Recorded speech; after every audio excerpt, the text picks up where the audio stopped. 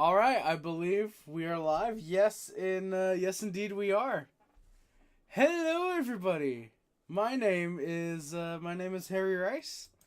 We're live for the 2024 NHL Trade Deadline now officially. Yeah, it's been a very fun past couple days. We're hoping for a great Friday deadline. And yeah, if there's anybody in the chat, don't be afraid to say hello. I'm not expecting a ton of people in the opening hour or two, considering that, again, we are very early in the morning. It is 9 a.m. right now. Yeah, I'm definitely, we're going to be having a great day. We're going to have a great time all together on stream, I think. And, yeah, we're going to be browsing on the Twitters. We're going to be keeping some minor tabs with TSN and Sportsnet once they start up Sportsnet's thing.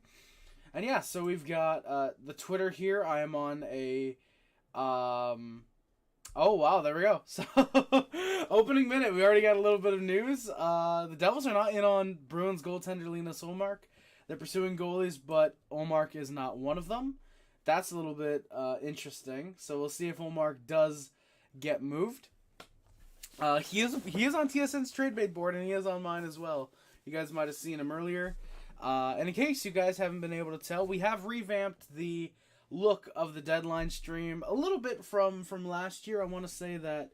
By the way, I got to move the sub count over just a little bit. There we go. But yeah, we revamped it up a little bit. We kept the same general concept, the trade bait and the webcam. We have moved the webcam, aside from being on top of my computer, to now being on my speaker, so you guys can see the slightly decorative set that I have. Yeah, I'll be honest, it's not as visible as I thought it was, but you can still clearly tell that there's stuff there. So yeah, I'm completely fine with that. But yeah, we revamped a little bit. I don't remember if I had the timer last year to count down to the end of the deadline, but I added that. We also have the sub count. We have the dono. If anybody, again, is in the chat, you guys, that'll pop up. Anybody wants to sub, anybody wants to donate, that'll also pop up on the stream. And yeah, I forgot what I was talking about before the Ullmark thing came up. But yeah, I'm not necessarily expecting a whole lot to come out in the opening probably couple hours. But yeah, we'll see though. I'm hoping for a busy deadline. Don't know if it will be exactly that, but fingers will be crossed for sure. David Pagnotta, definitely happy trade deadline day. 6 trades on Wednesday. Oh yeah, hoping for a busy day. Yeah. Hey, Rick, talking halves in the chat. How's it going? Holy shit, let's go, talking halves. Rick, how is it going, my good sir? Much appreciated. Oh, okay. I just saw your text message. Yeah, sure. All right, Rick. So I'll send you a text back real quick.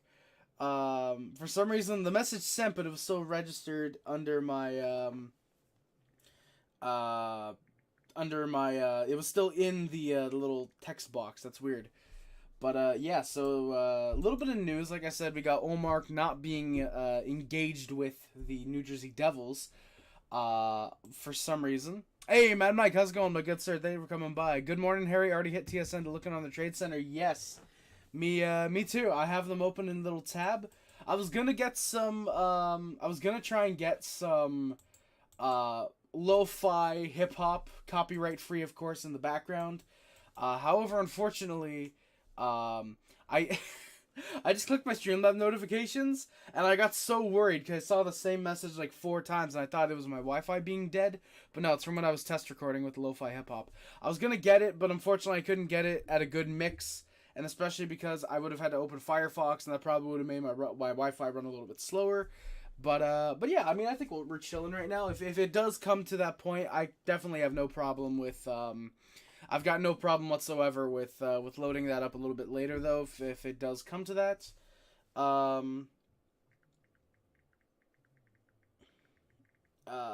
Sorry, guys, I'm messaging someone real quick. But yeah, so we will keep an eye, like I said, on the Twitter. We've got some more posts coming out. Nothing really regards. I just realized if I really wanted to get the latest, I probably should not be following the NHL teams on Twitter, just because they don't tweet out. They are oftentimes not the first people to put out the trades. So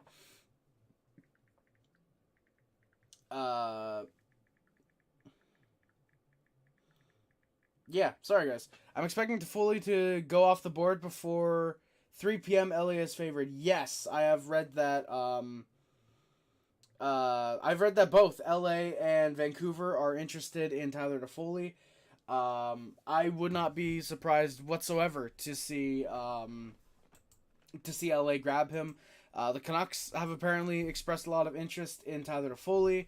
Like we've said, and yeah, I expect him to be dealt. I'd be extremely surprised if he isn't, considering he's supposed to be a pending UFA. I just want to see, does this help whatsoever? Helps a little bit. We'll turn on the ring light, at least for a little while. But yeah, Toffoli's definitely one of those guys that I expect to be gone. There's a couple names up here like Adam Boqvist, like a little iffy on if he does get moved, but I wouldn't be surprised to see him to see some of these guys get moved.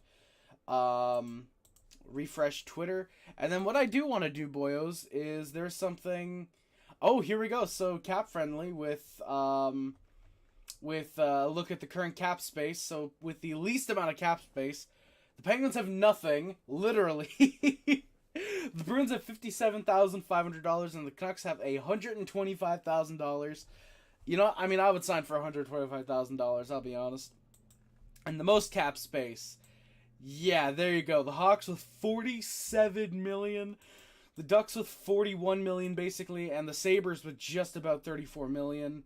And there's some definition. So the amount of cap space a team will have after the season ends, deadline cap space, turn cap space. We'll actually keep this up. Penguins are retaining 25% on Gensel. Yes, they are. I read somewhere I thought it was 50, but yeah, no, it is indeed 25%. And yeah. So I like how I'm like swiping like someone who doesn't know how to hold a phone. I just swipe right off the screen, just a little swipe. But yeah, so keep this up for cap friendly. For those of you who are wondering about what the projected cap space, deadline, current cap space is, we'll keep that up on screen for a minute. However, what I do want to do, and actually I just realized I should probably copy and paste the deadline countdown onto firstly, I want to take a look over here. We've got the trade tracker. Of course, we had this last year. We've had this every single year.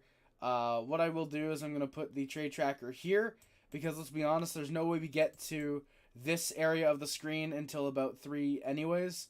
So we'll put the little trade time down there. We've got 5 hours and 33 minutes until the end of the trade deadline.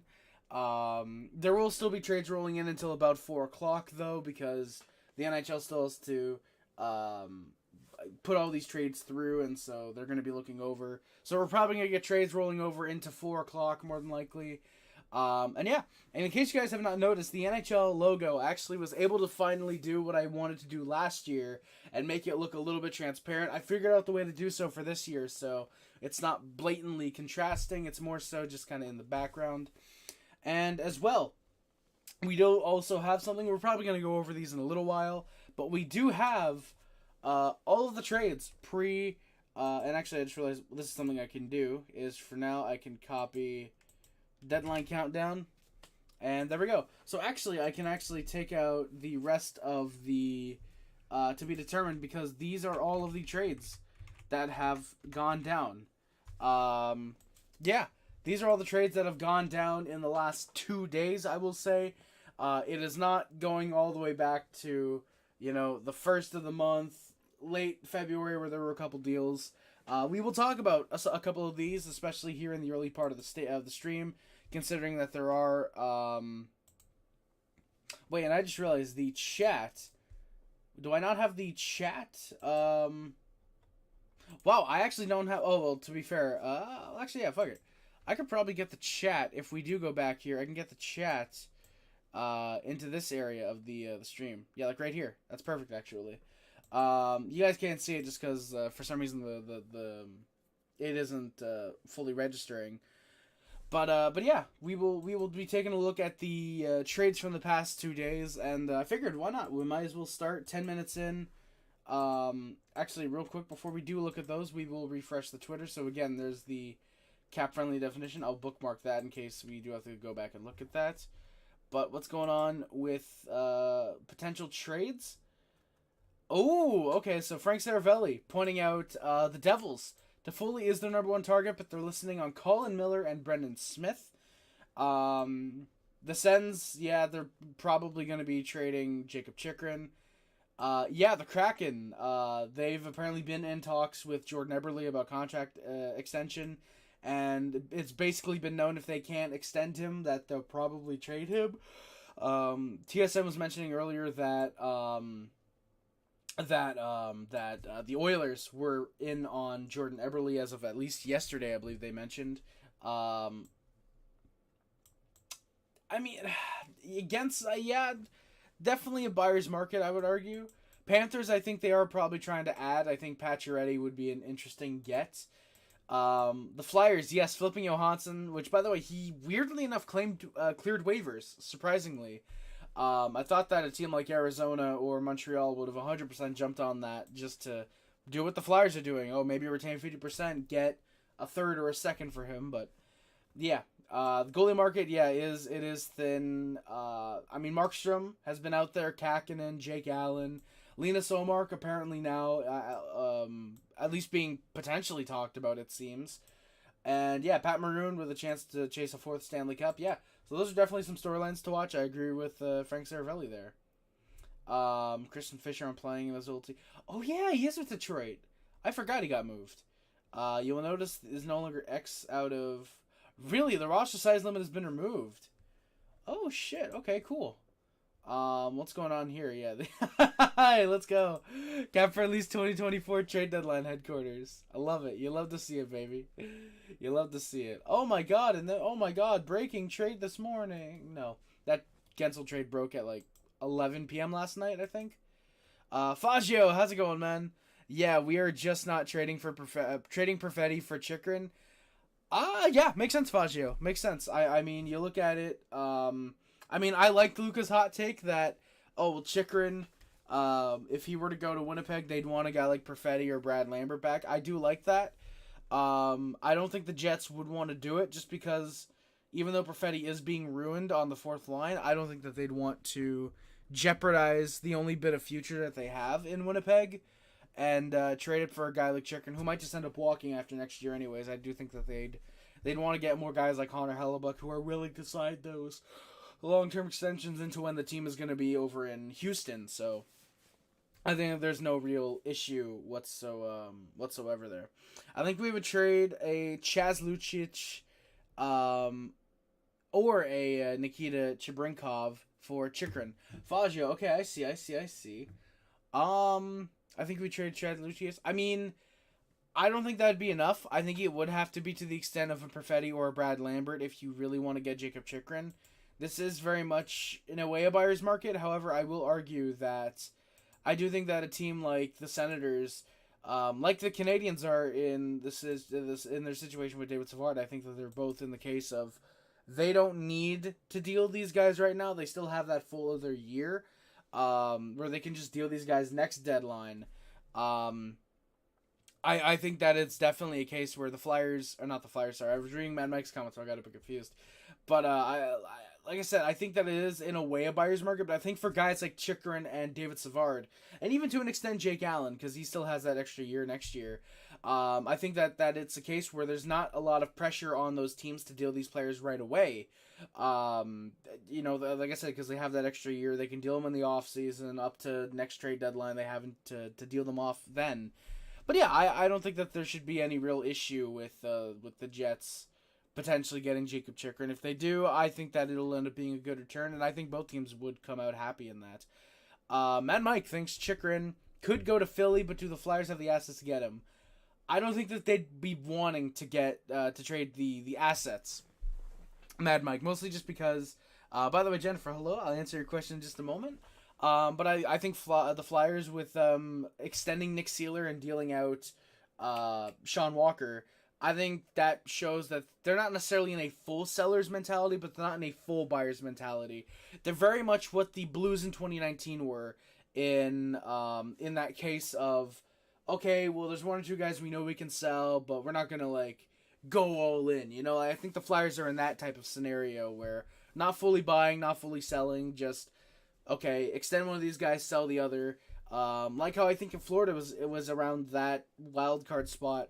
They probably are looking at selling Brendan Montour since they just extended Gus Forsling. Great extension, by the way. I'm a big fan of Gus Forsling. That's going to do wonders.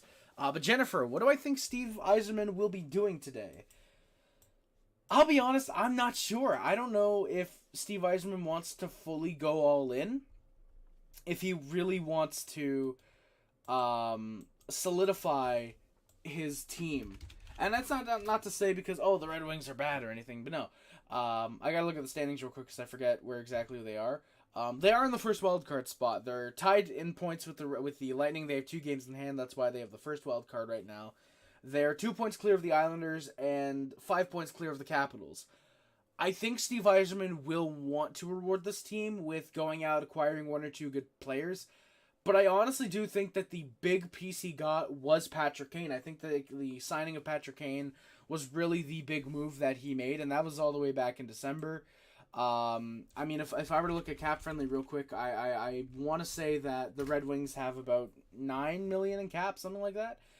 Thank you, cap friendly, for the recent trades. I need cap space though. Thank you though. Yeah, they have $13 million in cap space. They could actually absolutely go out and make a couple splashes. They can go out and get another forward. They can get another defenseman if they really wanted.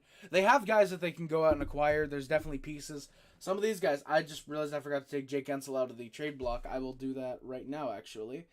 I think the Red Wings, though, I think that they'd probably want to get out of that Justin Hall deal, if we're being completely honest. I think that's one thing that they're looking to get rid of, is Justin Hall. Maybe bring in another defenseman that's better. Forward, I wouldn't be surprised to see them go after more second, third line type guy. I know Dylan Larkin's been out. I don't know if he's come back yet. But maybe they look at a center, more a third line type of guy who can just fill in that top line until Larkin comes back. I could see the Red Wings making a couple minor moves, but I don't know if I see them going all in, trading their first, the second. I don't know if I can see them going all in, even though they do have the cap space to do so and big time assets to be able to do so. Odelski, yes, Simmons on TSN, dude. I was upstairs with my dad watching the start of the TSN's coverage, and they threw to Simmons, and I was like, really? And yeah, honestly, I think for honestly looking at it, I actually like the little bit of analysis that he was giving. I thought it was solid. John Speed, how's it going, man? Hey, Harry. Hoping the Oilers trade for Eberle. Yes, John Speed. I think that if the Oilers were to get Eberle back, I think it's a great fit. Of course, he played there. He was drafted by the Oilers. Shout out the Chris Pronger deal. But yeah, I think if they were to get Jordan Eberle, I think it'd be a great move. I think that the Oilers, it would absolutely solidify their depth. The only issue is you'd have to move on from a guy. I was about to mention him, Warren Fogle. You'd have to move on from a guy like him, or maybe a Cody Ceci in order to get it done. More than likely, Warren Fogle for Eberle 50%, obviously not 1-for-1. You're probably throwing in a first or a second in there. But yeah, I think if the Oilers were to acquire Jordan Eberle, it'd be a great fit again. He could probably even fit on that top line if you really wanted to try and have a really good top six, and then hope your bottom six can compensate defensively at least. But yeah, I think it could work. Montour's probably going to be gone by 3 p.m. Mad Mike, I can't see it. The Panthers are the best team in hockey. They have been for, God, what is it, the last 3 months? Odell, you can clarify. Probably the last 3 months, Panthers have been easily the best team in hockey. There's no way they're trading Brendan Montour. The only way they do so is if they're getting a defenseman of similar quality that's actually extended, and he's extremely cheap, which is, there's basically no really good defensemen unless they're on an ELC that are very good and to the quality of a guy like a Brendan Montour.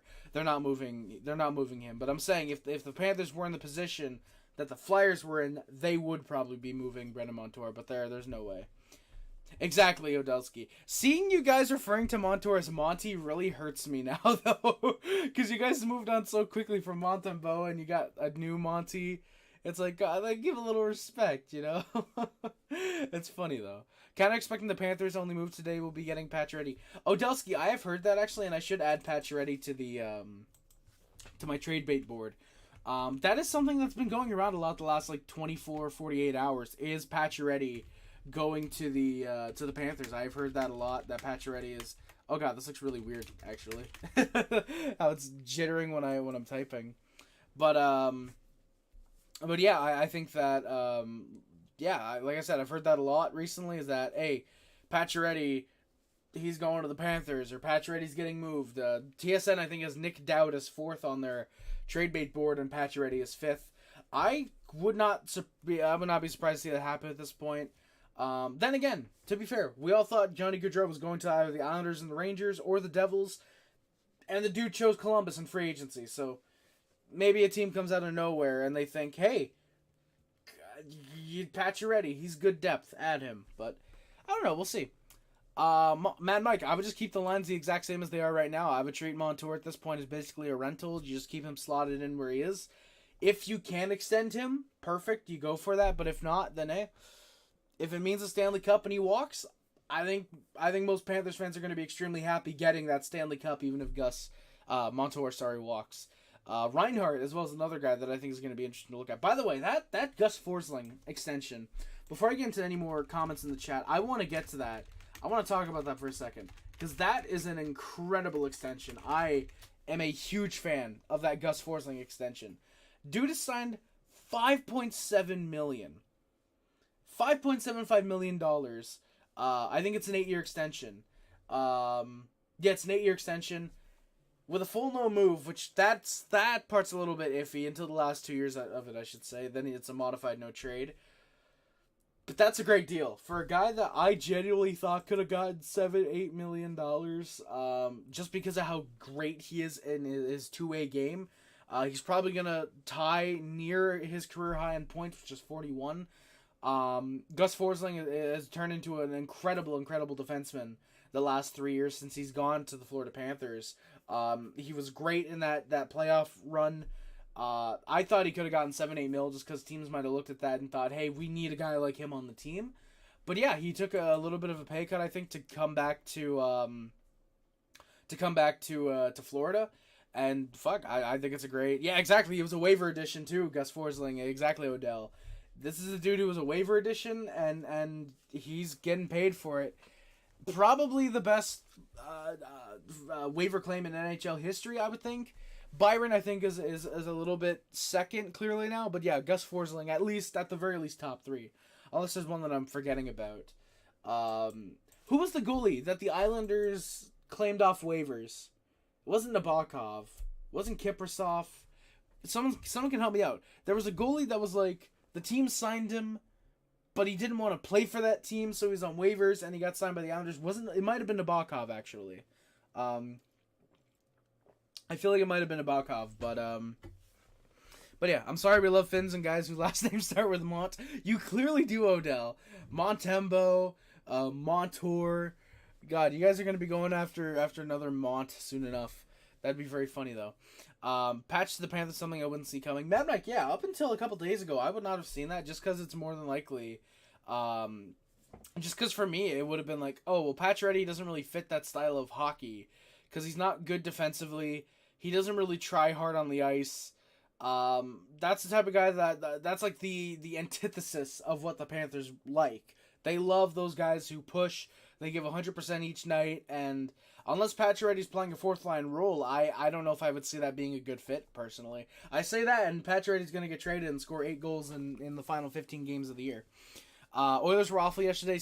Ken still has time to cook and fix the team. Yes, he does. Definitely John Speed. He does still have time. Every NHL team still has time. And I'm going to check Twitter real quick, because there's probably slightly a little bit going on. And also, by the way, I would like to say, guys, if there are any moves being made, and somehow I'm a little bit behind because I'm talking with the chat, but if I'm ever behind a little bit, and I just realized what I could have done is I could have moved my Twitter. I could have made it the size that I need so I can have the chat on the side. Whatever. I'll keep going back and forth. But yeah, I think the Oilers, every team obviously still has time. There's 5 hours and 16 minutes until the deadline ends. Yeah, the Oilers definitely have time to fix their team. I think that they still need another forward, which Eberle would be good as a rental. I think they still need one more defenseman. I still think they need to try and shore up the goaltending. I think trying to go after... Honestly, call me crazy, I think the Oilers would be a great fit for Linus Ullmark. If you can get rid of, not Jack Campbell, not Stuart Skinner. If you have to move Calvin Pickard just because, oh, hey, well, we need to move a goalie. I don't know if I could see it working cap-wise, because their goaltending at that point would be making something like $12-13 million with Jack Campbell in the AHL, unless you're doing a three-way deal and you're getting one of the Blackhawks, Sharks, or I was going to say Coyotes, but there's no way they would even take on that deal.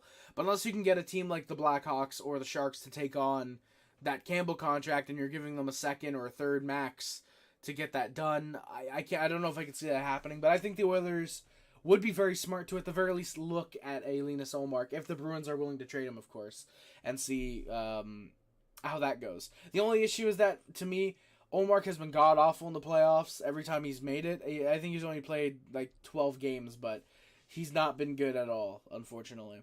Yeah, Forsling, Ekblad, Mikkola, Montour, exactly, Odelski. Yeah, that's a good deal. I thought he was going to get 6.5 as well. Like, for me, like, that shows that Montour is a team player, and I think that's the type of attitude that you got to have if you're trying to be a perennial cup contender. So, I like it, though. Harry, are you ready for tomorrow night against the Leafs? Yoshi Bros, yes and no. Yes, because I love when the Canadians play the Leafs. But no, because I'm worried that we might end up dealing Savard, Allen, Pearson, and a couple other guys, and we end up getting destroyed tomorrow. But that's not going to happen because of the Maple Leafs, let's be honest. It might have been a bug. You know, actually, let me look it up anyways, because, my TSN crashed. That sucks. Evgeny Nabokov. Let me look him up real quick, because I'm pretty sure it was him that was claimed by the Islanders. Yeah, he was. Yeah, he was signed by the Red Wings and then claimed by the Islanders, where he did pretty good, actually. And then shout out, he was traded to the Sharks for future considerations, and then just never played a game with them. But yeah. Nabokov, that first year, especially with the Islanders, 42 games, 2.55 goals against average at .913. I think that would put him in consideration as at least a top 3 waiver claim of all time, though. Yes, exactly, Odelski. The Bruins playing Ullmark when he was clearly injured was definitely the downfall of the team. And then they went to Swayman, and Swayman was arguably worse, which you kind of see why they stuck with Ullmark. But yeah. I'm kind of frustrated losing. Oh yeah, absolutely, Yoshi Bros. I think every team would be frustrated losing their biggest series, losing the series against one of, if not their biggest division rival. I would not like to lose the season series against the Leafs, the Bruins, or the Senators. I don't like when that happens. So I completely nobody likes that happening whatsoever. Well, you know what? That would explain it then. Sorry, boys. That might have just jump scared you guys. Oh, no, it didn't, because I got my speakers muted. Let's go. But yeah, the stream I was watching got taken down. A totally legal stream. They were having some technical difficulties. Wink, wink. But yeah. Where am I? But yeah, Yoshi Bros. I'm frustrated by that as well. Yeah, Odelski, you guys really do love your project players. Sam Bennett was a project. Verhaeghe, Montour, Forsling, Mikkola. You guys, like, the Panthers are like the new age Predators in that they will take a player where it's like, oh yeah, they've got like 14 points and 300 career games, and then all of a sudden they're a point per game player. You are the type of team to do that. Like, if there's a team that I would not mind trading Jordan Harris to, aside from Anaheim, it would be Florida, because I know that you guys could turn him into a top 4D. Also, praise be with the Lord and Savior Bob McKenzie. Bobby Margaritas, they like to call him in the biz. Shout out. I'm thinking Allen might go to the Avs or the Oilers, but yes, those two teams definitely need a goalie, especially a goalie that can get hot during the playoffs. Like, I will say this, Jake Allen's value is not the regular season, it is the playoffs. Regular season Allen, at least with the Canadians, garbage. I hate him. Get him out. If the Habs were a playoff team, keep Allen. You can probably ride him in the playoffs if you need to. Allen in the playoffs for some reason turns into prime Mika Kiprasov. Genuinely. Look at Allen's regular season stats and then look at his playoffs. Bro is elite in the playoffs for some reason. And I think that holds a little bit of value. I mean, the Avs and Oilers definitely are two teams that need goaltending. And, yeah, I wouldn't be surprised to see that whatsoever. Yeah, it does appear Markstrom's not getting traded, Yoshi Bros, definitely. Which, again, I think is good for a team like the Oilers, or is good for a team like the,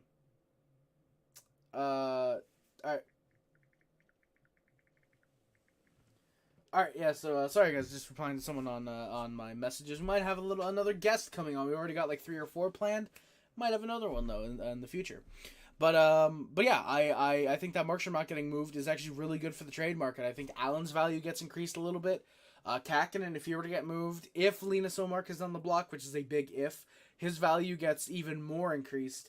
And I think any other goaltenders that might be on the block, they just, in general, have their value increased by having arguably the goalie, at least with the best stats, that was on the block, now officially being yanked from the block. I think that's good. Just imagine getting the call for Game 7. You never played for 2 weeks, and you're playing with the season on the line. Oh, exactly, Odell. Exactly. Like, that's literally what Swayman got called in to do, which, you know what? Yeah, you can't really blame him for that, but just, God, dude, that's gotta suck. Dude, that really has to suck. Especially, like, you're a guy like that, like, oh, I mean, we were in the series. We were up 3-1. Okay, I'm coasting on the bench, and then, oh, I'm starting Game 7. Oh, you know, and which is weird because in the 21-22, he played 5 playoff games. He was very solid, 2.63 and a 9.11 for Jeremy Swayman. But yeah. What do I think of the Gensel trade? Jennifer, seems like a really bad deal for Dubas in my humble opinion. Please stay, chat. Let's go. W. Oh, shit. Oh, damn it.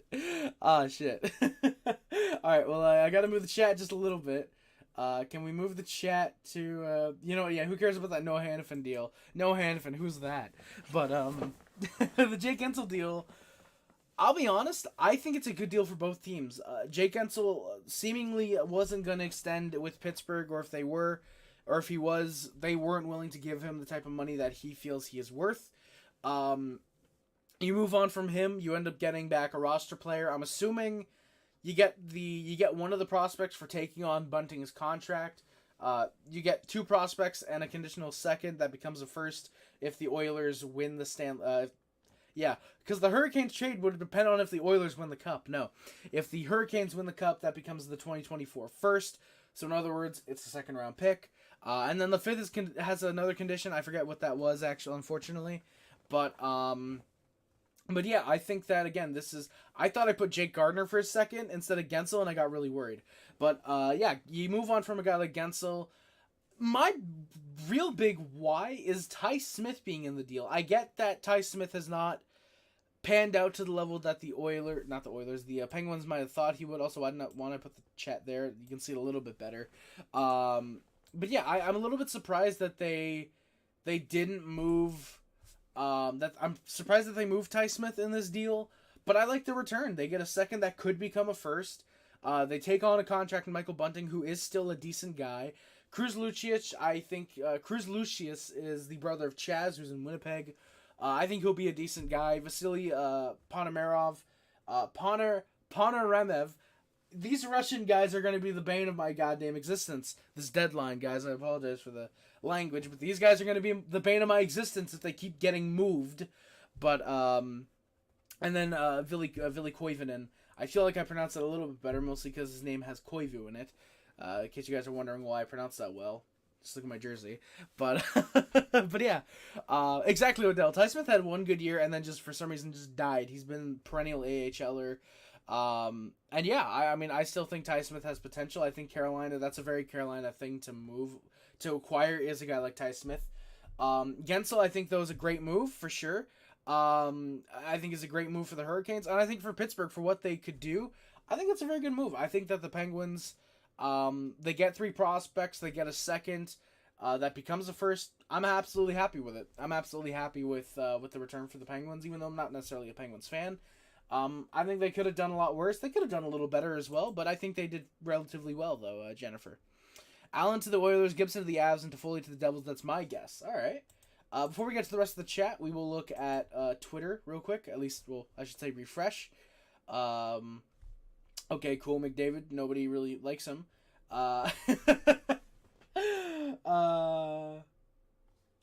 Okay, you know what? You know what? That's funny. So Kevin Cheveldayoff on his goal for today is to keep his sanity, which, you know what? That's funny. That's funny seeing some GMs really starting to, kind of take the piss that, GMs kind of lose their sanity today. I like that. That's kind of funny, though. The only goalies on the move are, Sodelski. Yes, probably Kakinen and Allen. Olmark isn't getting moved, probably unless the Bruins get another decent goalie in return, I would think. Or they get a return that's like, you know what, we love Olmark, but we can't say no to this. But yeah, Kakinen, I would be very surprised if he doesn't get moved, because I believe he is a pending UFA. I should probably keep cap friendly open, shouldn't I? But yeah, I believe that with Kakinen, he's a pending UFA. San Jose has all three of their retention slots open. I would not at all be surprised to see him get flipped, because contrary to his stats, 3.81 and 985, he has been really good this year. For one of the worst teams in the NHL, he's been very solid. I think he's played great hockey, and yeah, I think that he should be moved. Allen, I'm a little bit concerned about, because I feel like Kent Hughes and Jeff Gordon have their price set on Allen, and they're not budging, which I think is actually very good, because it shows that they're not going to move. They want to keep their price. And like you said, yeah, I think that if you're selling high, you got to sell them high. That's what you got to do, Odelski, and I wouldn't be surprised to see that. John Speed, yeah, the Oilers not trading for Jake Allen. It would be a very Oilers move, but unfortunately, yeah, I don't see it happening. Hey, Conman, how's it going, my good sir? Thank you for coming by. How about them Flyers? Yeah, the Flyers, they made a move. Sean Walker. We'll see if they make any more moves today. Matt Fay about to own the NHL. Con, man, that's a very funny joke, man. Thank you for that. I appreciate that. Also, John Speed, I see at the bottom, you're after school. Hope more big trades happen. I hope so as well, man. Thank you very much for coming by. Hope to see you again in the next couple hours, my good sir. They could be. That is true, Odell. They could. Here come the chat, Mad Mike. You know what? Yeah, I will take the piss out of Philadelphia most of the time, but yeah, no, not all of them are. Not all of them are garbage. Just a lot of them.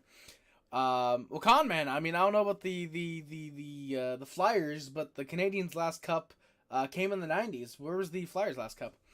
One guy would not be surprised to see moved that had no rumors behind him. Yes, Mackenzie Blackwood. Yeah.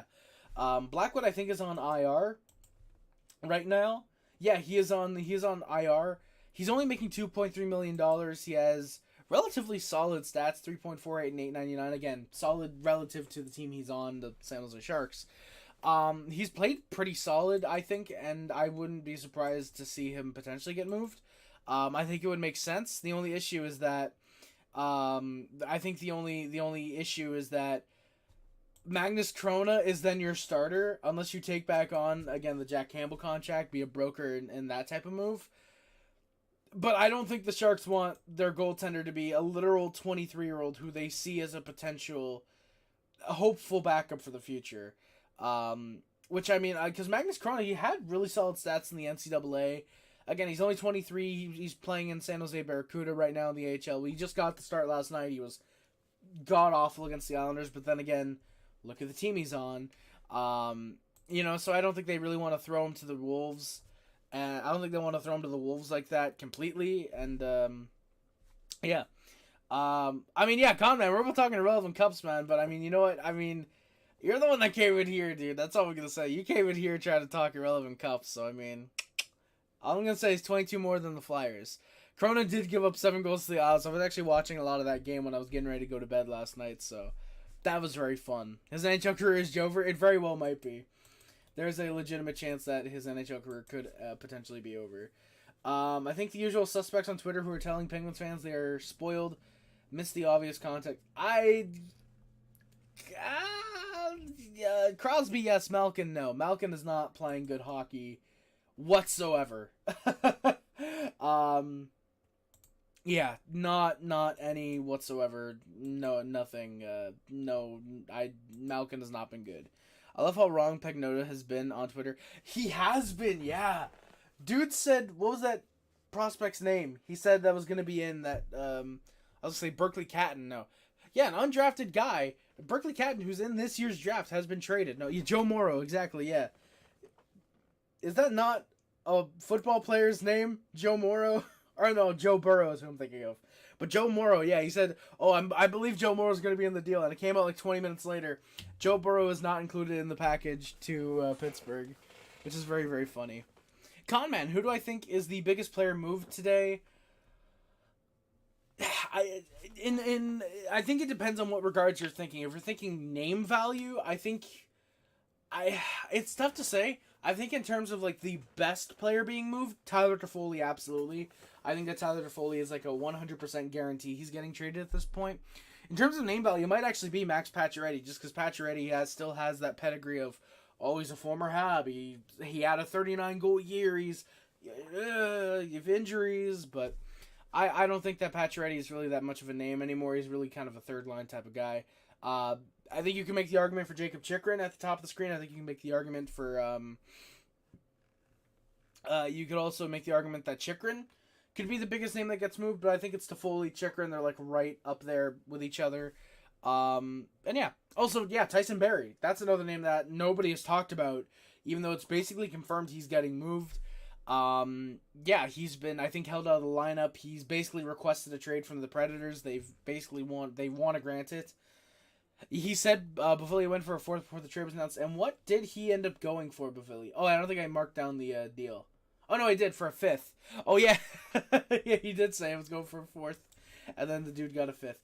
Oh, shit, we got 3 new subscribers. Thank you, guys. Oh, I should have put that up on stream. I apologize, guys. If we hit 1,000 total subscribers during this trade deadline stream, I will do a 24-hour stream with a sleeping stream involved as well. And for those who don't know what that is, basically, at least for what I will be doing, is I'll probably lean my chair back, I'll have my AirPods in, and I'll be falling asleep. And I just realized I don't even need my AirPods in right now because I'm not even listening to TSN. So I can charge them up for now, actually. But yeah, I'll be leaning back. And you guys can actually I'm gonna have to turn on media share with my my streaming stuff. But yeah, with media share you guys could then blast some funny ear rape or just loud music in general and try to wake me up while I'm sleeping. But again, that'll only happen if we hit 1,000 subscribers, which you guys don't need to, but hey, all I'm gonna say is it's free. You guys can unsub after the stream. Please don't though. We're also working to get out of Mom's basement by hitting 1,000 subs, so that'll be seen if we can do that. But yeah, if you guys are enjoying the stream, thank you. Colorado absolutely loaded up. Yes, they did, Jennifer. Yes, they did. They added Sean Walker, the guy that they've been trying to get rid of, Ryan Johansson. They were able to flip him. They got I'm trying to find the other one. Brendan Duhaime, Yakov Trenin, nice depth moves. Brendan Duhaime probably a good fourth line type of guy. Trenin, I could see him being a third line guy. I think he has 10 goals this year. Very similar to Yoel Armia. He's been a very, very solid depth scorer, good secondary, tertiary scoring type of player. And he's a pending UFA as well, Yakov Trenin. Yeah, he has 10 goals and 4 assists this year. So, yeah, Trenin, who had a career high 2 years ago, 17 goals. Shout out as well, 5 playoff goals in 10 career games. So, pretty decent in the playoffs. He's a nice guy to have around. And then yeah, Brendan Duhaime, he can drop the gloves, good enforcer. Very surprised the return is the 3rd round pick. I thought it would have been maybe a 5th or 4th. But you know what? I like that actually. And you know what? Hey, if you're trying to go back to back, especially if you're just trying to win a cup in general, sometimes you got to give a little bit more than you'd like to. Hockey Center Trade Deadline special. Yes, it did. 10 a.m. It did just come on. And speaking of also coming on, Rick from Talking Habs, I believe, is also now live. Yes, he is. He is now live for the trade deadline too. And Sarah Nixon, thank you for subscribing to the channel. Or I butchered the fuck out of that name. Sorry. Sarah Lennox. Sarah Lennox is just unsubscribed. No, Sarah Lennox, thank you for the subscription to the channel. I really appreciate that a lot. Thank you, and I apologize for butchering your name. I might have dyslexia, legitimately. National selling while being 11 games above 500 is hilarious. Odell, you know what? It kind of is. It actually kind of is. Like, you know what? I'll be fair. Respect to them. They know they're not going to win the cup. They know they don't have much of a chance. So why not? Just get a couple pieces out of town that want to be gone that you can probably just deal regardless. And Yeah. So 10 a.m. I'm gonna ask you guys a question. Actually, I'm gonna ask you guys a question now. When do you guys think that the that was a nice shot, so they don't shower? That's funny. When do you guys think the first trade is gonna break today? TSN asked this of their viewers. Top of the hour. About 8:20ish, not top of the hour, but about 8:20ish, they made a prediction, a little wager. So I want to ask you guys, when do you guys think the first trade today is going to break? I'm going to say it's going to be in about half an hour. I think 10:30 you're really going to start at least getting rumblings of, not necessarily Toffoli, but Toffoli to Florida or something like that. I think you're going to see something like that. Not soon enough. Oh yeah, Odell, dude. First trade's probably going to break around 1:30, which means like for guys like me, like I'm going to be sweating. I'm legit going to be sweating because yeah, I am not going to I do not have enough planned if we go 5-6 more hours without a deal, which is not happening. Someone mentioned this on Twitter, and I think it would be really funny if there were 0 trades today, and the whole day everybody's just scrambling, just trying to figure out, why are there no trades going on? What's happening? I think it would be very funny, but God, for guys like me and Rick and John from Montek Hockey, we fucking hate that. We would hate that easily. We'd absolutely hate that. 10:30, 10:45 says Mad Mike. 10:42 says Jennifer. I like this. Being very specific, boyos and girlos. I like that. Oh, Oliver, how's it going, my good sir? Good morning, good sir. Just wanted to say a quick hello and a good luck for the game tomorrow. Hey, good luck, Oliver. Hope to see you in the post-game recap like usual.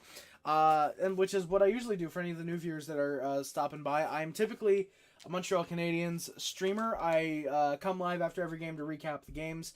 A little bit well versed in the rest of the NHL, not as much as some other people, but I do my best. I try hard, and yeah. So we're just waiting for some deals right now, and we can talk some hockey. And I think it's time to look back at another pre-Friday trade. Toby, good morning from Germany. Thank you for coming by, Toby. Much appreciated. Hope you are having a wonderful, wonderful morning, my good sir. Thank you for coming by and checking out the Trade Deadline stream. Thank you. Hope you enjoy what you're seeing. And speaking of what you guys are seeing, I love how I try to tie it back into whatever I'm about to talk about. But how am I a streamer when I have mushmouth? I've made that joke like twice in the last week.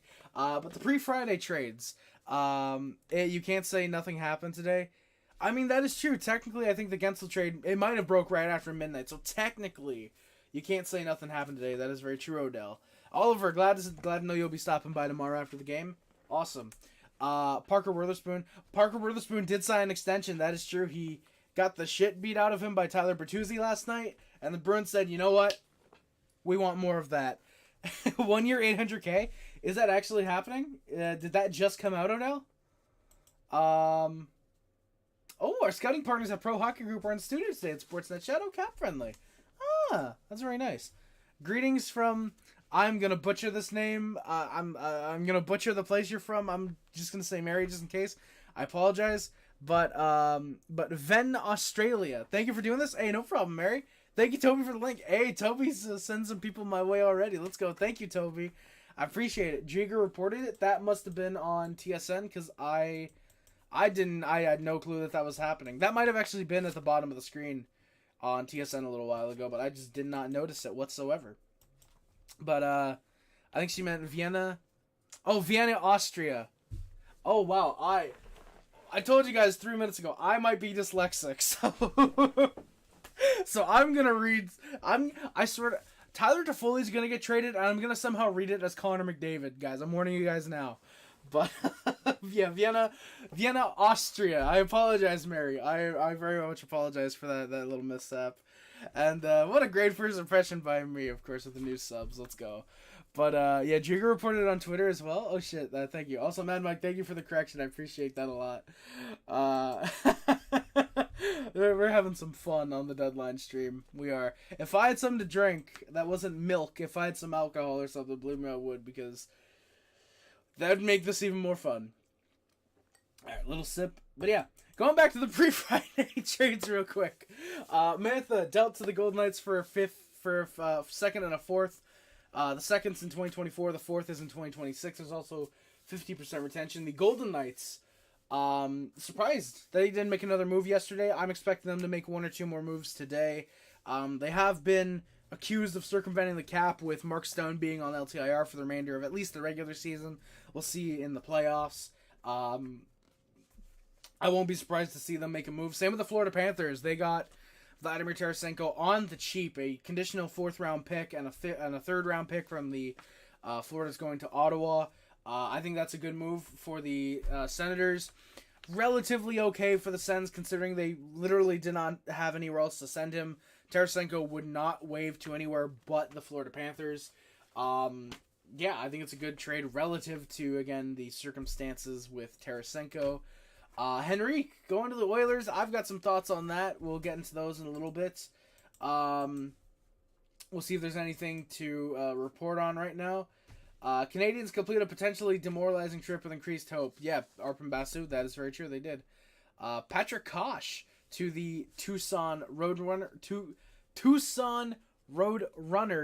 There we go. Nice. So good for him. I think he played a game in the NHL. Props to him, I guess. But yeah, continuing with the pre-Friday moves real quick. Henrique moving with Sam Carrick with a 7th as well. The Ducks get a 1st and a conditional 5th as well. Good return, I think, for the Ducks. They get a 1st for a pending UFA. Basically, it's that 5th for Carrick and a 7th at that point. I think there were other issues that the Oilers could have fixed instead. I think their defense and goaltending need a little bit more help. But yeah, I don't mind the move entirely. Surprised they would move the 1st for Henrique. Apparently the Rangers as well, by the way, before I get into Toby's, I'll read Toby's real quick. Yes, Toby, we are streaming for at least the next 5 hours. We're going at least 5 to 6 hours. We'll go until at least 5 p.m. Eastern Standard Time, just because there's usually trades that roll in well into 4 p.m. NHL has to approve some trades. So yeah, we'll probably go until at least 4, probably 5, depending on how many people are still here. If we're having fun with some of the guests that are going to be coming on, shout out especially Sporty and your boy Lucas C, who's going to be popping in around, I believe he said 2 or 3 o'clock. And yeah, Toby, yeah, so yeah, like I said, we're streaming until at least the deadline, guaranteed 3-4 o'clock, and then probably up until 5 p.m. around there. There has been more stuff happening in the NFL over the NHL today so far, Odell. That's the sad thing. Yes, happy Evgeny Dadonov Day. Happy Evgeny Dadonov Day. Let's hope that nobody tries to circumvent the cap by trading out a guy that they know they can't trade. Shout out Evgeny Dadonov. Oh, what a beautiful day. We mentioned Ryan Johansson and the Sean Walker deal. Colorado getting a great defenseman, really just solidifying their defensive depth. Ryan Johansson leaves a little bit of a hole for that second line center spot, but I think that they can definitely improve on that today. And they they give up a 1st round pick that's conditional. That's probably conditional on them winning a cup if it becomes a second. And the Avs making another move that was a very baffling move in my opinion. Casey Middlestat to the Avalanche for Bowen Byram. I think it's baffling on the end of the Buffalo Sabres. The Avs, like I said, they potentially make a move to get a second line center. And yeah, there it was. Casey Middlestat getting traded to the Avalanche. I love this deal for the Avalanche. Middlestat's a guy who's a pending RFA, first of all. He's a guy that I think, when you're looking at him, great second line center. He's a great guy. Middlestat, absolutely perfect for the Avs. Bowen Byram, though, is the Buffalo Sabres' 4th left D in their depth chart, in my opinion. You got Dahlin and Power, who 1-2 you can argue, whatever. Matthias Samuelsson and Bowen Byram. The only way that this move could make sense is if they move one of Power, Dahlin, or Byram to the right side. But how... I get Matthias Samuelsson is out for the rest of the year, so you need a guy like Bowen Byram. It just doesn't make sense long term. Unless there's a deal here where Buffalo might be moving Byron, which is not happening. Byram, not Byron. I wish Paul Byron was still playing. It doesn't make sense for me, the Bowen Byron deal. It doesn't make sense. And I'll quickly mention this before we go back to Twitter. Renberg, I like the deal. 2nd and a 4th to Seattle for, I believe, a pending UFA. The Rangers get Renberg, who's a good third-line guy. I'd argue a slight overpayment. I think Renberg for the second would have been just fine, unless there was retention that I just forgot to mark. But I like the deal for both teams. It's good for a team that's trying to contend, and it's also pretty good for a team like the Kraken, who are kind of out of it right now. You might as well just trade a couple UFAs. Really, Odell, Connor Dewar is getting interest. That's probably on Twitter, but I haven't refreshed it yet. Yeah, I'll look. Yes, local. Oh, damn it! I wish that would have taken a second for it to pop up. Yeah, so interesting. If that is true, Connor Dewar is getting interest. I wouldn't expect the return to be anything much more than Brendan Duhaime. I'm assuming it'll probably be a third, maybe a fourth round pick, something like that. Unless Dewar is not the guy I'm thinking of and he's the defenseman, then I would expect maybe a second round pick. But yeah, we're at 919 subs, by the way, boys. Thank you guys for coming by. Anthony DeMarco. I will look him up because I might give him a follow if he's one of the guys who, like, Anthony DeMarco. This might be him. I don't think that's him. I don't think that this is the Anthony DeMarco you're thinking of, Odell. Yeah, I don't think the guy who is the Phi Health CEO and co-founder is reporting on NHL trades. I don't think that's him. Yeah, Odell, just with a nope. Oh, shit. Oh, sorry, boys. I'm just messaging my friend on Discord real quick. Oh, but yeah, oh, that's fun. All right, let's go back to the trade deadline pre-Friday moves. I gotta move the chat over just a little bit for a brief moment, so we can talk about the Noah Hanifin deal. This was the big deal that happened yesterday. He's messaging the real Anthony DeMarco. You might be. Yeah, you might be. You might be, Odell. But Noah Hanifin being moved to the Vegas Golden Knights in exchange for Damil Miramanov, defensive prospect. Very happy I got the name right, I believe. A conditional 2025 first, which I believe is top 10 protected, I think. That's the first that was protected. It might have been the Avs first, though, that I'm thinking of. And a conditional third, so... I like this deal for both teams. Hanifin was going to test the market anyways. You get the first. You get a guy in Daniil Miramanov who I actually really like. I watched some of his highlights last night, and I noticed he's pretty solid. He's a guy who's been recovering from, I believe it's an ACL injury the whole year. He comes with an extension. I believe it's 2 years, 1.25 mil. So the Flames clearly want to use this kid. He's 26 years old. I think this is the time for him to make the NHL. I would not at all be surprised to see him get time in the NHL. I don't know if he's back now, if he's going to be coming back soon, but I would have no problem whatsoever with the return for the Golden Knights, or for the Flames, I should say.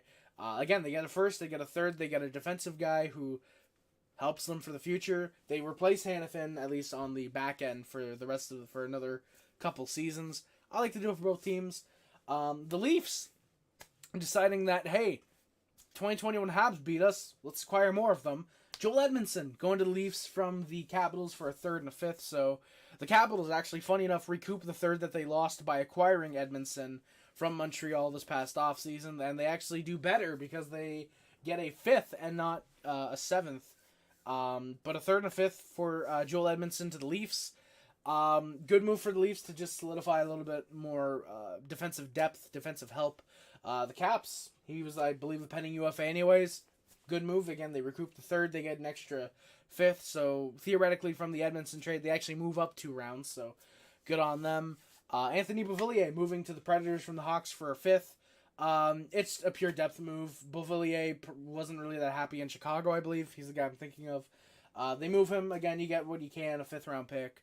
And the only move so far that the Canadians have made, which I was considering making a video on yesterday, but I eventually decided against it just because it's not necessarily that much of a deal to really fully worry about. But Jan Mysak, a 2nd round pick in 2021, traded to the Ducks for Jakob Perreault, a former 1st round pick in that same class. Yeah, neither guy was really meshing well in their environment. Jan Mysak more of a two-way guy. Perreault's more offensive. Yeah, it's just a 1-for-1 deal, just kind of get both guys in environments that they might be able to mesh well in.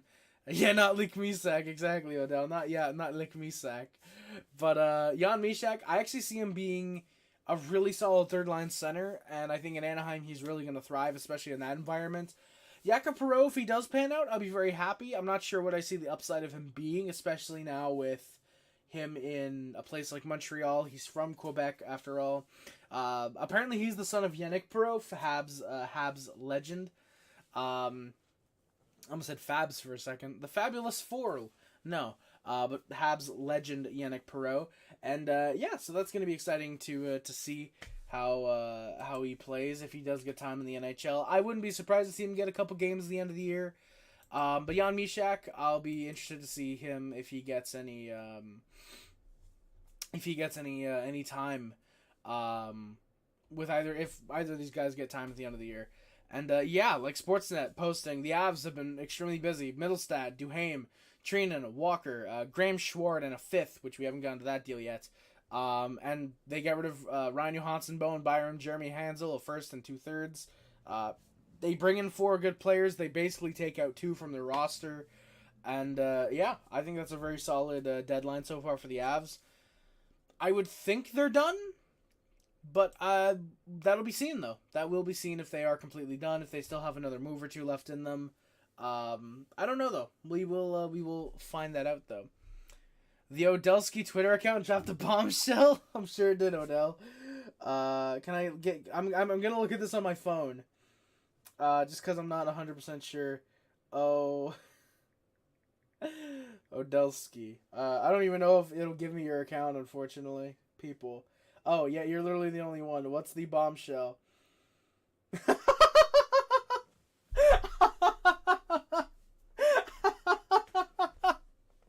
Hey, Mateo, how's it going, my good sir? Pleasure to see you.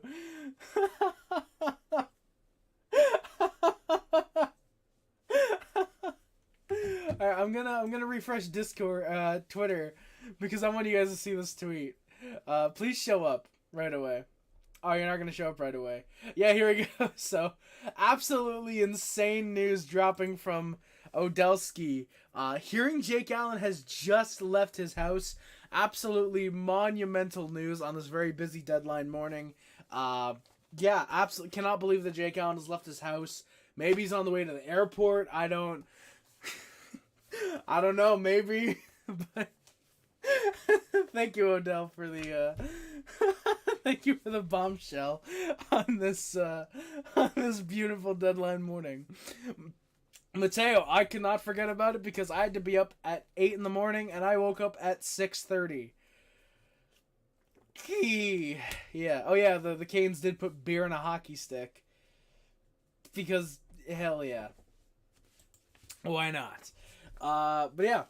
So we've got the Insiders, by the way. Here we got Bobby McKenzie. I got these pictures. I was gonna put these up, but I woke up and I realized there's no way for me to do so because I don't have sticky tack. I don't want to put holes in my shelves, so I can't thumbtack them.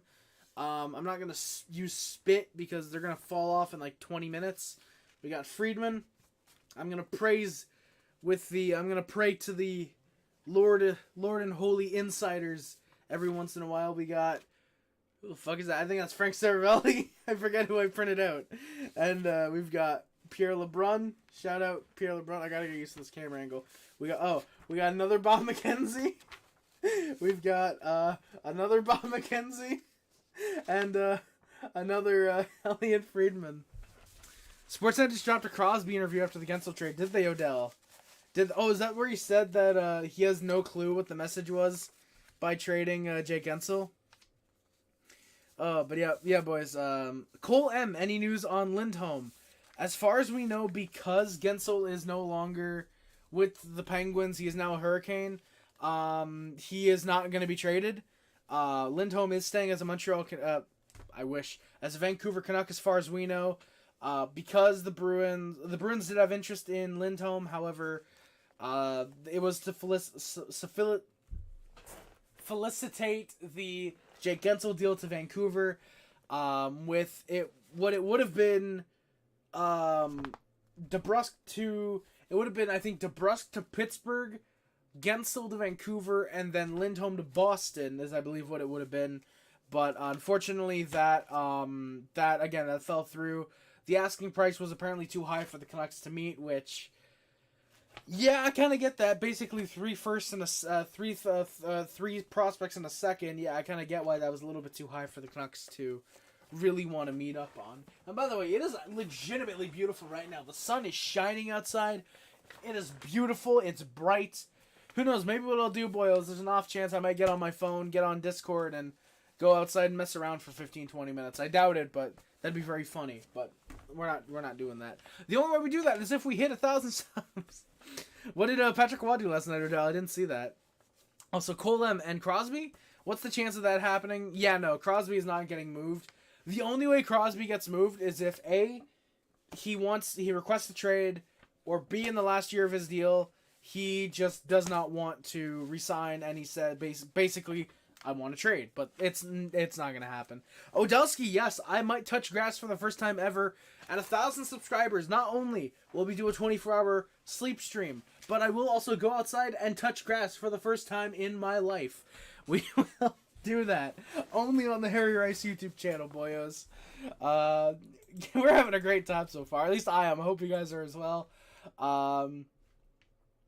What the the littlest hobo? Thank you, Greg. Thank you, Greg. What are you doing? But yeah, hell yeah, nice greets from Germany. We're getting a lot of German viewers out here. I love this. Let's go. Chingy 1988. Thank you for coming by, my good sir. Much appreciated. Hope to see you stick around.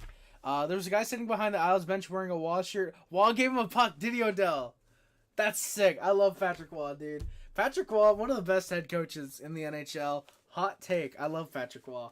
But, yeah. Thanks for your service. Hey, no problem, Chingy. I'm assuming it's Chingy. I don't think it's Chinky or anything like that. So, I'm assuming it's Chingy. But, if it is not, you can correct me on how to pronounce it. But, thank you for coming by, my good sir. And, of course, no problem. I'm always here to have a good time. We're always here to recap the deadline. Well, not always. We're here once a year to do the deadline. Because it only happens once a year, unfortunately. As much as it'd be great to have the deadline happen every year, every day, every year. 2 minutes. Let's just take a minute to. Oh wait, damn it. Let's just take a minute to analyze this video. Let's just take a minute to analyze what's being said at this time. Actually, I don't know. Maybe I could put up the insiders if I can get a good enough angle where I might be able to put these up actually in a second, boyos. Got the link from New York Rangers fan Distrust. Really, thank you. We got some guys sending the link out to other guys. Thank you guys so much. I appreciate that a lot. Holy shit. Thank you guys. We're sharing the link with your friends, with some people you know. I appreciate that a lot, guys. Thank you. Thank you so much. I gotta try and see if I can. I want to see the viewership for the stream so far, because I've seen guys coming in and out. Like we're getting a ton of viewership. Thank you guys so much for coming by and wanting to hang out with the boy for a little while on this wonderful trade deadline morning again. I'm gonna say it again. I know I've said it a lot, but genuinely, like again, outside the sun is shining. There's not a single cloud in the sky. Mr. Blue Sky. I forgot the words. I was gonna try and sing a little bit of Mr. Blue Sky for you guys. Legitimately, the sky is as blue as ever. It's a beautiful day right now. Yeah, I'm looking right now at my top videos. We've already gotten 236 views, and we're barely an hour in. So thank you guys. That's genuinely insane. That's genuinely insane. I think Vegas, when it comes to playoffs, will dominate. Since they got Hannafin and Mantha, or as you put Mateo Mantra, but yeah, you corrected yourself. Yeah, I think that could happen. I wouldn't like to see it happen because I don't like Vegas. But yeah, I would not be surprised to see that happen at all. Wouldn't be surprised to see the Golden Knights really storm their way to the conference finals. But I think Colorado, they're going to be a big challenge if they end up facing the Golden Knights. Any hot rumors at the moment? Chingy, so far what we've got is Toffoli is expected to be flipped. We want Florida. Thank you, Odell. Toffoli is expected to be moved to either the Kings and Canucks are the two big frontrunners right now. There's been some talk that the Devils are still active in the goalie market. They are still looking to acquire a goalie. Apparently, last night it came out, it was the Devils, the Jets, the Bruins, and another team. They were all in on goalies or something like that. They were all having a discussion on like some three-way deal, I think. But that seemingly kind of fell through because we've heard nothing about it up to this point. Then again, We haven't heard anything this morning on anything, unfortunately. Odell, I can print Barbecue Bruce literally right now. I can get a picture of him. I can print Barbecue Bruce because, let's be honest, Barbecue Bruce is the greatest insider. I will take no other answers. But Pacioretty is expected to go to the Florida Panthers as of right now. He is expected to be moved there for we don't know what the return might be, but he is expected to go to the not the Vancouver Canucks, to the Florida Panthers. We do also have a couple other things, but I'm genuinely forgetting what. But no, I don't want to copy to a RAR file. I would like to print out. Yeah, Chingy, when does Price come back? Unfortunately, it is a sad case. Unfortunately, I don't think he ever does come back to the National Hockey League, unfortunately. Bruce got his own panel on TSN, did he, Odell? But yeah, Chingy, unfortunately, like, he hasn't come back at this point. He didn't want to get the surgery that there was only 50% chance that he even comes back from. I completely get it. It is very sad. It's unfortunate, but you know what? I'd rather Price be able to live a happy, pain-free life for the rest of his life over having that risk of, oh, well, if the surgery doesn't go right, he's going to be in pain forever, which is never the answer. So I respect Price's decision. Would have loved to have him come back, but you know what? Hey, the second best way to come back to end your career, aside from winning the Stanley Cup, beat a team 10-2 in your last game. You get a big win at home. You get a standing ovation from the crowd. You get some of the biggest love. Team scores 10 goals for Guy Lafleur. One of the best ways you can go out, in my opinion. And then shout out Carey Price for that. Especially as a goaltender, if you get the win, that's very much like a reflection of you for sure. So yeah, 10:30, still nothing coming out yet, surprisingly. So you know what? We're going to take a quick second, boys. I'm not going to go anywhere. I'm going to try and put up the insiders. I thought my printer stopped printing for a second. But we will get 4 of the insiders up, and I'm not going to do the... Actually, you know what? I want to vote from you guys really quickly. Mike C! Just joined the Religion of the Puff Club. Mike C, thank you for the subscription. My brother, thank you very much for it, my good sir. I want to vote from you guys right now in the chat. Do you guys want Gray Bob? Oh, I gotta get used to doing this. Do you guys want Gray Bob or Panel Bob as the Bob McKenzie photo that I put up? Do you guys want Gray Bob or Panel Bob? It's all up to you guys. Let me know in the chat. I am a man of the peoples. I will respond with either Gray Bob or Panel Bob as the Bob McKenzie that gets put up. I'll put those down for a second because I do have... Oh my, we got a very special guest. The newest panelist. We've got Bruce Boudreau. I was going to say Bob McKenzie. We got Bruce Boudreau in the building. The ink is still slightly wet, so it feels kind of gross, I'll be honest. But we got the Bruce Boudreau in the building. We got Bruce. There it is. So Adele's the only one who's voted. He's saying Panel Bob, which I actually think is better. Mary's saying Panel. We'll put Panel Bob up then for now.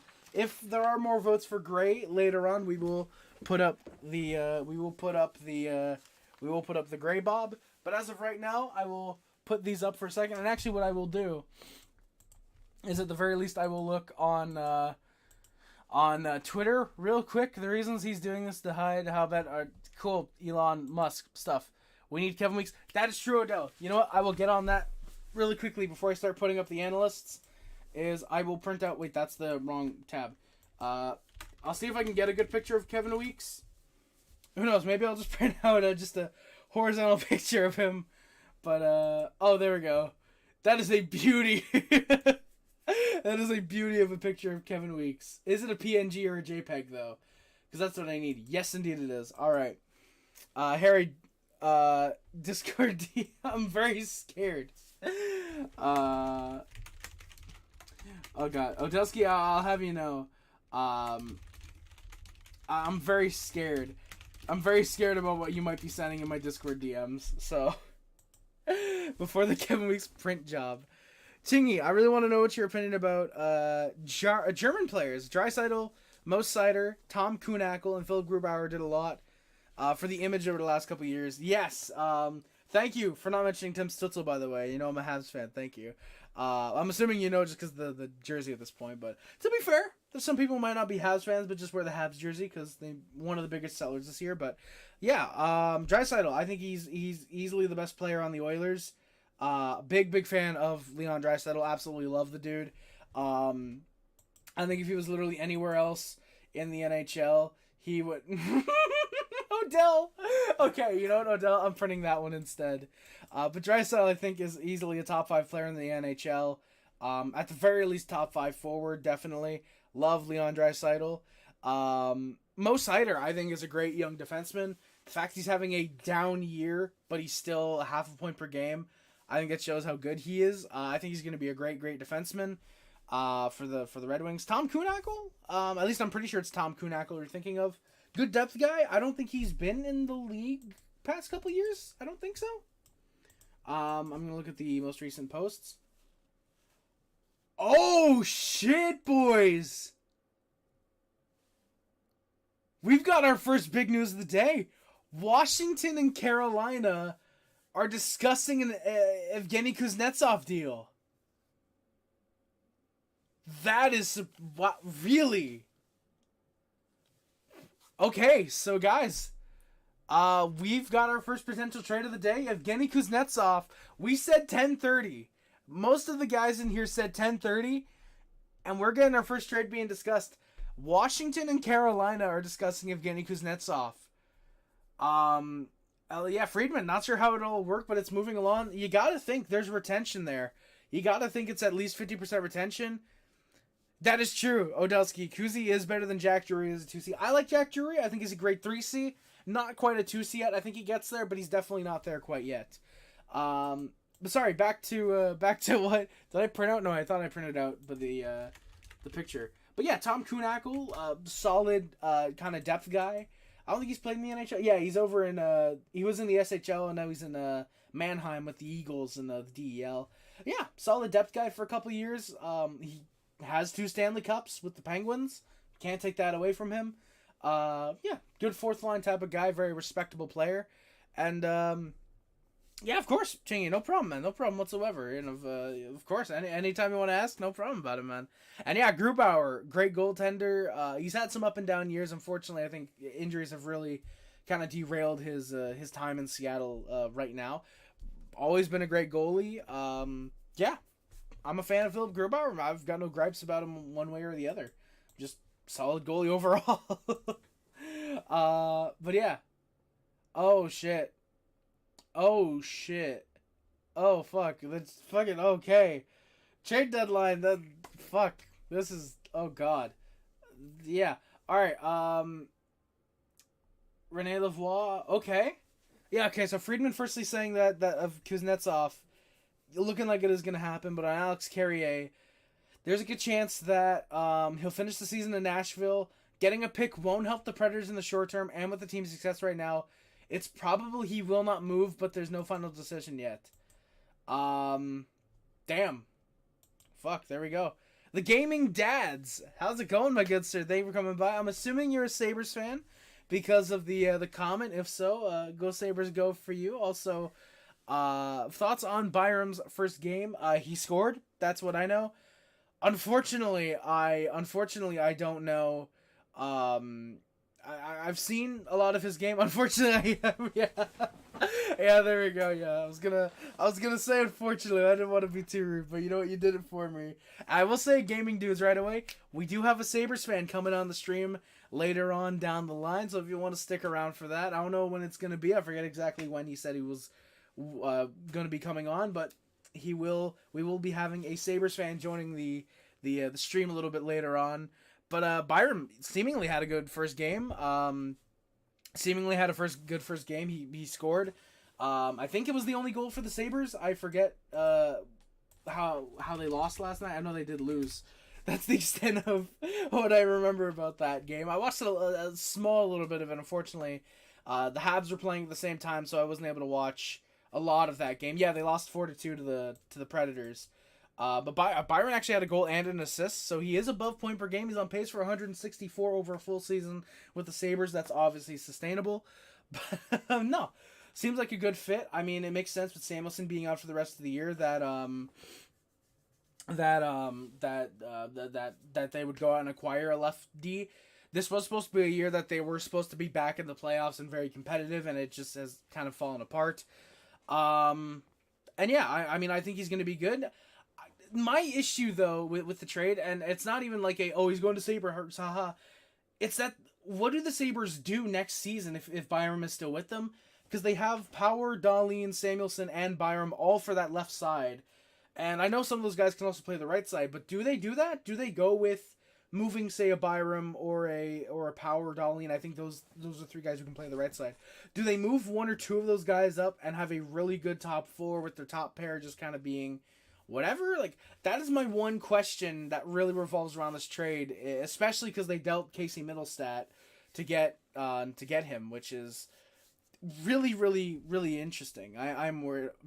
Odell, I hate you right now. We'll get to that in a second, but all right, Harry, what would you do if the Habs trade Caulfield for Zegras 1-for-1? I don't know. I'd have to see that the trade is done before I even consider any opinions, just because it's so unlikely. Okay, there we go. It's happening. There we go. Kuznetsov is being traded to the Hurricanes for a 3rd-round pick, and retaining 50% are the Capitals. There you go. You know what? I'm a little bit surprised by this, especially considering that he was just on waivers. I would have thought a team like the Canadiens or the Coyotes would have taken him to make this type of move. But yeah, you know what? I like it. I think that with Kuznetsov, he's a very good 2-center. At this point, just kind of needed that rejuvenation. Also, we should probably put up these pictures in a minute. I'll do that in a second. Other ones. Yeah. Perfect. Friedman, you can do the reporting, Friedman. We're having fun. But yeah, I'm surprised that that no real rebuilding team took him on. I like Kuznetsov as a second-line center. His time in Washington's been kind of like slowly running out for the past 3 to 4 years. I feel like there's been rumors ever since that cocaine thing that, Kuznetsov's time in Washington might be coming up, and like 6 years later, it's finally true. So technically, there was some validity to those reports, just not as quickly as some people might have thought. But yeah. You're a Canadian. I'm telling myself next year the Habs will come back, or the Canadians will come back. I've been thinking that now almost for 3 years. Can you tell me what we can expect from Montreal next year? I like that question, Chingy. I appreciate that. If we're being honest, I've got no clue. I would say probably competitive in that wild card spot for most of the year. I think it depends on if we can stay healthy. If Doc is healthy all of next year or most of next year. If Newhook can stay healthy. I think it also depends on the blue line. If Lane Hudson and David Reinbacher come in and are immediately as good as expected, I think that there's definitely that chance that the Habs overestimate are better than a lot of people might have them as being next year. But then again, of course, there's always a possibility we aren't as good as some people like myself might think. But yeah, I wouldn't be surprised to at least see the Habs being competitive and in a lot of games, like how we were for a lot of this year, I will say, until the rails kind of fell off the last 15 or so. But yeah, would not be surprised to see the Habs being competitive though. I noticed he tried to get around people on the power play to get people on the power play to move around. Yeah, gaming dads, he's gonna need some work there. Or not Byron, but yeah, he's gonna need to really do a lot to help that power play out for sure. It shouldn't be that. Personally, I think if we should get Zucker and Dumba from Arizona, 50% retained, it shouldn't be that much of an ask, and it would fill needed holes. That would. But to be fair, if you're getting Matt Dumba to play defense, are you creating more holes than you're filling? Because I think you might be creating more holes than you're filling. But Zucker, very solid. I like Zucker, and I think he's a good second, third line option. He'd be pretty good on the Jets, I think, too. And of course, Odell, 1877 Cars for Kids, KARS Cars for Kids. Thank you, Odell. Now, please leave. God, fucking Jesus. Yes, Ryan Johnson. That is true. You guys do have Ryan Johnson as well for that side. So yeah, I'd be a little mad. Cole Better. Yeah, gaming dads. I love Cole Caulfield, he's my favorite player in the Canadiens. But like I said, it's hard to envision, like, oh, well, how would I react? Because I know there's no way that happens. So for me, it's like, how would I just can't envision myself how I'd react unless it were to come out, hey, Zegras to the Habs, it's Caulfield 1-for-1. If it came out like that, then yeah. Exactly, man, Mike. It is always kind of the moves you least expect to happen first. So yeah, Kuznetsov being dealt to the Washington Capitals, and yeah, this is interesting. Wow, Jeremy Rutherford. All it takes is one phone call to change things. Buchnevich is remaining with the Blues. I mean, he's another guy like Allen and Savard. Blues don't need to be pressured to trade him. I'm pretty sure he has another year on his contract as well. So that's interesting. And yeah, Camp Friendly. Yeah, here we go. Yeah. Oh, I didn't mean to click on the tweet, but yeah, here we go. It is a thing. The deadline is officially started, guys. The deadline is officially here. It's gonna be starting, baby. Let's go. Carolina doing all that to get beat by Colorado, and Middlestat wins the Conn Smythe. You know what? That would be a very Buffalo thing. It would be a Buffalo thing. Trade Casey Middlestat, and the dude wins the Conn Smythe. Trade Jack Eichel, he wins the Cup. You trade, well, Robin Leonard was a good guy to get rid of, but yeah, a lot of the guys who leave Buffalo, they suddenly do good. Quick trade Tate Thompson. Somehow he'll be a 200-point player next year. O'Reilly wins the Cup. Yeah, you got a lot of guys that left Buffalo. Unfortunately, do very good elsewhere.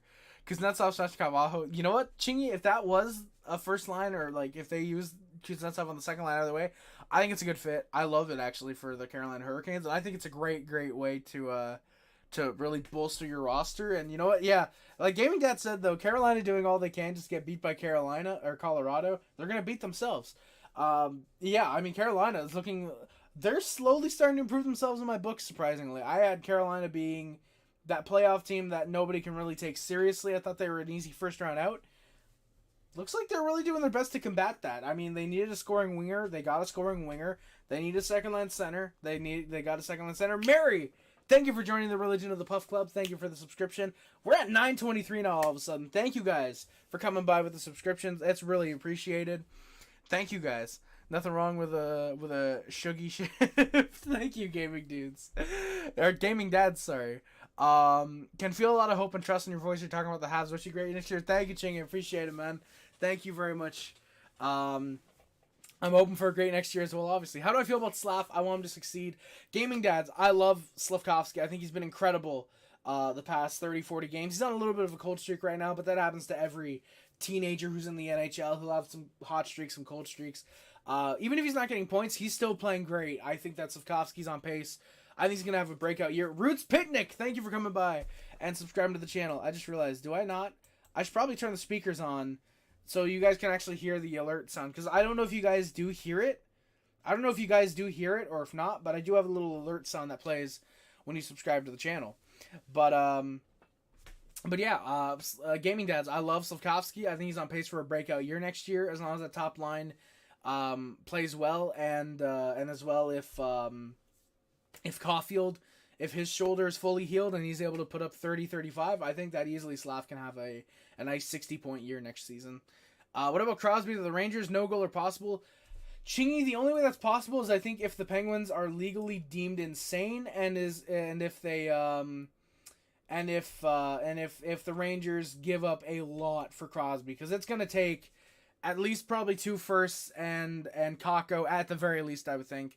Not because the Rangers want to give that up, but because that's probably what it would take to get Crosby out of Pittsburgh.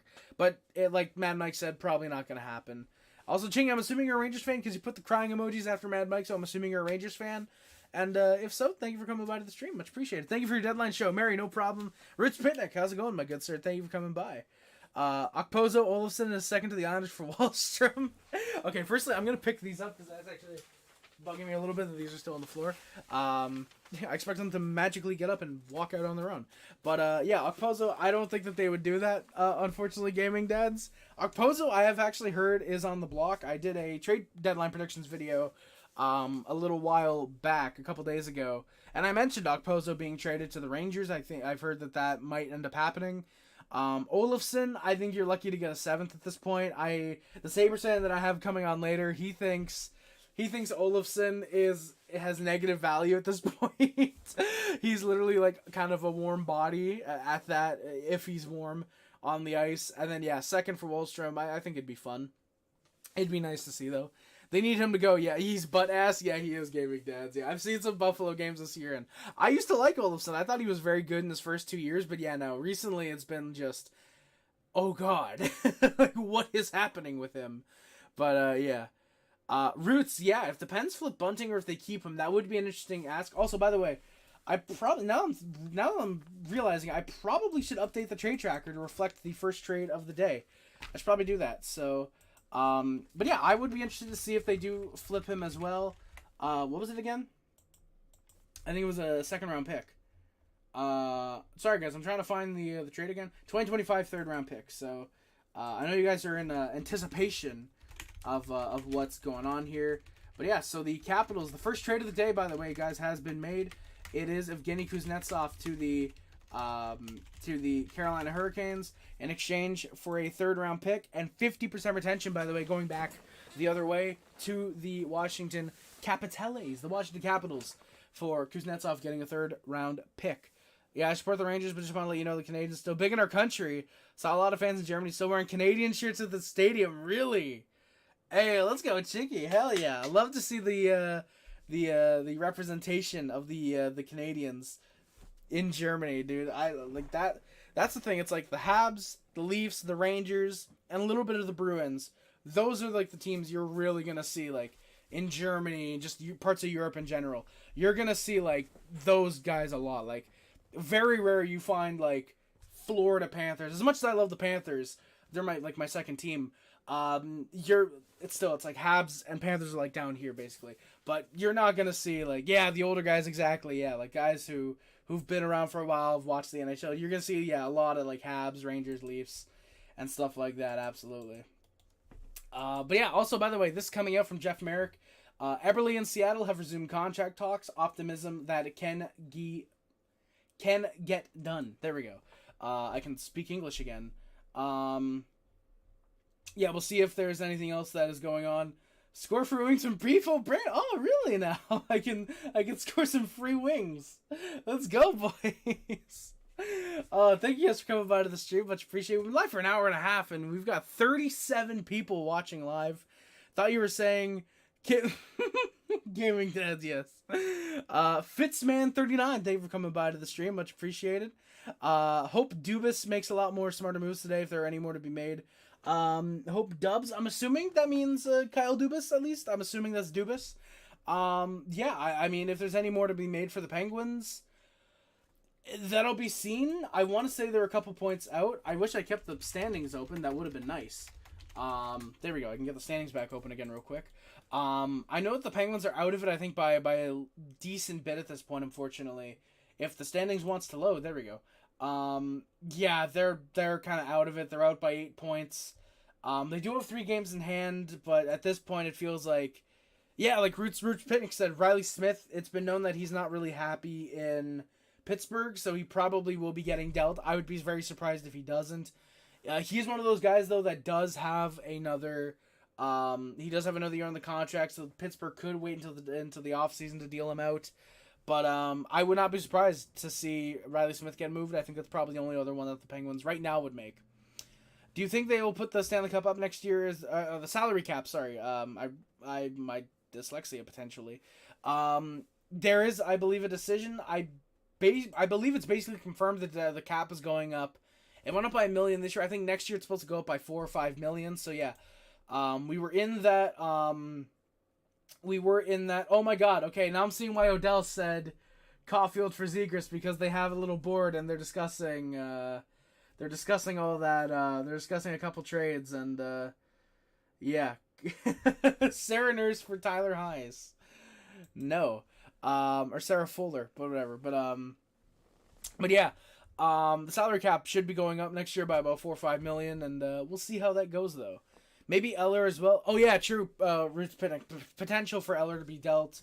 But yeah, I could see it. I think he has another year or two on his deal as well, Roots. So he is a guy that could get dealt, but probably potentially next year, if anything. I told my dad to watch this. Gaming Dads, let's go. Hell yeah. If you can give him a shout out, his name's... I'm going to butcher the last name, and I apologize in advance. But Michael Belbass, thank you for coming by and checking out the stream. Shout out to your son for sending you the link. I don't know if he sent you the link or just told you to look up the stream, but thank you for coming by. Much appreciated. And thank all you guys. We got 41 people watching now, all at the same time. Genuinely would not have expected that I was going to get this many people watching. Thank you guys. Appreciate it. I got it. Hey, let's go. Gaming Dad, tell you, I'm going to give myself a little pat on the back for that one. Yeah, deadline. Let's see if there's any more deals coming through yet. Yeah, there we go. So we got Kuznetsov 50% retained for a third. That's being confirmed at this point. There you go. Darren Jagger, Bruins, and Parker Witherspoon have agreed to an extension. I don't know why I didn't get that. I'm on the following tab. But, yeah. Wait, if you looked at the Canes depth chart yesterday while seeing who Jake Gensel... Yes, exactly, yeah. Which is very weird now that I'm noticing it, because it's a Canes player... Oh, God. There we go. It's a Canes player... If it would click, that would be appreciated. There we go.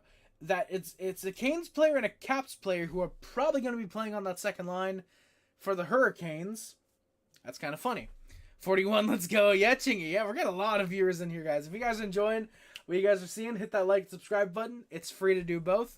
And hell yeah, check it out. And links in the description. You can join the Discord. There's stuff down there you can take a look at as well. Thank you guys in advance.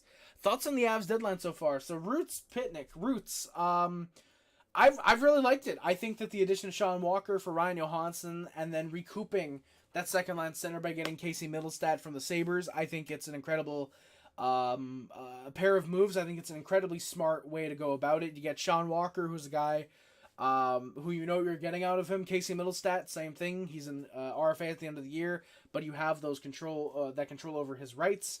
Brendan Duhaime and Yakov Trenin, good depth moves. Trenin has 10 goals this year. Good secondary, maybe tertiary scoring. Brendan Duhaime, good tough guy who can drop the gloves. He's not afraid to do that whatsoever. Do the Avs have maybe one more move up their sleeve? I think they need a backup goaltender. I think that's the one thing they're going to be wanting, and I think they're probably going to be looking at a Jake Allen, Kaapo Kähkönen, and they're going to be looking at all the goalies that are available. Maybe one or two others that are. I don't know if there are, but I think they're going to be looking for a backup goaltender. I think that might be it. But so far, at least, the Roots, I love the Avs deadline. I think that they are, so far to me, the winners, even though Vegas gets Noah Hannafin, Carolina gets Jake Gensel. I think Carolina is definitely up there. I do think because of the amount of help that the Avs have been acquiring, and it's not just the stars, but also those depth guys, Yakov Trenin and Brendan Duhaime, who are sometimes the most valuable in a way, who are sometimes the most valuable in the playoffs in a way. I think that's really going to help the Avs go far this year potentially. Same with the additions they made in the offseason, guys like Jonathan Drouin. I think that's really gonna help them. Lots of Crosby rumors going on. What are the chances? Fitzman, I don't know. I think there's been a lot of smoke because of the oh, okay, there we go. So per Jeff Merrick, sorry, real quick.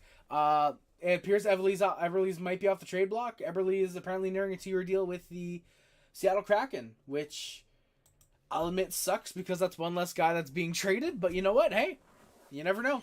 But yeah, Crosby rumors. I think there's a lot of smoke being produced because of the comments he made that he doesn't know what the message was that was supposed to be sent with Jake Gensel being traded. And I think a lot of people are running with that, with him being unhappy with the team.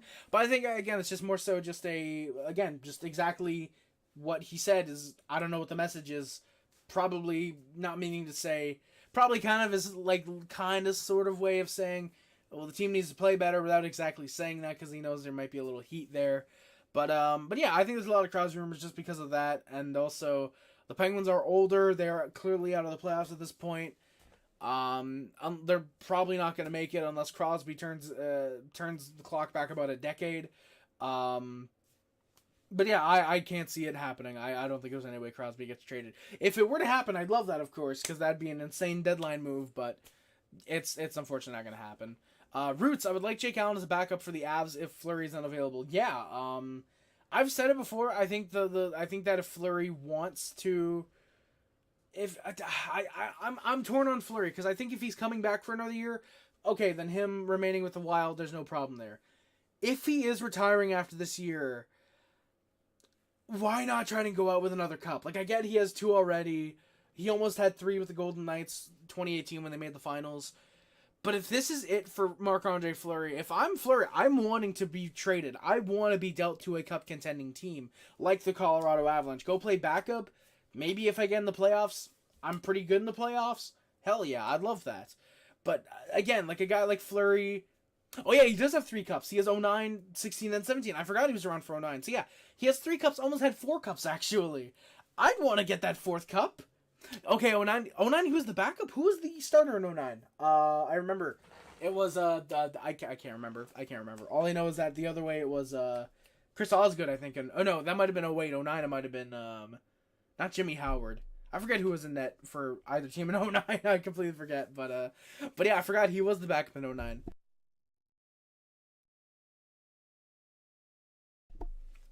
Sorry, boys. Holy shit, we got 55 viewers now. The viewers just keep going up. Let's go, boys. Let's get 100 concurrent viewers. Oh god. Oh, he was starting to not be okay. Yeah, back up in 2016. Yeah, that was the year Matt Murray took him. It was either 16 or 17. One of those years Matt Murray did overtake him.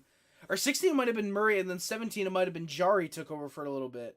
No, because Murray was still with the Pens in 2017. I forget what exactly happened, but yeah, one of those years I know it was Murray that was the starter. I can actually look it up real quick. Marc-Andre Fleury. I can look it up real quick on HockeyDB. I can see which year he played less games. It was actually funny. Actually, both. 15-16. That was the year he was replaced. He only played 2 games in those playoffs. He was the backup. 17, he played 15. So I think they kind of exactly. Yeah, Murray struggled against the Caps in 2017. Yeah, Fleury stepped up. That's why he only played 15 games because he came in. I think once or second of the first round, and then second round onwards, it was like, okay, yeah, that's Fleury's net. Jennifer thought Vancouver would have done something by now, maybe something to come. All the other West contenders are loading up. Yes, Jennifer, I would have thought that as well. Like you said, Vegas has been loading up. Colorado, big time loading up, and 4 hours to go to the deadline. And yeah, I would not be surprised to. Wow, there we go. So just like that, in the span of 48 hours, by the way, Mantha, Edmondson, and Kuznetsov all being retained on. The Caps have used all 3 of their retention slots. That's a little surprising, but yeah, like you said, the Avs have built up a big, strong roster. They've added a lot. The Golden Knights adding Mantha and Hanifin. They've added Edmonton adding a little bit as well. I don't know if I'd consider them a top contender right now, but they've added a lot. I would have thought Vancouver would have done something. To be fair, they were trying to cook up with Jake Gensel, but apparently the cost was too much. They have apparently been interested in Tyler Toffoli. I wouldn't be surprised to see them go for him at all. It'll just be interesting to see what does happen throughout the remainder of the day, though. Also, yeah, officially we are less than 4 hours until the end of the deadline. However, it does not mean that trades will not still roll in past 3 p.m. because keep in mind the NHL does have to look over every trade and make sure they're league sanctioned. Where do I see Eric Johnson going? Gaming Dads, which, by the way, that might actually be a good name. If I don't have him on the trade bait board, I probably should put him up there. But Eric Johnson, he's a tough one to say because I feel like oh no, I do have Eric Johnson. He's one of the last names. I feel like with Eric Johnson, if he's one of those guys where it's very much kind of last minute around 2-3 o'clock, that's when he really gets interest. I think it's either because guys like David Savard, Cody Ceci, who I don't even know if he really has positive value, but I think when some of the top defensemen that are out there right now are gone, that's probably when Johnson goes. But at the same time, I feel like it could be any minute that we get Eric Johnson, because he is a valuable asset. He has the Stanley Cup of Colorado. He's played a long time. He's a great veteran defenseman to have on a third pair. He's not going to hurt you, really, if he's on that third pair. I would not be surprised to see Eric Johnson get moved. I don't know where to, though, honestly. I don't know what team would really want Eric Johnson more. If we're being honest, I could potentially see it maybe being the Rangers. I don't know why I have the Rangers on my mind right now. I think that the Rangers are in the want for one last defenseman.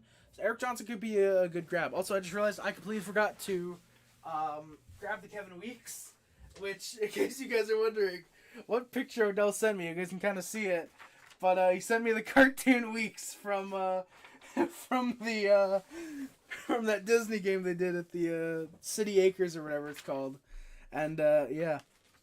OMG, the best trade just happened. Mateo, Tyler Toffoli for Nick Waugh. He's going to Vegas. Mateo, if that's actually legit, that'd be really funny. I'm not seeing anything though. Right now, I will refresh Twitter. I'm not seeing anything though referring to Toffoli to Vegas. Vegas has also, by the way, actually they have also been a team that is interested in a lot of guys. They want to add one or two other guys. Yeah, now I'm JK. Yeah, exactly. There you go, Mateo. Yeah. Yeah, the Big City Greens Classic. Yeah, exactly. The Big City Greens. I was trying to remember what it was called, but yeah, you sent me the Kevin Weeks, so we're gonna use that picture. And real quick, Mateo, I'm sure you do wish. Erik Karlsson back to Ottawa for Chychrun. I see a possibility there. Maybe. There's been a lot of Sens fans the last 3 years, especially a year and a half ago since Erik Karlsson was put on the trade block, and the Sharks have been shopping him, I should say. I mean, they were looking to ship him off. A lot of Sens fans really, really wanted Erik Karlsson back, and they loved Erik Karlsson when he was with the Senators, and they really wanted him back.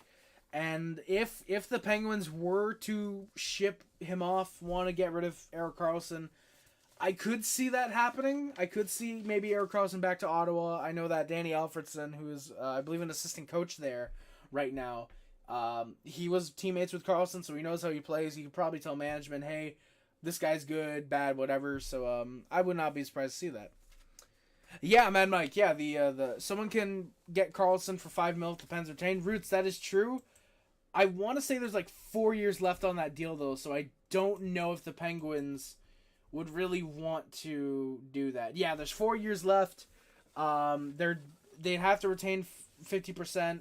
I don't think they'd want to retain that much because they're already using 2 retention slots because Gensel and Petrie, if they do deal off someone like O'Reilly Smith, that might require retention.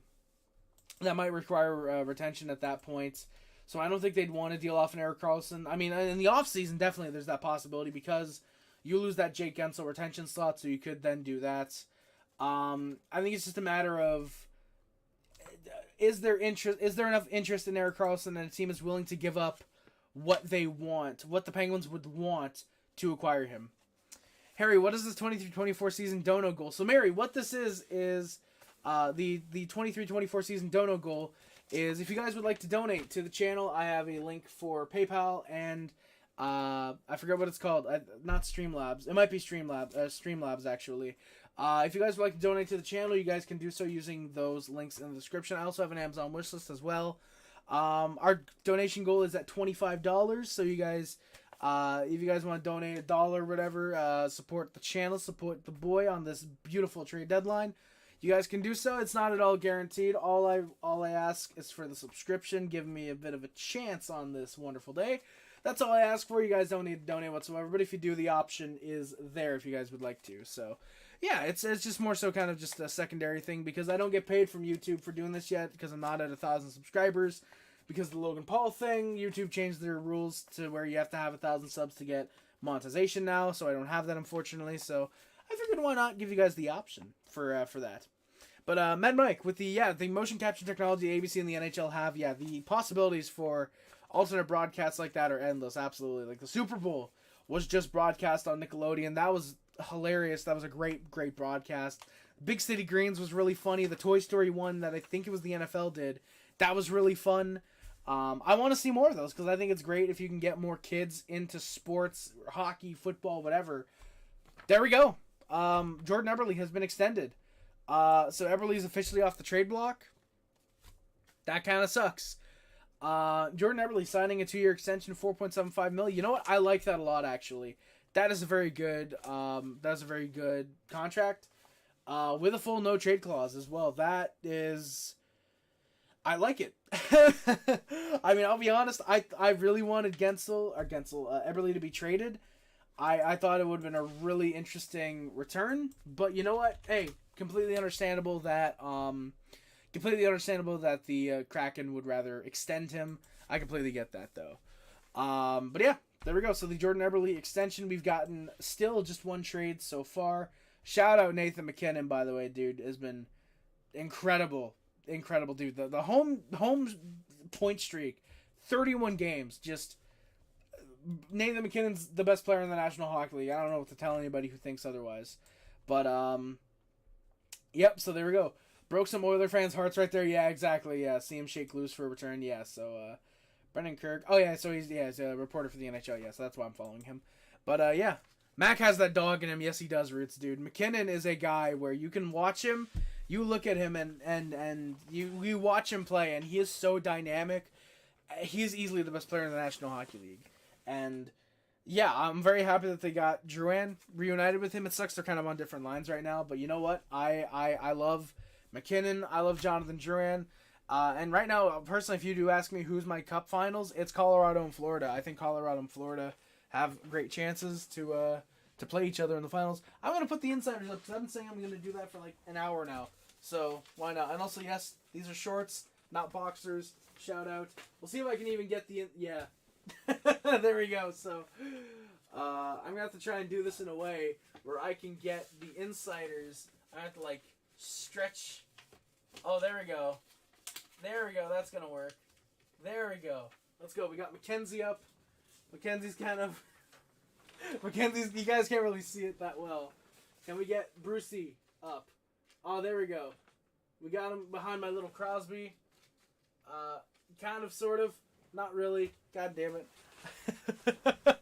The Toy Story broadcast ESPN was the Jaguars-Falcon London game. Exactly. Yeah, there we go. Cryptic Cowboy. I wonder if the Flyers are done. I'm mixed on if they are or not. I wouldn't be surprised if they were. I do think that there are a couple... I wouldn't be surprised to see... I wouldn't be surprised to see one or two more moves. I know that there are some Flyers fans I've been talking to that have been very adamant. We should buy, we should sell. It's been a very mixed feeling. Joel Farabee apparently has been in... Or Scott Lawton, sorry. Scott Lawton has apparently been potentially worth a first-round pick, is apparently what he might be going for. I know that there's been talks. I think since they did extend Nick Seeler and trade Sean Walker, that was their big defensive move. I think if they do want to push for the playoffs, I think maybe one more goaltender might be good enough to help them. Felix Sandstrom played well in his one game he got this year, but I do think they want probably a consistent backup goaltender. So I think maybe if they do want to sell or whatever, or buy or whatever, a mix of both, I think that if they want to get a goaltender, maybe trading off Scott Lawton and using the assets from that to potentially get a goaltender might help, or just one of the assets. I think it depends on what you would get, but I think there's going to be a mix of, like Matt Mike said, kind of 2019, kind of a 2019 Blues in there, and where they sell a little bit and they end up going far. I cannot find the power play for Donos Mary. No problem. I can link it in the chat, actually. If I can firstly find my own live stream, that's kind of embarrassing. I got to go to my YouTube studio for that. But I can link it in the chat if anyone wants to donate. I appreciate you having the interest to send a donation my way. I will say that is the only thing, is if you do prefer to donate with the PayPal over the Streamlabs link, just tell me in the chat, Harry, check your PayPal, and I'll give you the shout out or whatever. Typically, I would get the board up, but because of the deadline, I don't think I'll be able to do that today, unfortunately. Raymond, how's it going, my good sir, by the way? Thank you for coming by, my good sir. Mary, if you did want to donate, the link is in the chat. I just posted the PayPal. Like I said, if anyone does want to donate, you guys can. Oh my God, we're getting so many notifications, subscriber notifications. But yeah, if you guys do want to, donate, like I said, with the PayPal, just let me know in the chat. Harry, check your PayPal. I'll give you a shout out, and we'll be all good there. And I will update the dono goal as well, by the way. Flyers are giving off 2019 Blues vibes. In a way, yeah, man, Mike, I think so, a little bit. Like I said, kind of selling, but they make the playoffs and they go on a little bit of run. I could see that, absolutely. Cryptic Cowboy, we need the Habs to get back in the playoffs. When do you see this happening? Cryptic Cowboy, I'm going to say 2 years. I think next year they're extremely competitive. I think they're in hunt for a wild card spot, but they just end up falling out. But there's a lot of promise there. I think Caulfield, Suzuki, Slav as a first line for the whole year has a big, big season. I think that that Doc and Newhook on the second line are going to be playing great.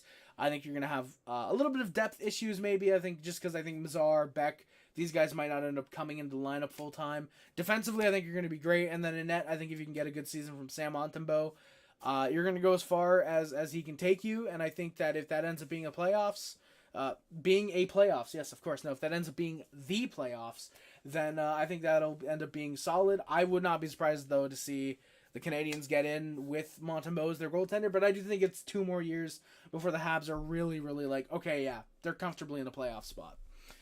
Yes, Raymond, yes, the Hurricanes traded for Gensel from the Pens and Kuznetsov from the Caps. Raymond, I mentioned it earlier, the Mishak for Perreault trade. I like it for both teams. I think Mishak was a solid two-way kind of guy, trading for Jakob Perreault, who is a right winger, which is what they needed. The Canadians, at least the second line right wing, that was kind of their big hole if they plan on using Doc at center and Newhook at left wing. That was their big need, was Jakob Perreault. I think taking a bet on a guy like that to see if he can pan out to the level that was expected of him when he was drafted. I think it's a good risk, and I think it's one that that this management group is. It really shouldn't be a surprise at this point we're doing something like that. But I think the only surprise should be it's not a guy from the 2019 draft. But yeah, I think it's a good trade for both teams. I like Jan Mishak. I thought he was really going to be a really good third, fourth line guy. But I like the risk. I think that if it pays off, it'll end up being really good for both teams. If you get him for a mid to late round pick, yes, Pacioretty is definitely a name to watch. Yes, absolutely. Oh yeah, Pacioretty has a no move clause. He does have that, doesn't he? I completely forgot about that. Yeah, so he really does kind of control where he goes, Pacioretty. That will be interesting to see if he does want to go to Florida. I would think he does and wants to win a cup, probably. And yeah, there you go. So yeah, Eberle, the extension's being talked about. Great offense. Meh defense with Eberle, but that's kind of expected. Yeah, Patch is no... I mean, here's the thing. A lot of the time, the no move clause won't necessarily prove problematic. I think with a guy like Pacioretty, that 1 year, it's more so just a... Hey, if we're in the playoffs, we'll keep you, but if we're out, here's a no-move clause, so you can at least control where you want to go. It's kind of that security from the team with the player to secure you get the player, but then, again, like I said, they're out right now, so they're looking to deal him. I'm also going to try and get Bruce Boudreau up real quick, and I just realized there might be a little bit of an issue, because Bobby McKenzie is also there. There we go. We got Bobby and Bruce. Let's go, boys. We're starting to get the insiders posted up. We're starting to get them. Shout out the new mouse, by the way. I got a new mouse, and I'm not trying it today. I gotta find a place to put these. Good enough down here. I'm gonna forget my glasses are down there. I guarantee it. I'm gonna forget my glasses are there. Maybe we'll do that. Every couple minutes, we'll put an insider up in between some of the trades and whatever. So yeah, for those who are just coming in, by the way, the trade deadline is just about 3 hours and 45 minutes away.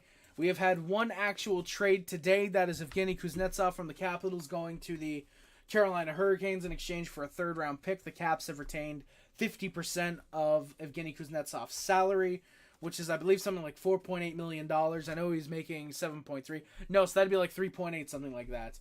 But, yeah, that's the only trade that's actually happened so far on the deadline day. We will see, though, what happens with the Capitals. We'll see what happens with the rest of the trade deadline so far. I think the Caps could have 1 or 2 more moves. Nick Dowd has apparently been a guy on the block. Max Pacioretty, of course, is a guy that has been heavily rumored, especially the last, 20, 30 minutes. Gaming Dads, welcome back. Happy to see you in the chat again, my good sir. But yeah, I think it'll be interesting to see what happens overall at the deadline. Would not at all be surprised to see... Oh, I just realized I had the stream still open. That is not good. But, yeah, I would not at all be surprised to see... I wouldn't be surprised to see something happen there. So, yeah. Oh, I just looked at my PayPal. Holy shit. Okay, guys. So we got a donation from Michael. I don't know how to pronounce the last name. I apologize. But we've got a $30.95 donation from Michael. Support. Thanks for your deadline show, Michael. Dude, thank you. I don't know how long that donation was sent, so I apologize if you're not watching anymore. If you are, I apologize that I just saw it now. Thank you so much for the donation. And just like that, I gotta update the donation goal because we have reached it. Thank you guys so much for the for the $30.95 here at the trade deadline stream.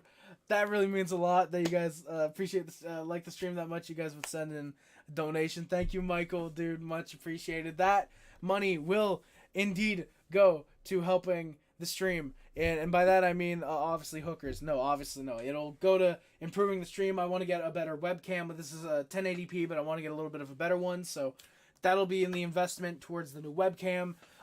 Potentially working on getting a better CPU, because I do want to do some gaming streams in the off season. So Michael, thank you very much for the donation. I'm going to end the dono goal just because I need to reset it. And thank you. Oh, Mary. Okay, so Mary, there we go. Thank you. Okay, so Mary, thank you for the $30 donation. I checked it because I thought I had heard my phone go off. Apparently I didn't. Okay.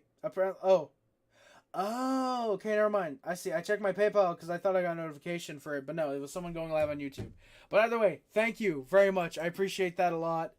And yeah, like I said, we're going to be getting a lot of things popping off. Blockbuster trade! No, for real though, we do have a trade. Malcolm Subban to the Blue Jackets in exchange for future considerations. Rest of 23-24 season dono goal. The goal amount is not 100. Jesus. Holy shit. End after... When does the regular season end? Oh god. 04, 20, 25, I think. 2024. Start goal. There we go. So yeah, guys. We are at the donation goal.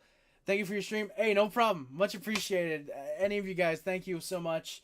Yeah, I appreciate that. Thank you again so much. Like I said, it's going to be invested back into the channel.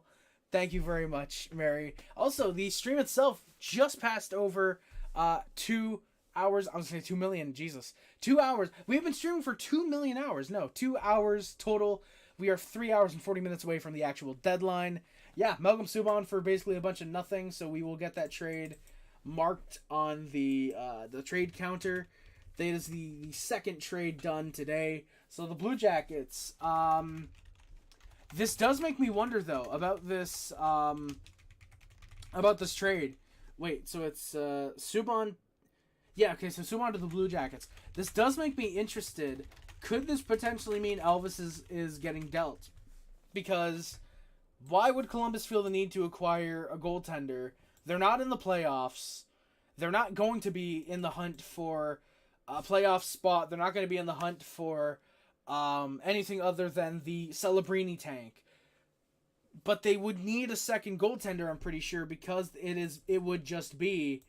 can I get cap friendly loaded up? Because I'm pretty sure it would just be Daniil Tarasov, would it not be?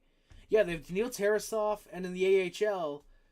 Yeah, it's now Malcolm Subban after the trade. They would have Nolan Lalonde, but I feel like they would trust Subban and probably give him some starts if they were to trade Elvis Merzlikins. Unless this is purely just an AHL move, which there's the full 100% chance that it could just be that, but I think there's that chance that... Okay, so it says he will remain in the AHL. It does make me wonder, though, if potentially... if it does mean... Merzlikins ends up getting dealt. Because keep in mind, they're not just going to be like, oh yeah, we acquired Subban, he's coming up to the NHL where we want to get rid of Merzlikins. No, it's not going to be that. Also, shout out Colin White skating. That's good to see, even though he's hurt right now. That's good to see. And, yeah, so there is still some things going on right now. And, yeah, the Wayne train, you'll have to see it. And, yeah. Elvis to Toronto. Gaming Dads, if that were to happen, I mean, the Maple Leafs do need a goaltender. Jackets would probably have to retain 50%, I would think. I don't know what else the Leafs could give up to get the deal done, but I mean, to help out their goaltending, I could see it maybe. I could see it potentially. Let's get another insider up on the stream now. So I'm thinking instead of going right to Friedman, I think we're going Pierre LeBrun. I'm feeling good about Pierre LeBrun. I think he's going to break a trade next. And I just realized this is going to be very tough because my DVDs are like right against the wall, so it's gonna be very tough to slide Pierre LeBrun right in there. Get in there, please, LeBrun. Thank you very much. I'm bending the paper, but I don't care. Boys, we got LeBrun in. Let's go. That is a W. So we've got Bobby McKenzie, We've got Bruce Boudreau and we got Pierre LeBrun up now. We're going to work on probably Friedman next. But I'm feeling confident that Pierre LeBrun is going to be the next insider to break a trade. James, Colorado does need a backup goalie. We've talked about that a little bit. I think we were talking about Jake Allen. There was someone we were mentioning that was a good fit, but I can't remember who it was right now. But there were some guys that we were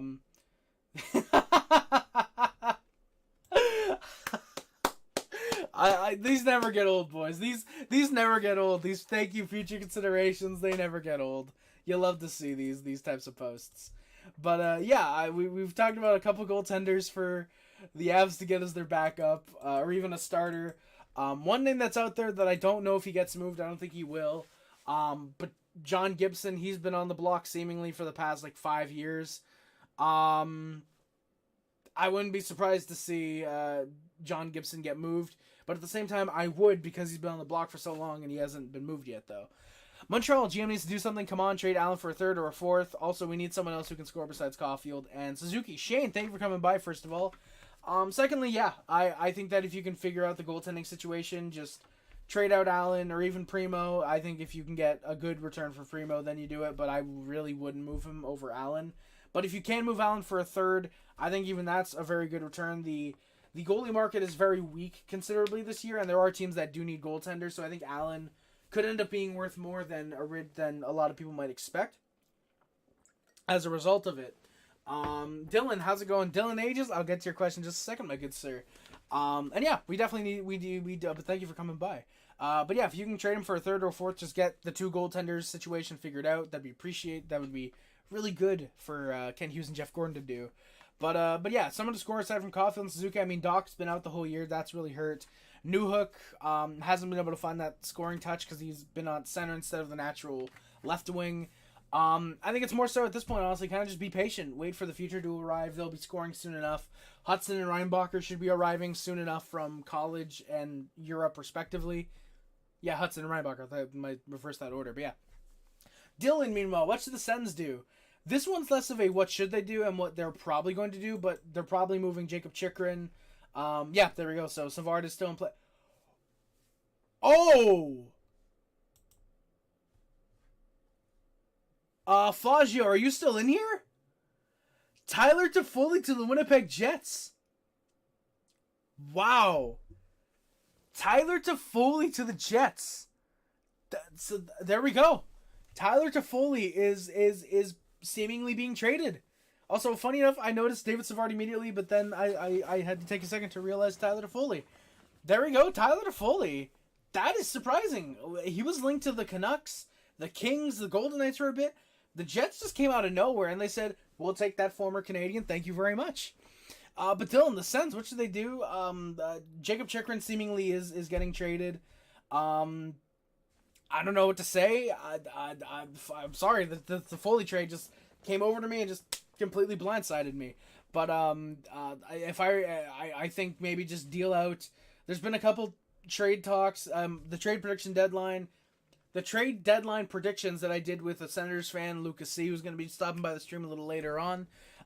He mentioned that Eric Brandstrom might be getting dealt, and there was someone else, I forget who right now, unfortunately. But basically the Sens to just kind of short sell. Tarasenko was kind of their move that they already did, but I think just a little bit of a short sell.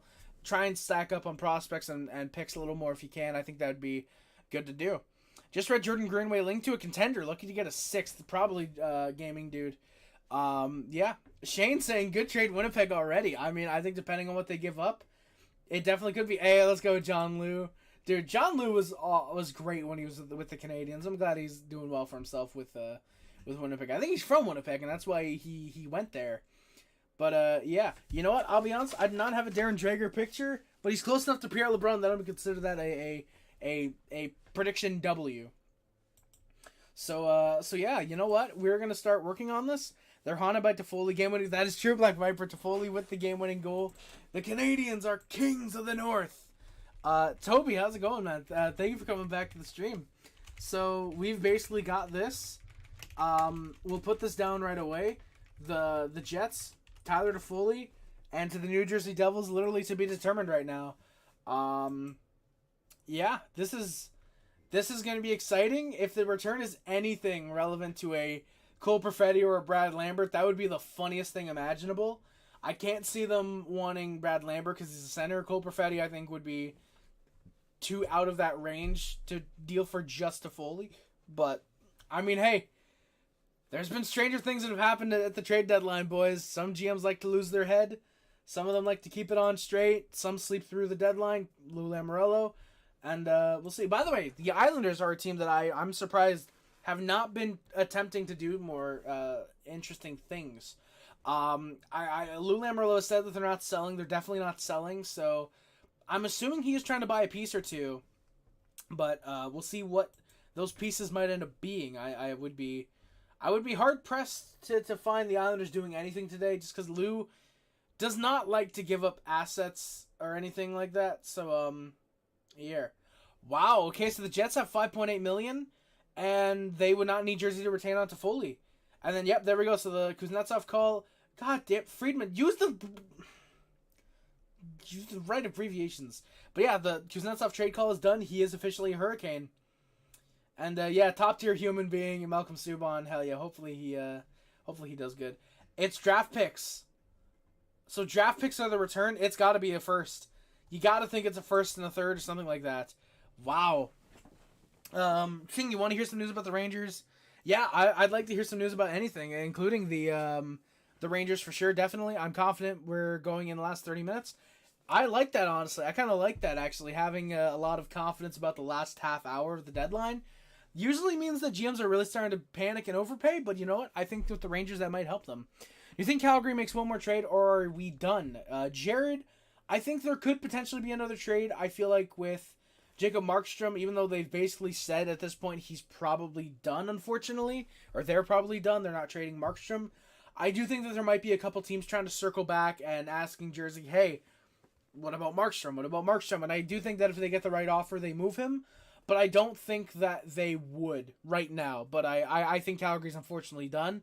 But we'll see, though. There's been teams before at the deadline, you've said they're done, and then they make a couple moves. So we'll see. Dominic Kubalik, that was the other one that Luca was saying, by the way, for the Sens fan, for Dylan, who was asking. Kubalik was the other one that he said that they should be moving on from. Does Drury know that today is the deadline day? Every contender does something, but they aren't. Well, Toby, I mean, I don't know if he does. He might be happy with the Rangers, how they are right now. Capo Caco, the guy who just popped up on screen, he's been a guy that has been talked about a lot in trade discussions. He's been a guy that's been very, very talked about in terms of, the Rangers should be dealing him. Rangers might be including him in a package, and we've heard nothing recently in the past couple days, I believe. So I don't know if Drury, maybe he thought the deadline was yesterday because teams made a bunch of moves yesterday. But I don't know. I would guess he's probably waiting. He's probably not wanting to overpay, but we'll see though. Do the Owls have cap space? Like Alex said, Alex Moran, by the way, shout out. How's it going, Alex? Only $134,000 in cap space, but they could still deal a contract back the other way, probably. Islanders fans I know would probably really be happy to get rid of that Scott Mayfield contract, but who's taking on that Scott Mayfield deal? I don't know. Titleist Guy. I love the name, by the way. Titleist Guy. Steve Yzerman, do something. Yeah. There's been talks. Yzerman's been wanting to do stuff, probably. I would think he is. I would think that the big move was probably Patrick Kane signing a couple months ago. I mentioned this. I still think that they should be doing something. At least one move to solidify the bottom six. Maybe a move for a center, because I don't know if Dylan Larkin, if he's out long term or if it's just a short term thing, because I think he just got hurt again a couple days ago, or not a couple days ago, but a couple weeks ago, I think. But yeah, I'd be very surprised if the Red Wings go through this deadline with not at least doing something, even if it's just a minor move. I would be very surprised to see the Red Wings not doing anything today. I'm Doc. I'm old, but what do I know? I love all the names that are coming in. You guys are awesome. Damn, really wanted Toffoli to come back to the Canucks. This was a slip for the management brain trust. Definitely, Doc. Definitely. I'm just gonna call you Doc. I hope you don't mind that. But Toffoli was very heavily linked to the Vancouver Canucks. It was the Canucks, the Kings, and the Golden Knights. They were all there we go, Amanda, there we go. They're all They were the teams that were linked on Tyler Toffoli. It was the Jets completely came out of nowhere to take him. Really, the Habs canceled the practice today. Why would that be, though? Why would the Canadians cancel their practice today? That's weird. Interesting, though. But yeah, I'm not reading it too much into that, though, unfortunately. Sorry, where was I? There's so many fucking comments, you guys. I love you guys. We are 60 concurrent viewers. That is the first time I've ever hit that on stream, I'm pretty sure. Thank you guys so much. You guys, I owe you guys so much. Thank you. Holy shit. But yeah, Toffoli to the Canucks, that would have been a great something good for the Canucks. That would have helped their depth for sure. Would have been a great first, second line type of guy. And yeah, this was very that was a very, very surprising move that he goes to the Jets. How come Jeff Skinner owns Montreal? Gaming Dads, legit, I have no clue. Like, you would genuinely think from how Jeff Skinner plays against Montreal that he's a 60 goal scorer. You would think that, because every time he plays the Habs, he will score. I don't know why. But you know what? Hey, it couldn't be a better dude. Genuinely, Jeff Skinner's a great guy. Between two stalls was incredible last year. I really wish they kept that up this year. But yeah, I love Jeff Skinner, and the you know what? I'm happy he's the guy, and it's not someone like, I'm trying to think of a player I hate. Someone like Tom Wilson. I'm glad it's not someone like that. Could see Detroit trading for Chychrun or Buchnevich. Titleist guy? Chychrun would be interesting. I think Red Wings fans would love that addition. Buchnevich has apparently been off the market, or is off the market. It was said that all it takes is one phone call to change things, but it does appear that Buchnevich is off. Apparently, that came out about an hour and a half ago, apparently. So it wouldn't surprise me to see that not happening. But it also wouldn't surprise me to see the Red Wings being a team that's like, hey, look, we want Buchnevich. What do you want? Something like that. Thought so. Can't see Isles making any big moves. Yeah, no problem, James. Yeah, of course. I mean, yeah, they don't have cap space, but again, they could make a move with trading a guy out, and yeah. Harry, realistically, what do you think Arizona... Anthony, by the way, hello, how's it going, my good sir? What do you think Arizona can get for Jacob? Do you think they're going to be able to get 3 or 4 first-round picks for him? Anthony, we talking about Chychrun? Because he's with Ottawa right now, actually. Fazio, yeah, there you go. You got him. Yep, there you go, Fazio. In the chat, I asked for you a couple minutes ago. Thy shall deliver. Yes, sir, Arpin Basu. Arpin Basu. Tyler Toffoli will now played for 4 of the 7 Canadian teams. Who does he have now? Toronto, Ottawa, and Edmonton. Yeah, those are the 3 teams. Oh, God, I still got a lot of comments. But, yeah, Chychrun, I don't think 3 to 4 first-round picks. That's what we expected when he was dealt to Ottawa. If we're being honest, I think that it's probably a first, a second, and a good prospect in return. That's probably the return for Jacob Chychrun, especially right now at the deadline. Yeah, it's got to be a first heading back, definitely, Mad Mike. Does Boston make a move, James? I would think so. I think they definitely got to be making a move. Probably either a second-line center.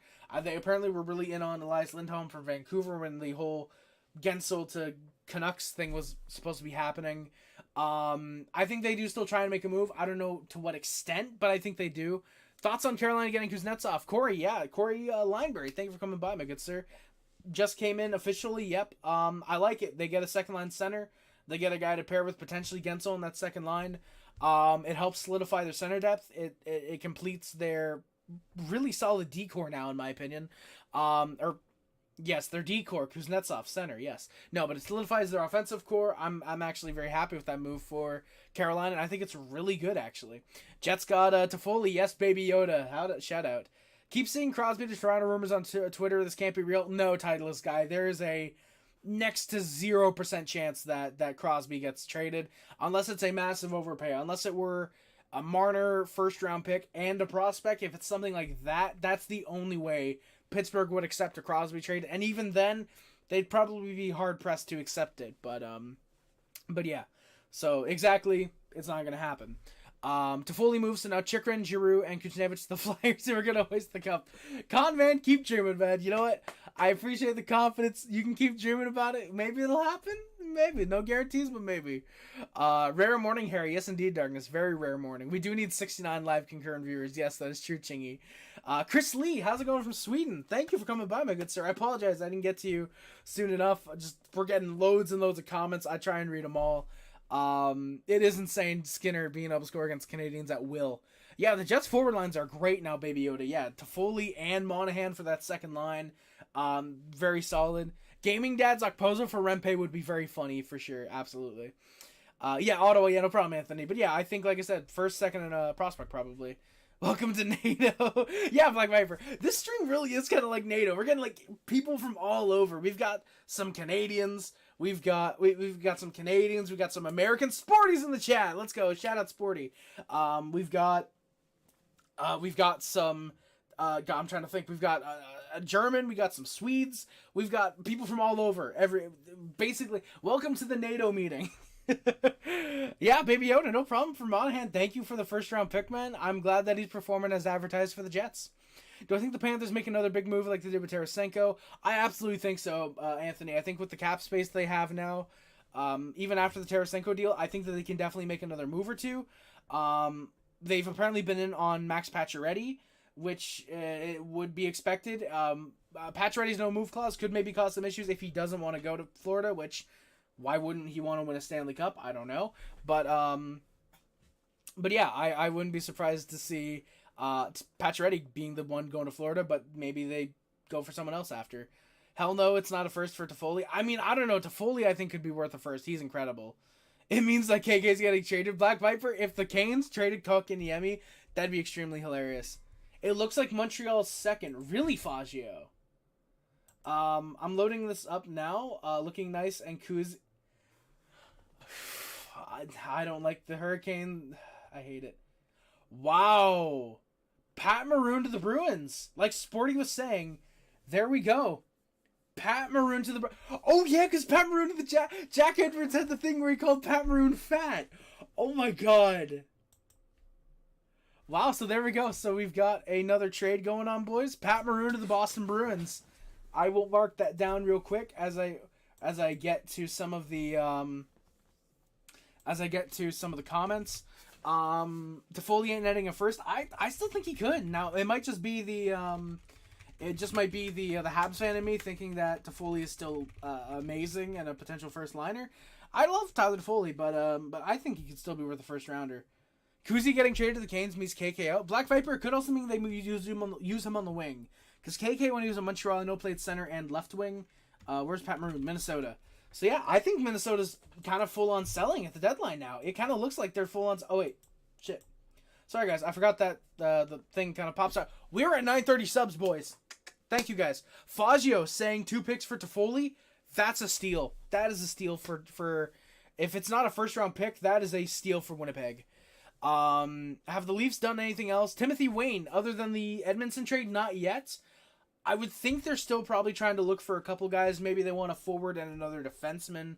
Maybe a goaltender. I think they are wanting to potentially make moves, but they would have to move out a guy like a Bertuzzi or a Domi or a David Kemp, someone like that, to get a deal done, unfortunately, at this point. So, even though I think they did just move someone to IR, which means they have a little bit of cap space, I think. Unfortunately, they've not done anything yet though. I think Gensel's on the first line with Tavo and Aho. My thoughts are that Kuzi plays with Svetch and Natchez. Corey, I'm assuming you're a Hurricanes fan. In that case, GG's about last night. Yeah, it was a fun game, and happy to see Anderson coming back from I was gonna say cancer. It was not fucking cancer, blood clots. Which again, happy to see him coming back. And you know what? He's the one Hurricanes goalie I don't mind losing to. So thank you for playing him. But yeah, I mean, you know what? That could work. I mean, I don't know if they'd want to break up that top line, which I think was Tavo, Aho, and Natchez. But you know what? It would make sense if they're fine with doing that because they got a guy like Jay Gensel. And yeah, I mean, Corey, you know more about the Hurricanes than me, so I will take your word that Gensel probably plays first line. I announce myself as the American ambassador for NATO. Let's go, Gaming Dads. Let's go. And then Chingy, welcome to the NATO meeting. Thanks for you make me laugh. Hey, I'm glad I can make some guys laugh. Steven, go Jets, go. Yes, indeed. They did just get Tyler Toffoli. Steven, what do you think about that, my good sir? I don't think we know what the picks are yet. Wow. There we go. 2025 second and a 24 third. That is legitimately it. That is all they get for Tyler Toffoli. You know what? It's tough for me to say I like that for Jersey. It's tough for me to say that. I don't know. Also, Wayne, yep, there, Timothy Wayne, there we go. I did just, I answered that, but I thank you for posting that again just in case, because sometimes that will happen where I won't see comments or I'll accidentally skip over comments, though. But thank you again for asking that. I did answer that. Yep, Jennifer, yep, Pat Maroon to the Boston Bruins. Yep, that is something that happened. Yep, there we go, Mad Mike. Yep, Sportsnet and NHL Network reporting multiple draft picks. Titleist guy, what's the end game in Washington now? Ovi, let him get his goal record while rebuilding. That's kind of it now. Backstrom, they're missing. Dylan Strom's kind of worked on that top line, I feel like, so that's probably why they dealt out Kuznetsov, because they feel comfortable there. Backstrom, unfortunately, it seems like he's never playing hockey again, so it's kind of weird. But yeah, I mean, their end game is probably start rebuilding, but just kind of slowly do it. So yeah, that is probably my assumption. And yeah, I should probably put this. I should probably put the picks down. No, not the Pat Maroon deal. It's the Tyler Toffoli deal. So what is it again? It is a 2025 second round pick and a 2024 third round pick. There we go. So that's the deal. We don't know what the return is for Pat Maroon yet. Deadline's starting to heat up just a little bit, guys. Starting to get heat up a little bit. We had, for the longest time, it was just the Kuznetsov trade. Now in the span of the last 15, we've got a couple deals, so hoping we keep getting some more. Yep, GG is absolutely Corey. See you in Montreal. Oh yeah, we do play later this month. Oh god. Please don't destroy us too badly. Please. God, please. I don't want to lose like 8-0, please. Let Caulfield score at least. Let Caulfield score. We got 69 viewers. Let's go. Thank you, guys. 69 concurrent viewers. Hell yeah. You love to see it. But seriously, though, GG's, and I'll hope to see you in Montreal later this month. Can't wait for that. 2 picks is a steal. Not having to go up any prospects is key. Definitely, Steven. Absolutely. I think that the Jets, as well, having the cap space to get to Toffoli and not need them to retain, which I think is what probably would have caused that second to be a first. It might have been straight up a Toffoli for a first, actually, if there was the retention.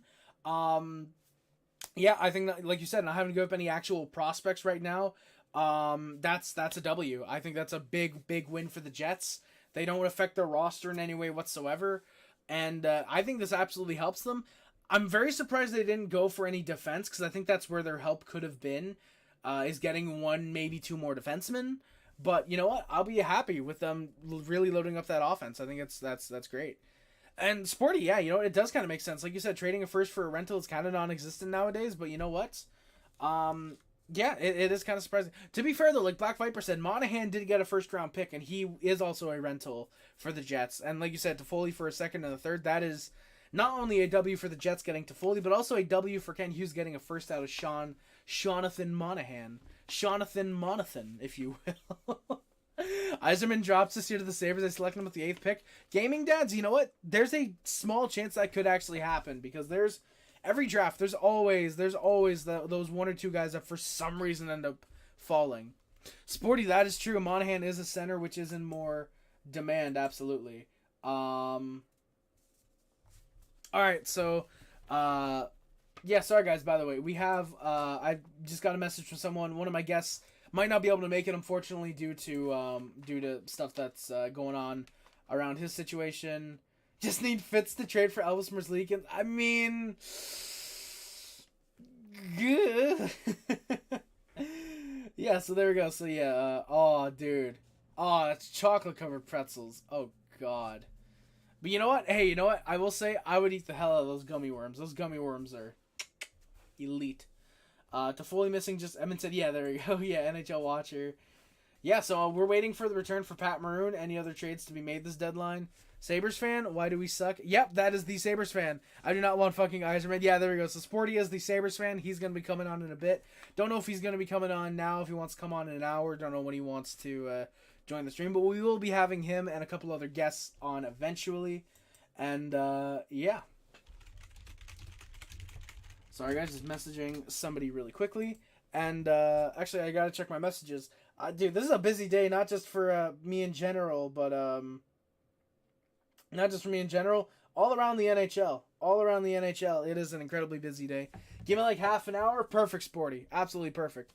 TBC, yo, Harry, what is Edmondson about? I know he's on the Habs a few years ago. Yes, TBC, so, Joel Edmondson, you'll get a big physical defenseman.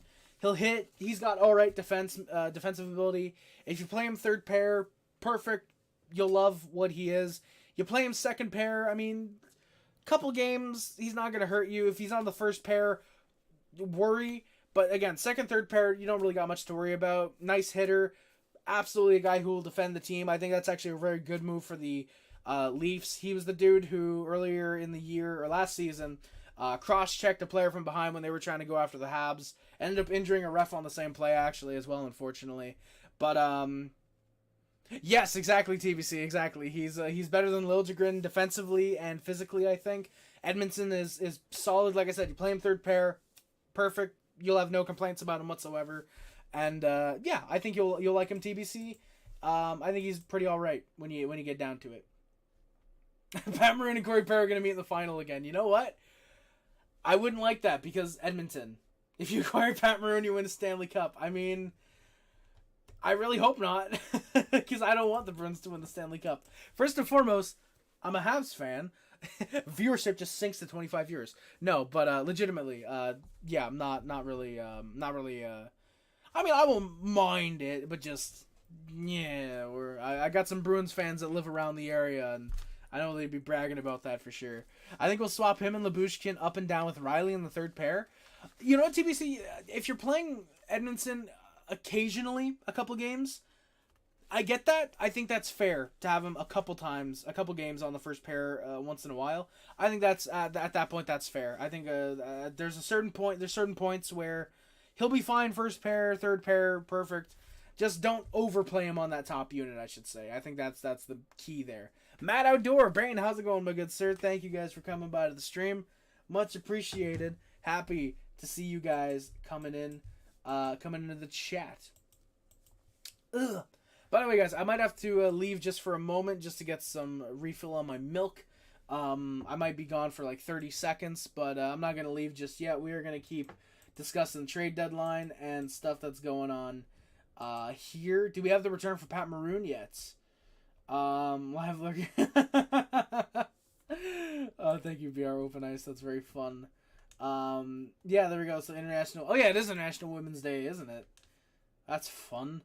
But yeah. So I hate these three teams only. Boston, Toronto, and Vegas. Hope they all fail. Gaming dudes, that's based, and you know what? I agree with two of those three. My best friend's a Leafs fan, so I can't really fully hate on them. But you know what? Boston, Vegas, absolutely. I mean, TBC, I don't think Colorado got robbed whatsoever. I think that they actually win that deal, mostly just because it depends on where Buffalo puts Bowen Byram. If they play him third pair when Samuelson is healthy next year, and if you're playing Owen Power, Darlene, one of those on the right side, if you're playing Byram on the third, what's goal dress, Mad Mike, who was on the second pair, who was on the left and right side for that game, Sporty? Bane, the Canucks have not done anything yet, unfortunately. As far as I know, they haven't done anything. But they will. Okay, if the stream is buffering for anybody, my apologies. I will close. I will close the TSN because that might help a little bit, and I will keep the standings and cap friendly open though. But yeah. Also, I love that technically Subban for futures was the first trade of the deadline. That was technically the first trade of the deadline. So yeah, where am I? Sorry. But yeah, the Canucks have not done anything yet, Bane, unfortunately. But there's still plenty of time. Is the stream buffering for anyone else? Mad Mike, I don't know if it is for you guys. I just turned off TSN, so maybe that'll help, hopefully. And yeah. We traded Okposo to the Panthers for a prospect in the 7th. Sporty, is that like confirmed, or is that like your prediction? Oh, there we go. So Friedman, Kyle Okposo to Florida. There we go.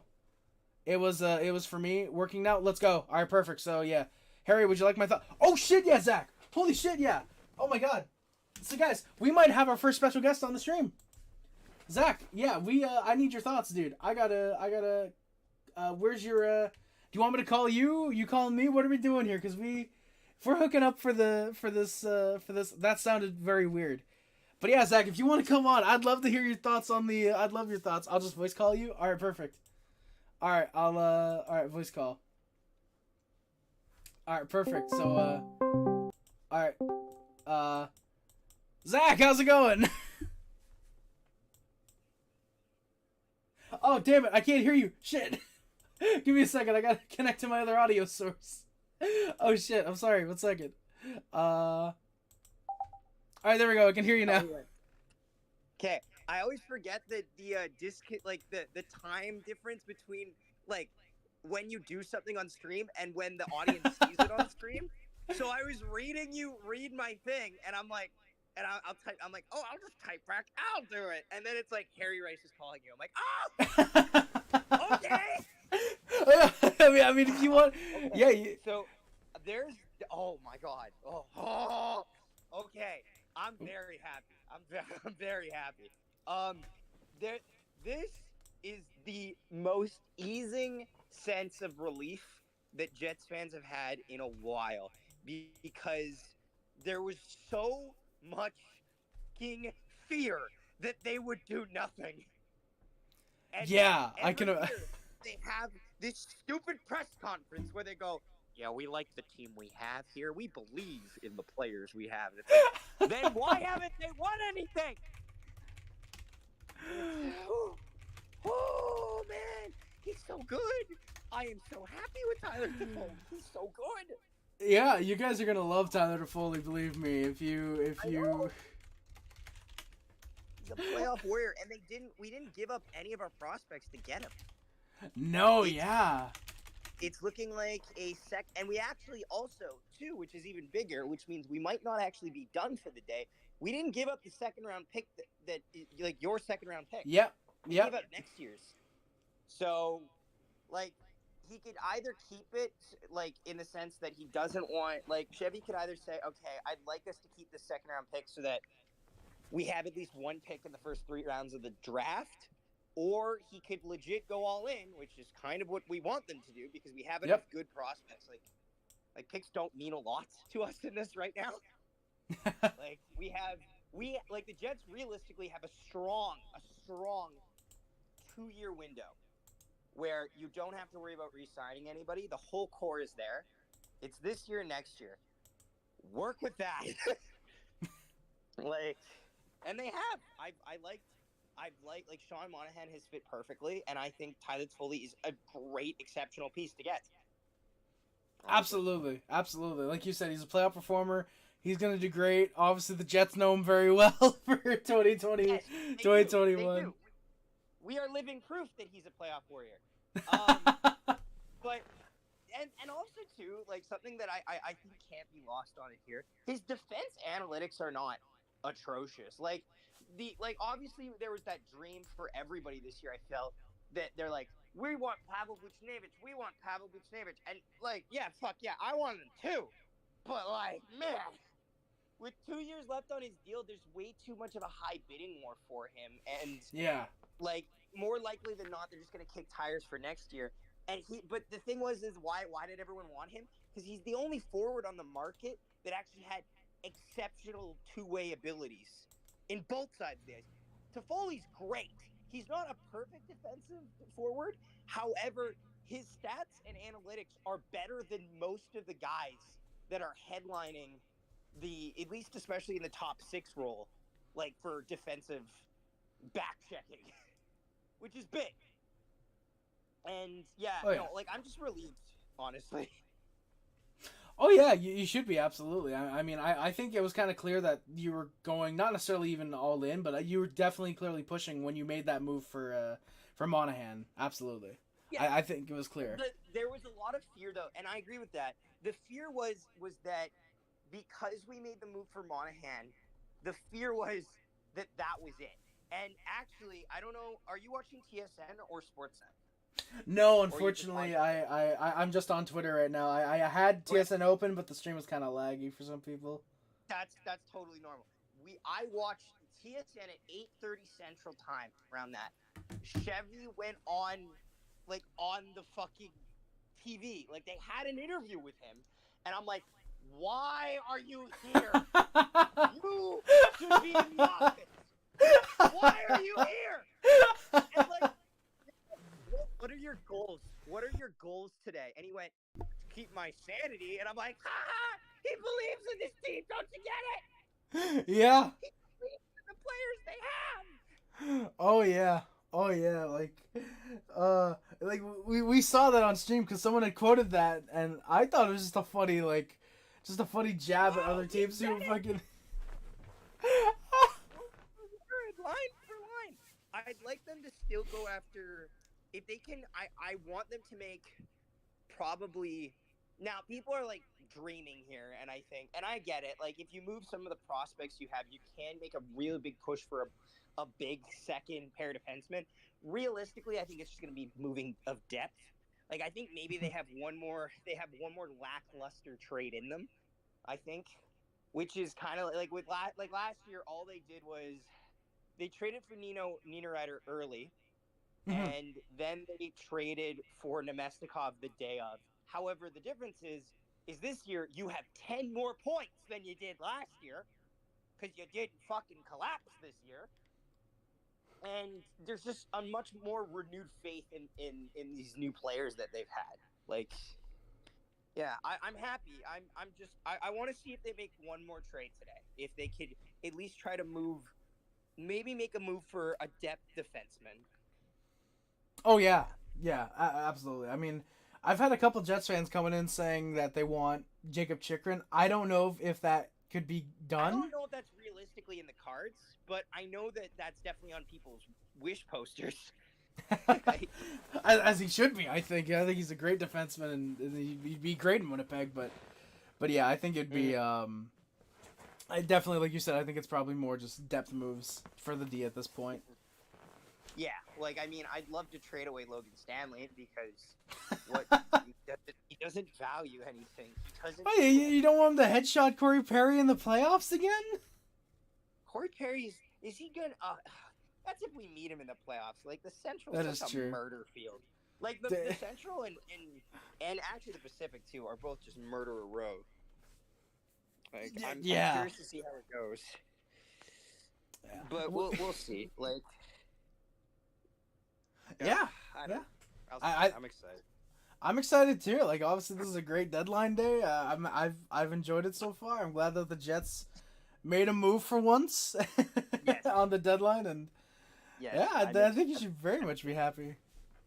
Yeah, I'm gonna get going now. For now, I'll come back if there's something else.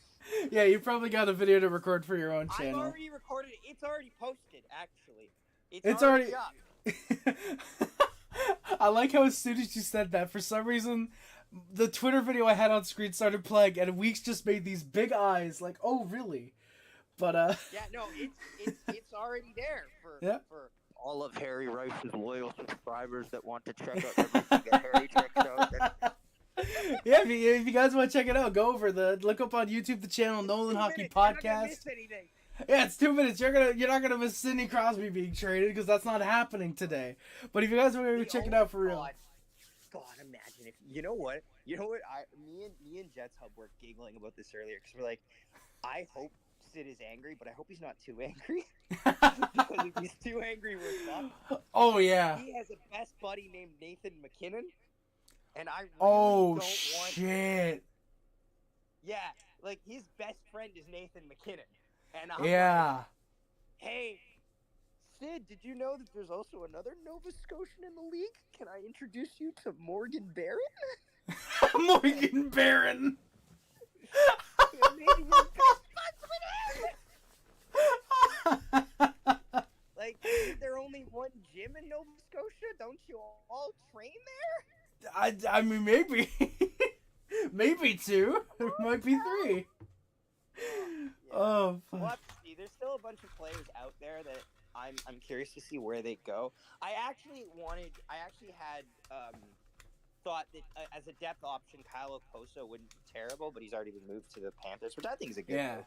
Yeah, but very, very good move. Like Sporty said in the chat, it's basically just a move to get him a Stanley Cup before he retires. It was going to be a depth move anyways, but yeah, I think it would have worked on.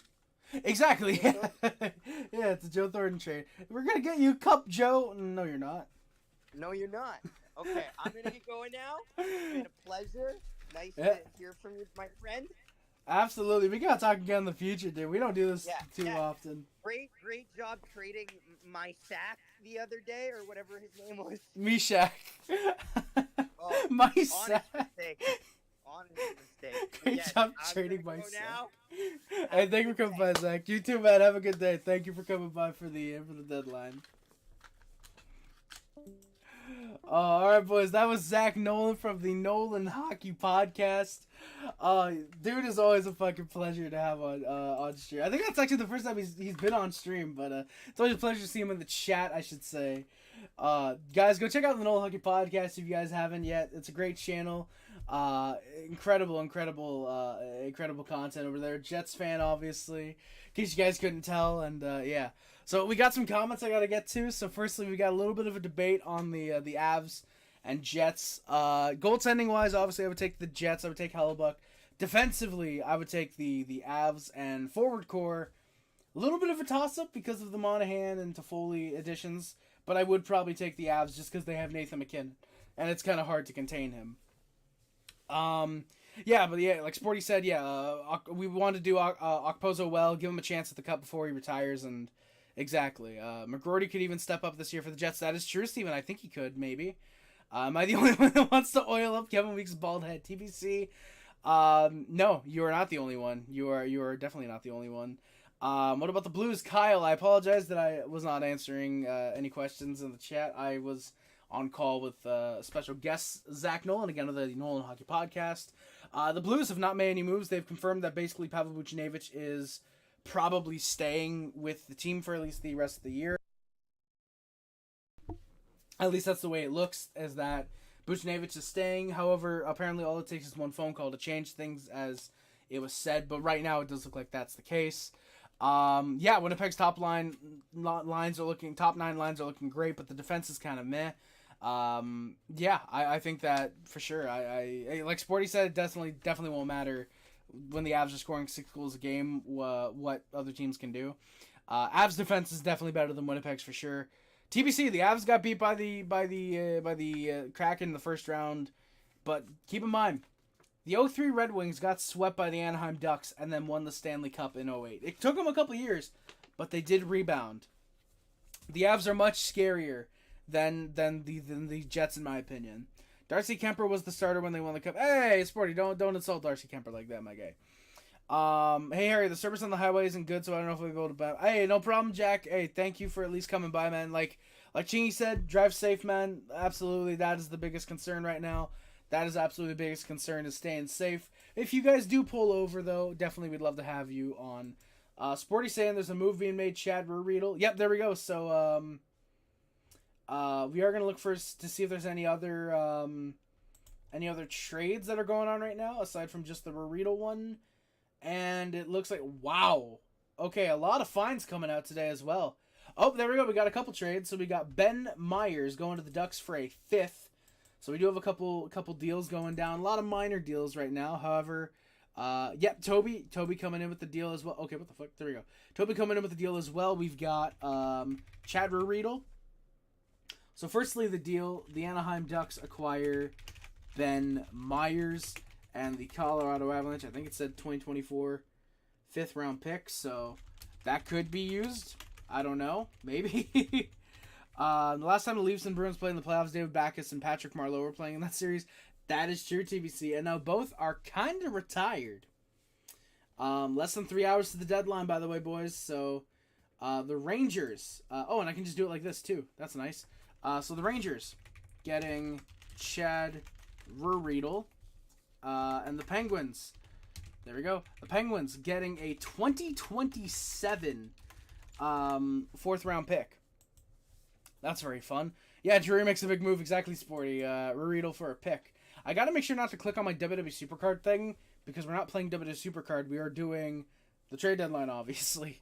Also, we're at 931 subs, guys. Thank you all so much. We're slowly inching closer to that 1K. And again, reminder, if we do hit 1,000 subscribers on this stream, we will do a 24-hour sleep stream. So, yeah, that'll be fun. Sporty, yes, congrats to Rasmus Dahlin, who is probably the next captain for sure.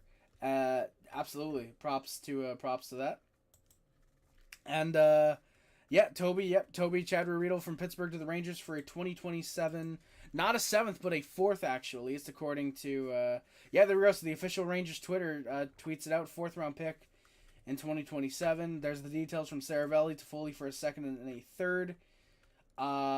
So we're just basically waiting. We're waiting, honestly, to find out what that Okposo pick, what year that pick is, and the return for Pat Maroon, because as far as I know, we've not seen the return yet. And oh really, an autographed Stuart Skinner. I'd rather not sign up, but thank you though.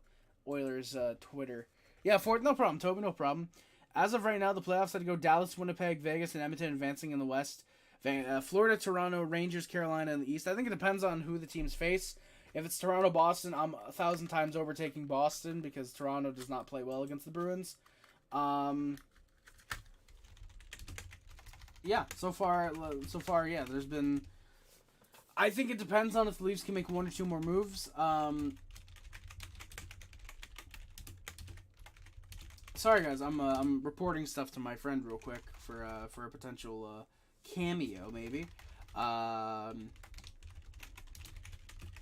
Toffoli being moved to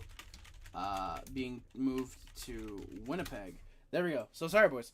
Yeah, I don't know who I would take advancing in the playoffs. I'd have to see the playoff matchups right now just to see what's going on. I don't think I can really be that bold and just say who's gonna advance over who in terms of what. But so this Okposo trade, we're literally getting this 7th that becomes a 5th. That's all we're getting notified of right now, and then so just give her the notification because I had that. Details. Oh, on the Ben Meyers deal, yeah. So the Ben Meyers deal. There we go. Okay, there we go. So 2024 7th round pick. Thank you very much to the Panthers Twitter for tweeting that out. A conditional 2024 7th round pick is the return for Kyle Okposo. So 24 7th. So actually, what I'm going to do real quick, guys, is I'm going to load up the trade bait. Trade it to Winnipeg. Pat Maroon. We're just going to do this real quick. Oh, it's okay. Thank you, TBC. I'll read that in a second. You guys can actually see me doing this live. That's very fun. I just noticed that. Who else has been moved that's on the trade bait board? I'm trying to remember. I don't know if there's anybody that's been moved. Yeah, no, nobody so far that has been moved aside from the 2 that we just listed.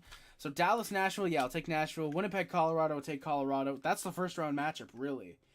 Vancouver, Vegas would be tough to predict, but I would actually say Vancouver, sorry. I think Vancouver would upset them. Edmonton, LA. Firstly, LA is going to be saying, we hate this, but it's probably Edmonton 3 years in a row, unfortunately. Florida, Tampa, I would easily take Florida. Boston, Toronto, again, Boston. Rangers and Detroit, I'd go Rangers. And Carolina, Philly, yeah, I'd probably go Carolina. Yeah, so actually, I agree with most of those. Actually, the only one I think I disagree on are Vancouver, Winnipeg, and Toronto. I think those are the only ones I disagreed with. We're getting some more trades coming in now, slowly but surely. The Rangers now have $2 million in space. Carolina meets Jake Gensler meets the Carolina media. That's fun. Wow, that's fun. That's really fun. Pat Maroon wore this uniform at Oakland High in St. Louis. That's fun. Also, yeah, you love to see this. Shout out the Maple Leafs. They acquired Nick Foligno for a 1st and 2 4ths. Kyle Okposo just went for a goddamn 7th round pick. That's really funny. So we're just waiting on more trades, basically, at this point. The trade deadline basically happened a couple days ago. It feels like nobody's goods left. TBC, that's not even fair to say. Firstly, Florida's going to be physical. Yes, indeed. That's not even fair to say. You look at some of the names that have been popping up. Like, you still got some pretty decent names up. Like, Kuznetsov wasn't even on the board. Toffoli just went. Pat Maroon, Kyle Okposo. This is depth that you cannot underestimate. This is still good 4th line guys that are going to be getting dealt. Toffoli, again, good 1st, 2nd liner. Pacioretty, I think, is a decent 3rd liner. Johnson's a good veteran D. You have guys that, they might not be the best names, but you have guys that are still going to be able to warrant a decent return. Jacob Chychrun is still available, or Chychrun, however you want to say it. Jake Allen is good in the playoffs. He could end up being a decent grab. Kaapo Kähkönen. You've got guys here who are still for sure, like, there's going to be some good players that are left to be acquired. No, I did not want to click on that tweet. Thank you, though. Florida Twitter. Oh, yeah, McKinnon easily wins the heart for me. No doubt about it. It's easily him. But, yeah, Eric Brancham landed in Ottawa. I think Eric Brancham should be getting moved. I think that if they can flip him to a team who can treat him well. Jake Allen, known Brian Elliott backup. Also, Jake Allen, known Stanley Cup winner, unlike Austin Matthews. Let's get another insider up. Let's go with Friedman, I think, this time. We should get Friedman, and I think we might be able to get one other insider up before the end of the day. I want to see if I can actually move over Pierre LeBrun. There we go. We got him moved. Now let's see if I can get Friedman. Oh, God, yeah, I literally cannot move. I'm going to have to move. I'm going to take out Zathura just to even have a chance at getting Elliot Friedman in. Oh, there we go. That was easy. That was really easy. All right, boys, we got Friedman in. So now, the insider count. Ottawa's stuck in the mindset that the team is good. Yes, they are. That is true. Pearson is available. He has franchise potential. Yes, indeed. But the insiders we've got up. Ignore the Matt Sundin, please. We got Bobby McKenzie. We got Bruce Boudreau. Pierre LeBrun. And Elliot Friedman. We now have, I think, 2 more that I got to put up. So, yeah. We're at about 3... Oh, yeah. I just realized I can take these out now. Sporty, I don't know if you're still here, by the way. If you want to come on stream sometime soon. I don't know if you want to come on, talk about the Okposo move and whatever. I'm down to bring you on whenever you want. It depends how long you want to stay. I might call the room. I don't know what. There we go. So we've got the actual we got the return now. So it's a conditional 2026 6th round draft pick. Sorry. So we've got a conditional 2026 6th round pick going to the Minnesota Wild in exchange for Pat Maroon. So we've gotten a couple deals done. We've got 7 in the first 3 hours of the stream going live. So we've been a little bit, gotten a couple trades. I think it's really going to heat up now in this afternoon segment. I think TSN, before I came live, they were mentioning the trades really do pick up around 1 to 2 p.m. So that'll be fun to see. It will be fun to watch if what trades actually do happen. So yeah, we'll be obviously keeping an eye out on any trades. Austin Zepnik with Zegras wanting out of Montreal. Sorry, Zegras wanting out of Anaheim. Does he get traded today? Zepnik. I don't know why I kept this in because I thought Sporty was going to call. Sorry. But yeah. I don't know. I think there could be a minor chance that Zegras gets moved. I think that his value is a little bit lower because he's had a bit of a down year. His overall his cap hit is good, but he's still injured, I believe. He's able to come back in a couple weeks. But like TBC said, he's probably more of an off-season move. I think there is a small chance he could get moved. I think that a team like a Montreal, maybe Chicago, but I can't really see them really wanting to go after Zegras hard like that. Plus, I think Anaheim really wants to get him out of the conference, so they'd probably be more willing to move him to the East, even if it's a slightly lesser return. But I do think that Trevor Zegras is probably an off-season move. But I'll never say never. There's that possibility that they do somehow move him this today. I don't think it happens, but there's always that chance. I will say no, though. I don't think that he does get traded. Also, I don't even think we've heard that he does want out of Anaheim. As far as we've heard, it's more just Anaheim is fine to move on from him because they do have other centers who can take his place. But we will see there what happens. I don't think it's today, though. Like Mad Mike and TBC said, it's an off-season move, maybe a draft day deal, but that'll be foreseen. Adrian Dater said the Avs might be getting a goalie. Really, TBC?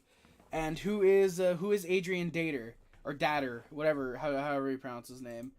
Who is that exactly? And I'm not saying that isn't like who is that? You guys know how I mean it.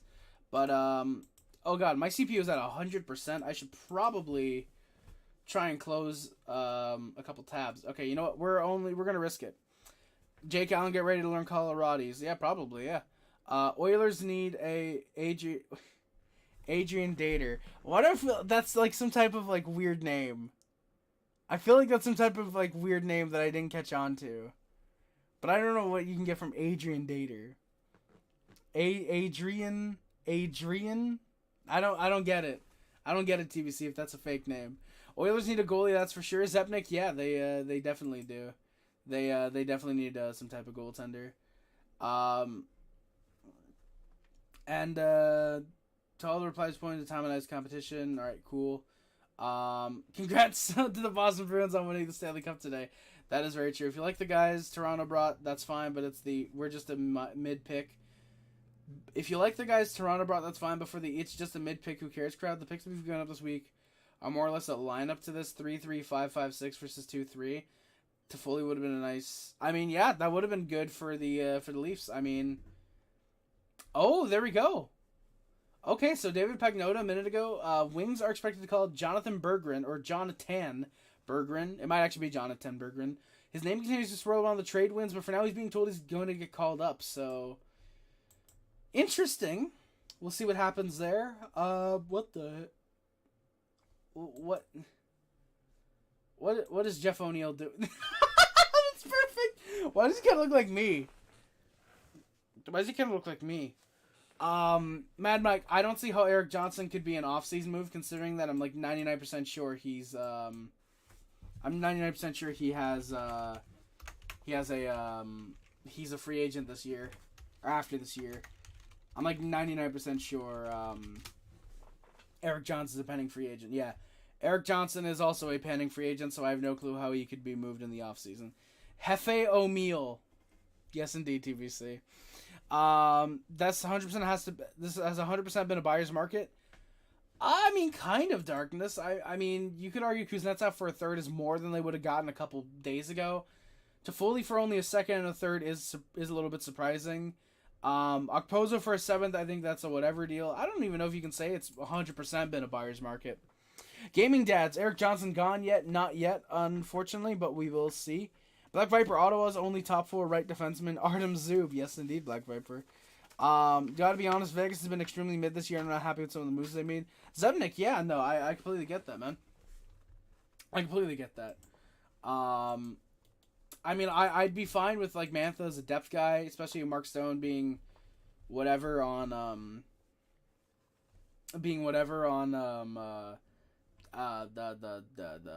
Mantha, on Mark Stone being moved to LTIR. I get it being kind of iffy on that, but overall I think it's all right. I think. Actually, how is the task manager handling? I feel like if it's not at 100%, I might keep. Yeah, it's kind of at 100%. That kind of sucks. All right, I'm checking my YouTube Studio real quick just to see how many viewers we've got, because I feel like it's gone up a lot somehow. I was gonna say, unfortunately, no. I don't want more viewers. Wow. Okay, I'm looking right now, boys. We have gotten 1.3k views on the live stream so far. That is sorry. Or as it's saying right now, we've only gotten 205 because apparently my YouTube Studio has not fully updated yet. 1.3 is near my all-time high, which is genuinely nuts. Thank you guys for coming by and checking out the stream. All right, let's get back to the deadline. I'm not going to get too sentimental just yet, guys. Well, maybe we'll do something near the end of the stream to thank you guys, maybe. It'd be appreciated if there was stuff coming out on Twitter. But yeah, so we're waiting to find out any more trades. Maybe a signing or two. I think Phil Kessel still hasn't been signed yet, actually. Okay, look. Pat Maroon's NHL journey. Drafted by Philly. Traded to Anaheim. Traded to Edmonton. Traded to Jersey. Signed by St. Louis. Signed by Tampa. Traded to Minnesota. Traded to Boston's not winning the cup. St. Louis signed Maroon. Tampa signed Maroon. Let me actually tweet this real quick. Boston isn't winning the cup. St. Louis and Tampa both signed Maroon, not traded for him. That's gotta be the key here. And then I'll put a little what the fuck? Oh yeah, use these emojis in DMs. That's got to be the key. And then we'll put the eye emojis. W boys, let's go. If you guys want to follow me on the Troll Insider account, the at NHL Insider 12, that'd be appreciated. Or if you want to follow my main Twitter, it is at Harry Race Hockey. So yeah, you guys can follow me there. Hey, Demil Marimanov wore 62. I like that actually. That's a nice number for a European defenseman like that. Brisson looking pretty good though, and I wasn't expecting that either. Hey, let's go. I think Brendan Brisson is his name, right? I'm surprised a guy like Boone Jenner isn't looked at being moved. TBC, yeah, I kind of get that a little bit. I kind of get that Boone Jenner isn't being looked at. I sort of get that. At the same time, though, it very much kind of feels like, oh, well, why would Columbus want to move Boone Jenner? He's their captain. I'm pretty sure he's got another 2 years left on his contract, which would probably be enticing to some teams. But I get why they would not necessarily maybe look at dealing out Boone Jenner. I kind of get that. But at the same time, you might want to deal him before his value isn't that good. Habs to sign Maroon next offseason, boom, cup champ. I mean, Darkness, there's a possibility. There's that possibility for sure. I think that's... Alright, what's the notification? Oh, we got a follow. Let's go, boys. Nice. Alright, new tweets. Oh, shit! Jason Zucker's on the move. Jason Zucker from Arizona to Nashville. Wow. So Jason Zucker's going to Nashville. That is wait. What's Nashville doing? Why is Nashville's in the play? I thought they were selling this deadline though. Okay, so Jason Zucker is getting moved. So this is probably then what, based on the market, this is probably what then, a third and a prospect? Nashville's won like 9 in a row. No, but TBC, that's the thing, is like you look at their moves pre the deadline, it's like what have they done? Acquire Beauvillier, trade out Yakov Trinan, who's good depth scoring. Unless that was a move to prepare them to make the splash for a Jason Zucker type of guy. But that would be surprising. So yeah, there we go. So Jason Zucker going to Nashville from Arizona.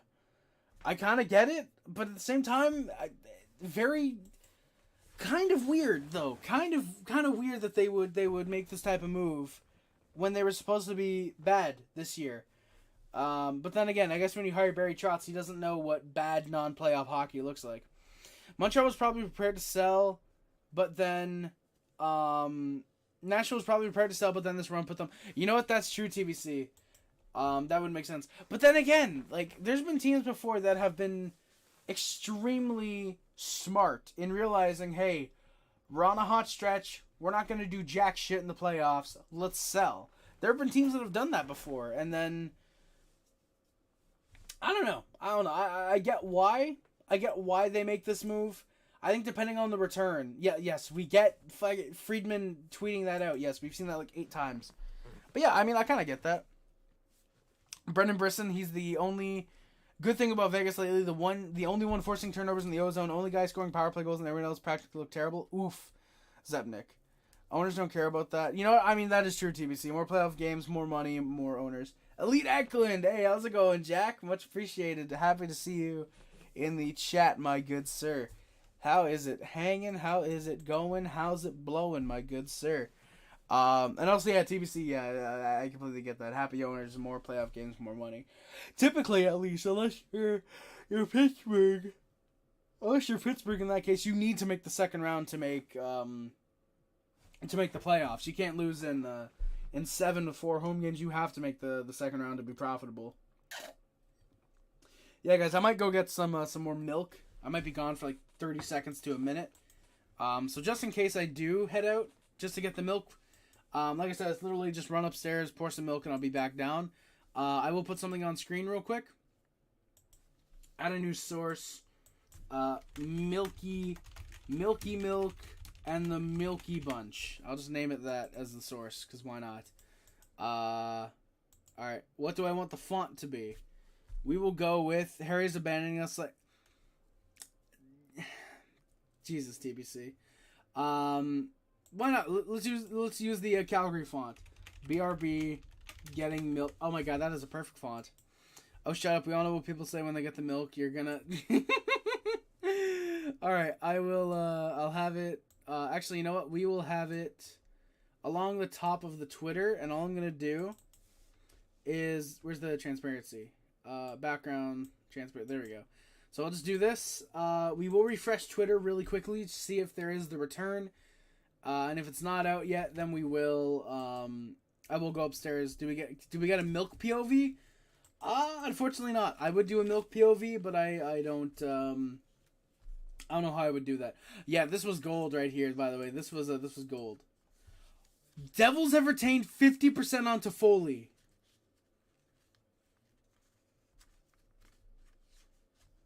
So they get a second and a third to...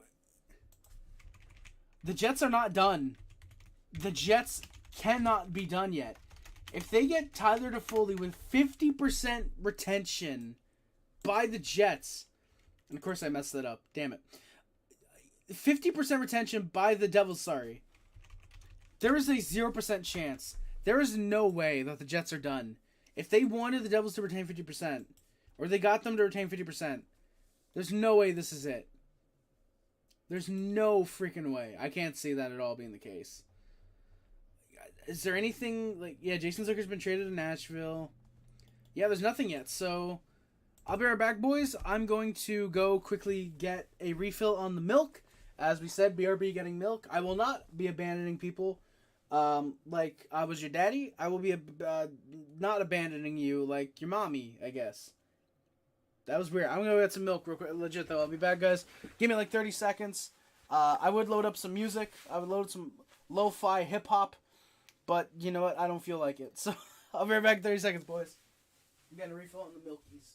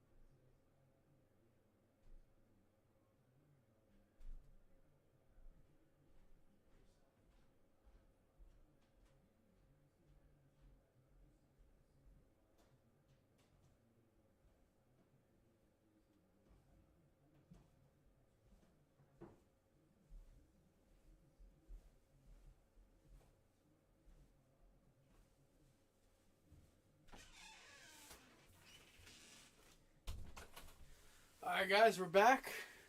Surprisingly, we did not lose any viewers. Well, actually, we only lost one. Surprisingly, we went from 29 viewers to 28. So, thank you guys for actually being patient, sticking with me. Might have been gone like 10, 20 seconds longer than I thought, but nice to have a refill on the milks. I'm sorry, Mackenzie. I gotta toss you down. I'm getting spittle on him. Lo-fi was not planned in the budget exactly, TVC. It really wasn't. Actually, technically it was. I was going to do some lo-fi hip-hop for the whole stream, but I couldn't get it to work because I had TSN open and I wanted to listen to it, and then I ended up turning it off, so... Yeah. So yeah, there we go. The Devils have retained 50%. Yeah, genuinely, I'm shocked by this. Shocked by that 50% retention. We'll find out what the return is. The milkman dropping off the milk and fucking someone's wife, peak 1930s. Oh, yes, indeed, sporty.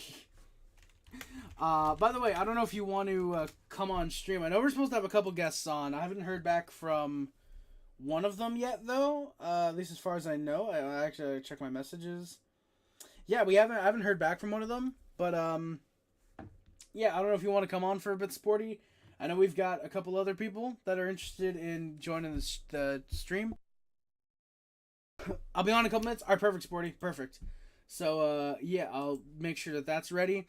We are less than 2.5 hours away from the 2024 NHL Trade Deadline being ended. Yeah, we've got a couple deals that are awaiting. We're still waiting for Habs fans personally. We're waiting for Jake Allen and David Savard. Pacioretty is expected to go to the Florida Panthers. Eric Johnson, Sabers fans are expecting him to be dealt. Jacob Chychrun might be getting traded. We are still waiting on that. The only trade we have confirmed that we are waiting on right now is Jason Zucker. He's going to the Nashville Predators. We're waiting what the return is to the Coyotes. Yeah, there's been a couple deals so far. I think around that 2 o'clock range is when we're really going to start getting those, like, oh shit, not Blockbuster, but oh, we got a trade. 2 minutes later, oh, here's a deal. We got a deal. I think we're really going to get that around 2 p.m. An extra $9 million to use from Thanksgiving. The team was able to get a defenseman off of waivers. Yes, that's funny. Yeah, alright, so yeah, we haven't gotten anything yet. Shit just gets more... Dude, it kind of does, though. Dude, genuine... I don't know how the Devils... They retained 50% on Toffoli, and that's all they get. That's really funny that I said, oh, if it's retention, they probably would be giving up that first. No, just the retention anyways, like... Genuinely, no clue. I don't know what happened, but yeah, so again at this point we're just waiting for trades, maybe a signing again. Phil Kessel, I feel like I've mentioned it a couple times, but we're just kind of waiting on Phil Kessel because I don't think he has officially signed with the Canucks. I'm pretty sure he's been on an AHL deal. So yeah. Oh no, he hasn't even been on an AHL deal. He just has not been signed. He's been like on a PTO, I think. My apartment buildings, yeah, those bins in the wall where they deliver the milk. Oh shit, TBC, that's sick. Let's go. That's fucking cool, actually. I kind of like that. That's really cool. Oh god. All right. See, this is the part of the stream. All right, ready? Perfect, Sporty. I'll be getting my earbuds in. If you, I don't know if you have the stream open. But if you can let me know how it'll sound. I don't know if you want me to just call you on Discord or if you want me to call the little group chat I had. If you want, I can just call you. It depends on... how long do you plan on staying on, Sport? Are you just coming on to give your thoughts? Are you coming on for a while? Or, yeah. It would be cool if the rent wasn't sky high. Facts. I completely get that. Okay, I think that's the highest my ring light will go. Unfortunately, but yeah, Sport. Like I said, it depends on if you're staying for really like a while, then yeah, I've got no problem with calling the group chat or whatever. But if it's just you're just coming on for your thoughts for now, yeah. See, this is the part of the stream, guys. This is the part of the stream that'll suck because we've talked about all the pre-Friday trades. We talked about the Friday trades. We're waiting on the return for Jason Zucker, but here's the thing.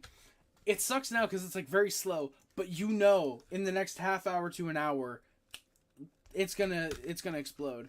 Group chat? Alright, perfect, Sporty. Alright, I will... Oh, you're even calling. Fuck. Do I not have... Oh my god. Why are these not being recognized?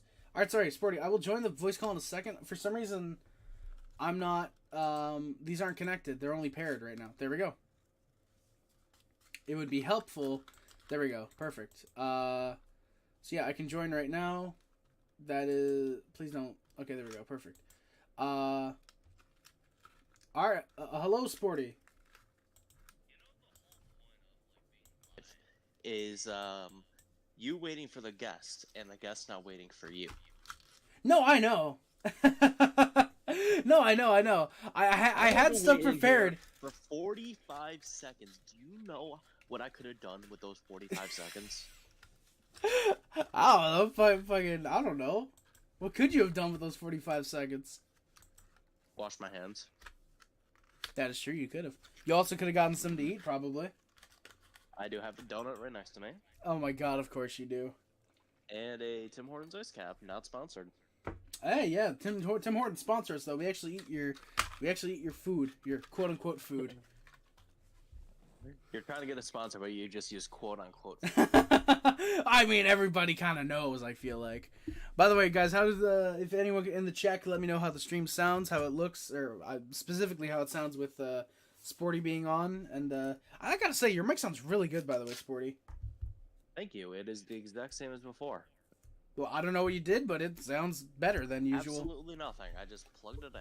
Well, you know what? Perfect. But I noticed that the stream was starting to die a little bit, so I knew I had to come on. Yeah, thank you. Yeah. I was I had topics I wanted to talk about, but I got through all of them in the first fucking 3 hours. Oh, that's what happens when you go live at 9 just to beat John. I did not go live just to beat John. He was live for an hour before me. I will point that out. Yeah, and I decided to click on his stream. I needed to go through 3 fucking ads before it even started. Oh yeah, of course. That does not surprise me whatsoever. Chinky, I should do a banana milk? I have no clue. Milk? I have no clue what that is. It's some fucking Nesquik drink. Oh, I think you said that because I've got a banana. Literally banana flavored milk. I don't like that. Savard, in the topic of Savard, Habs have about 4 or 5 teams that are involved, so they're probably getting a decent return, or they hold the asset if they don't get what they want. Oh fuck! Please. So Dude. that being said, they're probably looking for a first. It's up to the others if they get desperate enough. Yep, I think there's going to be a team that 100% would be desperate enough. Yep, alright, so the trade call... Yep. You know I'm on Twitter, too. Yeah. I do want to say, if there's something involved in the Habs that breaks, I would like you to just say, Harry, refresh Twitter, because I gotta be the one. Like, you can handle everything else, but I gotta... Right. I want the Habs stuff. Here's my setup right now. Like, I've been ready for this. Oh my god! I didn't know you could do that. You can have 2 things open at once? Yep. Wow, alright. I'm gonna open this on stream if you don't mind, Sporty. So, for anybody who's... God. Oh, shit, fuck. Well, you guys can kind of see. Sporty is you're on your tablet, right? My iPad, yeah.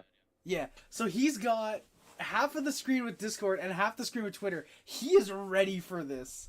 Holy shit. Fucking props to you, Sporty. The only reason why is so the call doesn't lag. The call lags when I have Discord closed. Really?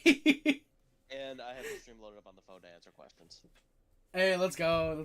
Yeah, if you guys got any questions for, like, Sporty, or you just any questions in general, yeah, fucking feel free to ask, because Sporty and I will answer it, absolutely.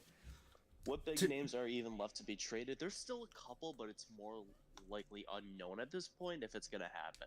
Like Buchnevich, they're holding out for a big return.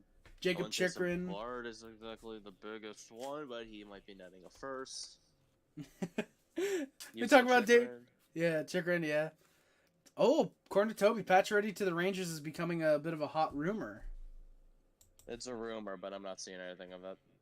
Yeah. Shout out Frankie Corrado, by the way. Kind of sucks at play-by-play. No, I said Frank. I said Frank. No, I know, but I mean, I was answering. Oh, that is true. Eklund's question.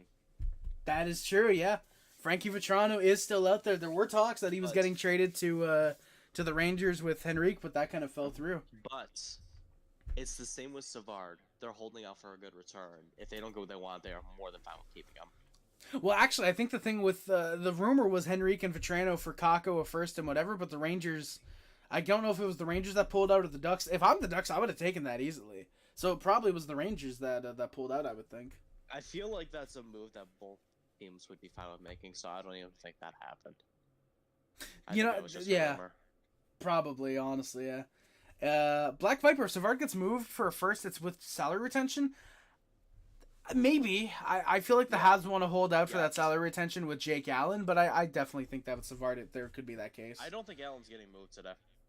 I hope he does, dude. Like, it's funny. I say, I really want Savard moved. It's not because I hate him. I love Savard now. But it's just, I know he's getting moved, and I don't want it to be delayed. I just want it to just happen already. According to Zepnik, there's been some talk about Smith reuniting with Vegas. I mean, maybe. Right. I was about to say Toffoli and Niedermeyer to the Jets, but then I realized they're talking about Niedermeyer last year. Hold on a second. I just want to test something on the stream. Okay. You are going to hack my stream. Okay, that was the test. I just needed to see how. No, I just wanted to see how well my audio was on it. Oh, how is it? It's fine. It can maybe be a little louder, but it's not too bad. All right, I upped you a little bit, and we should be good now. All right, if not, you might. Of course, you had to.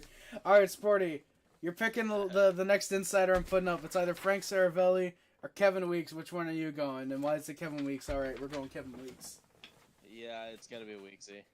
All right. Oh, perfect. I just stand him up. All right, perfect. Weeks. And Saravelli. Maybe I could put him here. Maybe I can put Saravelli. What are you doing with that? I'm gonna be praying to the insiders when it gets quiet. I'm gonna pray to the insiders in like 10 minutes when it's fully quiet. The insiders and Matt Sundin. Desperate. I'm not more desperate than TSN though. I'm not more desperate than TSN. It makes sense. The shit gets good around 2 o'clock, so. Exactly, yeah, like 1:30, 2 good, o'clock. Like hour of downtime right now. Yeah, I was considering. Funny enough, I was considering. What's up? They just vibe. Sorry? They just vibe. Kind of is, yeah. Like I was considering loading up my PlayStation and playing some NHL 23. I'm not playing 98.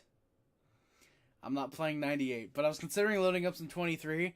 But then I kind of had to plug my ring light in because if it's not plugged in, you kind of get this. So yeah. So I figured, fuck, I can't do it. But we'll talk. We'll talk for now. Zebnik, Allen, and Savard for Crosby and Malkin. The Habs don't have the cap space to make that work. Black Viper, the Kings are... Kings are frustrated. Interesting. They're just frustrated, not with PLD, just in general. I think they'll move him, though. No, I talked about that on the Have Normals podcast. I think it was. But yeah, I talked about that on the Have Normals or Pucking Around, one of the two this week. And yeah, it just they should be looking at moving him, but I can't see how any teams in the NHL would be fine with moving him. Or would be wanting to acquire him, I should say. Mad Mike, I can basically save your time and just say that whatever Fitzy does ain't gonna be good. Yeah, Mad Mike, thank you for coming by, man. For now, I hope to see you in the future. And yeah, sure, you can come on probably sometime soon to discuss the Devils stuff with Toffoli. But yeah, so I'm trying to think of stuff that we could do that wouldn't like cause the viewers to leave. We got 2 hours and 13 minutes for the Buffalo Sabers to trade Eric Johnson, Zemgus Girgensons, and Victor Olofsson. Do you really want them to move Girgensons? The dude is literally Buffalo. He's been here since 2012. But good God, he needs at least a playoff appearance. Well, he's getting that in 2 years, Sporty. He's gonna get that in 2 years. That's right, it won't be until about 6. 2006? Oh, don't even bring that one up. There's drama there. What about 2007? Wait, what'd you guys even do in 07? We lost in the conference finals to fucking Ottawa. Oh yeah, it was back to... Oh fuck, I forgot about that. Then, at July 1st, we lost to Drury and Briere. And then Thomas Vanek got offer sheeted by the Oilers. Should have fucking let him go. You don't like Vanek? I thought you liked him. I love Vanek, but when you're getting all those firsts from Edmonton of all teams, that is true. Good. And I don't think just Vanek would have been enough. Damn. Oh, fuck. Alright.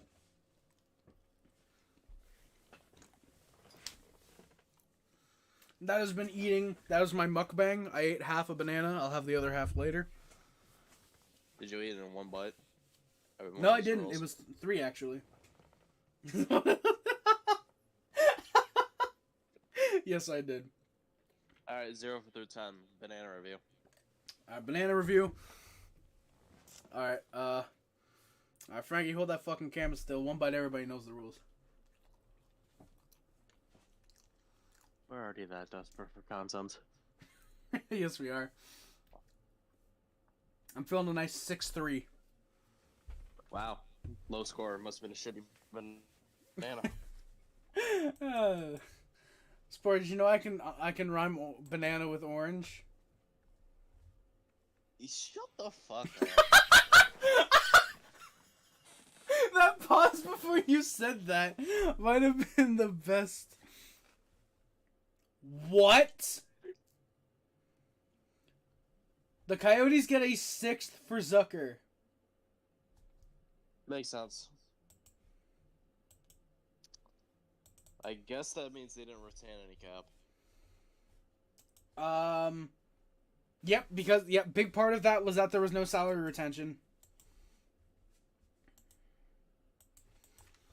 6th round pick. I thought it was gonna be like a 3rd or like a 6th round. That sucks. I hate that. It's Arizona. But Arizona's a good team. They were for like 3 months. Then they decided to lose like 12 in a row. Oh shit, we got a minor league trade. Nick Patan to the Rangers for Turner Elson. So we just left the trade tracker, and now we got to go right back to track an AHL deal. I would consider not. Casey Middlestat in an Avalanche jersey is just so And seeing Byron in a Sabers jersey is not that weird. Is kind of weird too. I don't know what I'm saying. After today, I want an Avalanche Panthers Cup final so bad. Dude, it would genuinely be the most fun thing in the world. I think Panthers and Canucks would be. I'm talking in like the case of former Sabers. Oh yeah, You got Mitzi, who's on the Avs. Yeah. And then you got Reinhardt, Opposo, Montour. Bennett. We never had him. I think you had Sam Bennett for like a year. We had Sam Reinhardt. I know you had Reinhardt. I thought you had Bennett too. No. I don't know where the fuck I was, but you sounded genuinely irritated when I said that too. Oh, Vetrando's starting to trend on Twitter. You said this more than once. Have I? Mm-hmm. Ooh, the Sharks continue to weigh trade options for Alex Barabanov. Multiple teams are in play. He will be moved. He's getting... I wouldn't be shocked if that's a second. You know what? Yeah, Barabanov has been legitimately really good He's this a year. great middle six guy to have. He is. He is a great Casey middle six guy to have.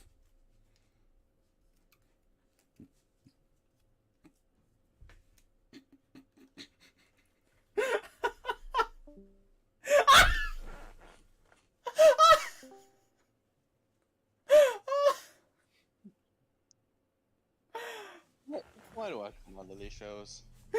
Oh, because you want subscribers. I could have had it so well with John.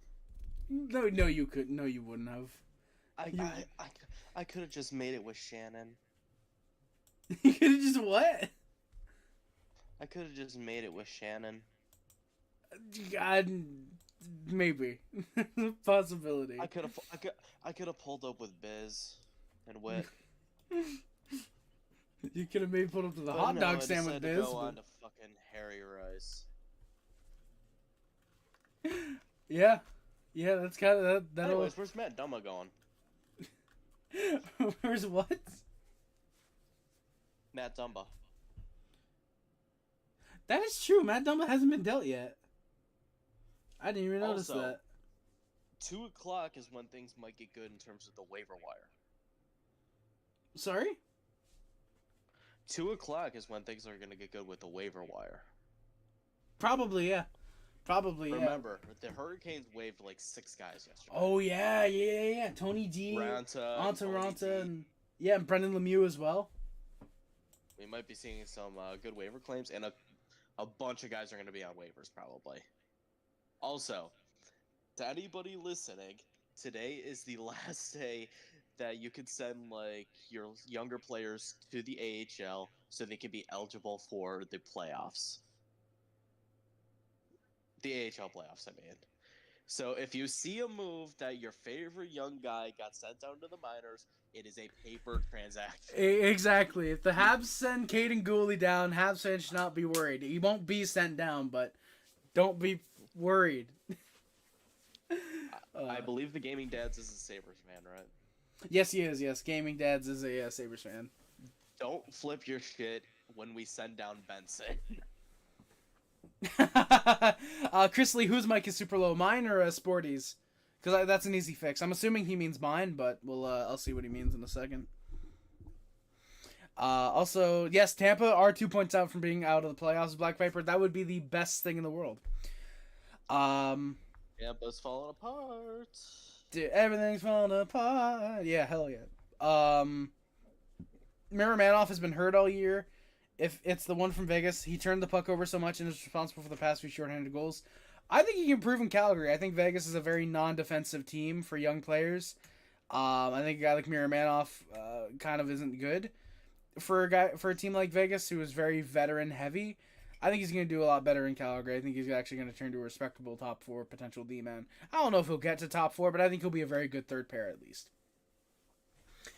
Speaking of waivers, I hated us claiming Bjorkfoot and Denisenko, especially because we lost Pascal, who was very good earlier in the season. I mean, stuff happens. Also, Sporty, how do you feel about Gaming Dad in the chat saying we need the Sabres need a coach like Torts? I would love a Tortorella-style coach, but I feel like with the way we're going, I would love to see more of like a Gerard Gallant. Where is Gallant, actually? Isn't he an assistant somewhere? Somewhere. I don't even think he's coaching right now. But, honest to God, I want to see Lindy back so bad. Really? You want Lindy Ruff? Yes, I want him back. He Wow. got screwed over in New Jersey. Gaming Dad's agrees with you. He says, hell yeah, he wants Lindy too. You know what? I kind of get that, actually. I think he'd be a decent fit for a couple years. But a president of hockey ops. He deserves a front office. Yeah, Lindy is a very smart guy. Front office job. Chris Lee, by the way, thank you. Best channel to watch on Trade Day. Thank you very much, man. Appreciate it. They think that. NCAA not happy. Support small creators. Sorry? Support small creators. Absolutely. Hashtag support small creators. Yes, indeed. Yes. I forgot my own hashtag. Create small... Check out Michkov. Alright, so it is Zucker for a 2024 Dallas 6th round pick. All $5.3 million of his contract goes to Nashville. Hearing that actually kind of is understandable. So what was it? 2027 Dallas? 2024 Dallas 6th. Dallas. Oh yeah. All right. Thank you. Ooh. Do you think Kulik will be called up for the end of the season? I don't know since he's cooled off. What I think the plan is, depending on what moves we make, I think we're going to be calling up Kulik and Roseanne to close out the season just to see what the hell they can do. Harry, I want you to go to the Sabres Twitter real quick and pull up our lineup from yesterday. It is the definition of random.org. Random.org, alright. Alright, let's see. It is the funniest lineup I've ever seen. Alright, let me see if I can, where's that? Just a reminder, Thompson was a late scratch. Oh, is he hurt? Yeah. Alright, this should be good. Yeah, there we go. Look at these lines. Why is Rosick above Skinner? Because Skinner didn't do anything in the OT game the night before and just let Matthews wide open in the sets. It was more in punishment, if anything. Oh, shit. I'm shocked you don't point that out, but notice how our top line yesterday was Alex Tuck, Jordan Greenway, and Eric Robinson. Well, okay, you gotta showcase two of those three guys for trades and Jordan Greenway. Skinner getting that Kruger treatment, says Gaming Dads. Ah, we gotta buy him out this offseason. Really? I thought what happened? I thought you liked Jeff Skinner again. I will always love Skinny, but Father Time always wins. He's on the wrong side. He's on the wrong side of 30 now. Not according to when he plays the goddamn the Canadians. We traded a second and fifth for Greenway, which was a good pickup.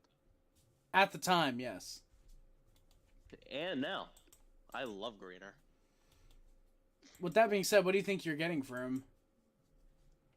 We're keeping him. We're not moving him. Oh, really? Can we get rid of Allen, Mr. Greedo? Yes, definitely. Yes, I think that there's a market for him.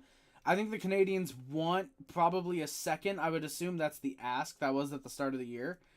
I would get if the Canadians don't get rid of him because they don't get their ask. But I think with how weak the goalie market is, there's going to be teams like Colorado and Edmonton that might be a bit desperate by the time 230 hits and they end up dealing for Allen.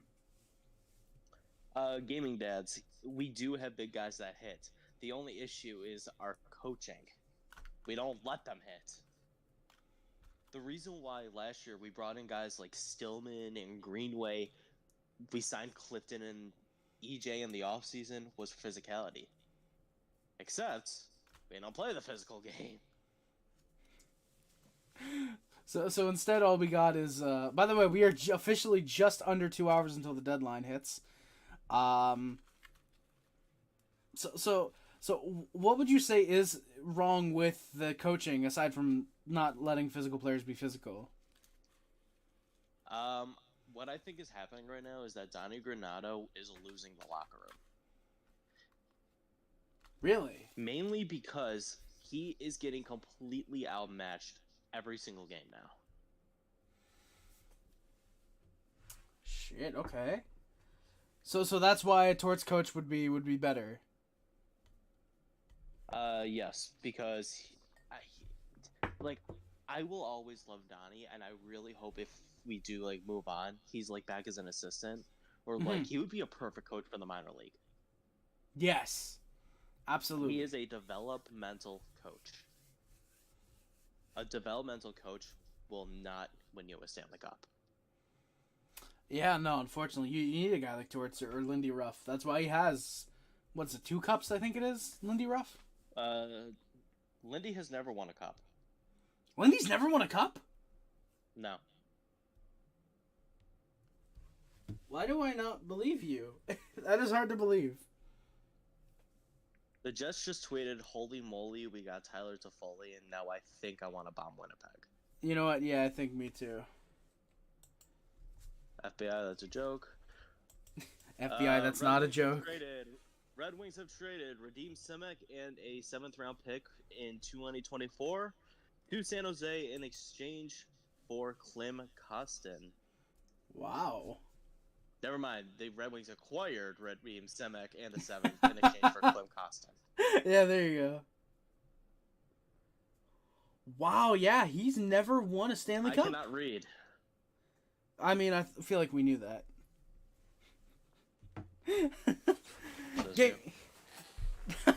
Gaming Dad wants to know, are you from Buffalo, Sporty? Yes. Oh. Mossy Moth. We're getting a lot of Sabres fans in here. I'm happy with this. I'm very upset with Skinner lately. It's been painful. I notice him once a game, and he's our highest paid player right now. I just said that Father Time is catching up. He's on the wrong side of 30.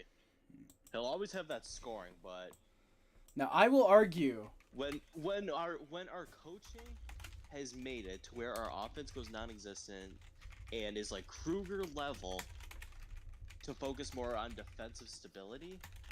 Yes, we have the defensive stability. Our defense is actually solid this year, with help from UPL's massive improvement this year. But at the cost, we don't score 4 goals per game now. That's rare. We're trying to slow the game down so we can win 2-1, 1-0. That's not what the Sabres' identity should be. There's a reason why teams like Colorado can score 6 a game and win like 6-2 convincingly, because they got the balance. Exactly. They have those guys who can be we defensive. If we just let our offensive guys do their thing, we would be in a much better spot this year. It also doesn't help that everybody has been injured to hell and back this year. Cage is like hurt for the 4th time this season. Skinner's been playing hurt. Tuck's been playing hurt. Quinn's been out all season. Samuelson. Yeah, pretty much everybody. Yeah. So while it does seem like we're going just sideways or even trending back down, I think it's just a lost season based off things that are beyond our control. So even if you did have that like Lindy Ruff, John Tortorella coach, it's still coaching that. Mm-hmm. Yeah. All right. Chris Lee wants Niels Hoglander in Montreal. I mean, depending on the return, I would be fine with it. I think he's a good project player. He could work here. I've got no problem with. I only think Niels will benefit for a good team like in Vancouver. There's maybe that possibility. I don't even know how well he's doing right now. Actually, I only see him as a compliment to a line, and he's got to have somebody good on his wing. Like if let's say the Habs get Hoglander, right? He would probably be on the 3rd line with who? I don't even know. Like it'd probably be Evans and Anderson. Well, all right. Yeah, that's probably who's on our 3rd line. I don't think he would do anything. That's completely fair. And Anon Ho, Chikrin to the Jets, come on, go get him.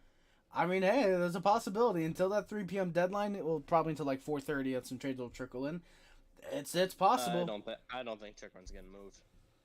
I feel like if we're talking guys like Chikrin or some bigger guys, that's gonna be an off-season move. I mean, Because I really think Ottawa wants to get rid of that sudden thing where they just pay a lot to get a guy and then just get rid of him a year later. Yeah, it hasn't even been a full year for Chikrin yet. I'm pretty sure he was flipped on my birthday, actually. You got DeBrincat, Tarasenko, and if they're doing that with Chikrin now, then what the hell is Ottawa even doing? Being a clown show, which I mean is kind of their thing. Makes sense. You would think when Melnick died, they would have gotten better. You would have, yeah. But for some reason, no. Also, actually, it has been a year already. He was traded March 1st last year. Mossy Moth. All Sabres knew we were going to suck when Donnie started the year off with Skinner, Tuck, and Thompson on different lines. Is that true? That is true, except keep Thompson and Tuck together.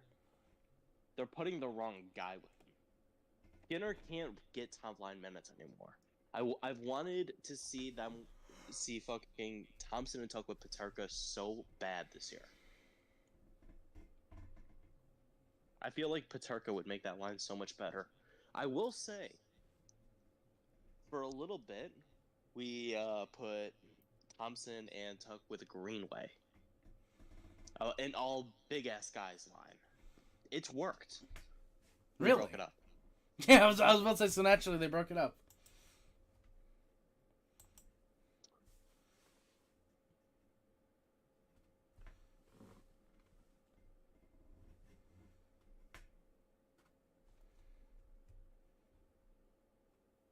Black Viper, Clem Costin, basically, he's like the new Dylan McElrath. He just gets traded every year. Yeah, kind of. holds little to no value and just yeah. Holy shit, yeah, Mossy Moth. If that's true, the Sabres haven't had a 3-game winning streak until 2 weeks ago. Yeah, they cannot hold momentum. Holy shit. We're the ultimate 500 team this year. You said it earlier this year. And honest to God, we honest to God should be worse than we are. I mean, I guess that's what happens when UPL puts up what is it again? 1.87 goals against average.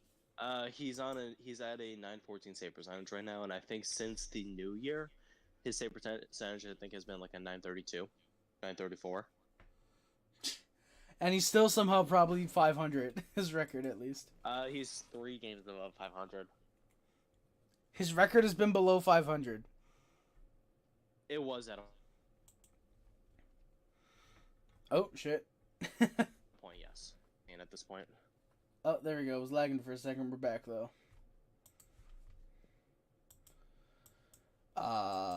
Zednik's saying about Ottawa, they've had a ton of injuries and the suspension to Shane Pinto. I don't think that helps them. Shane Pinto, while he's good and he's going to be good this season, he wouldn't have been all season. He's not a make or break guy. Exactly. He's not a guy that's like, oh man, we lost Shane Pinto. That's clearly why we lost. No, literally, it's just no. It's just whatever.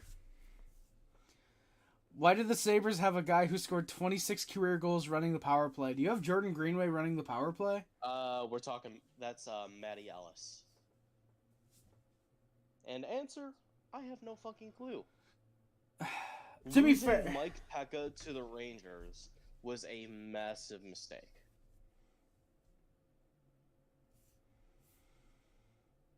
Was it? To be fair, regarding a power play coach, the Habs have Alex Burrows as theirs.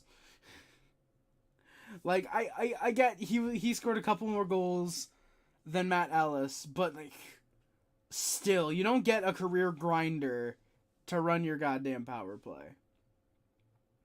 Like, this was infuriating to watch yesterday. The Sabres went 0 for 3 on the power play yesterday. Nashville went 2 for 3. That ended up being the difference maker in the game. Oof. Bowen Byram played his first game as a Sabre yesterday. He scored a goal and got an assist. He looked good to start. He was not our top power play unit. When I say he was the only one on that unit to rotate. Yeah, gaming dad's talking about he was trying to get guys to move. 4 other guys were just standing there. Oh yeah, gaming dad's mentioned it, how Bowen Byram's trying to get guys to move and just was not able to. It was fucking sad to watch. I can imagine. Like, there are so many things that we do wrong with a man advantage. I'm talking like a power play or like a 65 empty net. 65 empty net is a whole different story. This is what happened yesterday. Did you hear about this? Let me tell you something. When you're on 6v5 or on any sort of man advantage, how would you like to be set up? Preferably 2 guys at the blue line to kind of protect, and then have a little bit of a 3 guy up and 1 guy in front of the net covering. There, right there. That last part right there. Guy in front of the net. We don't believe in that.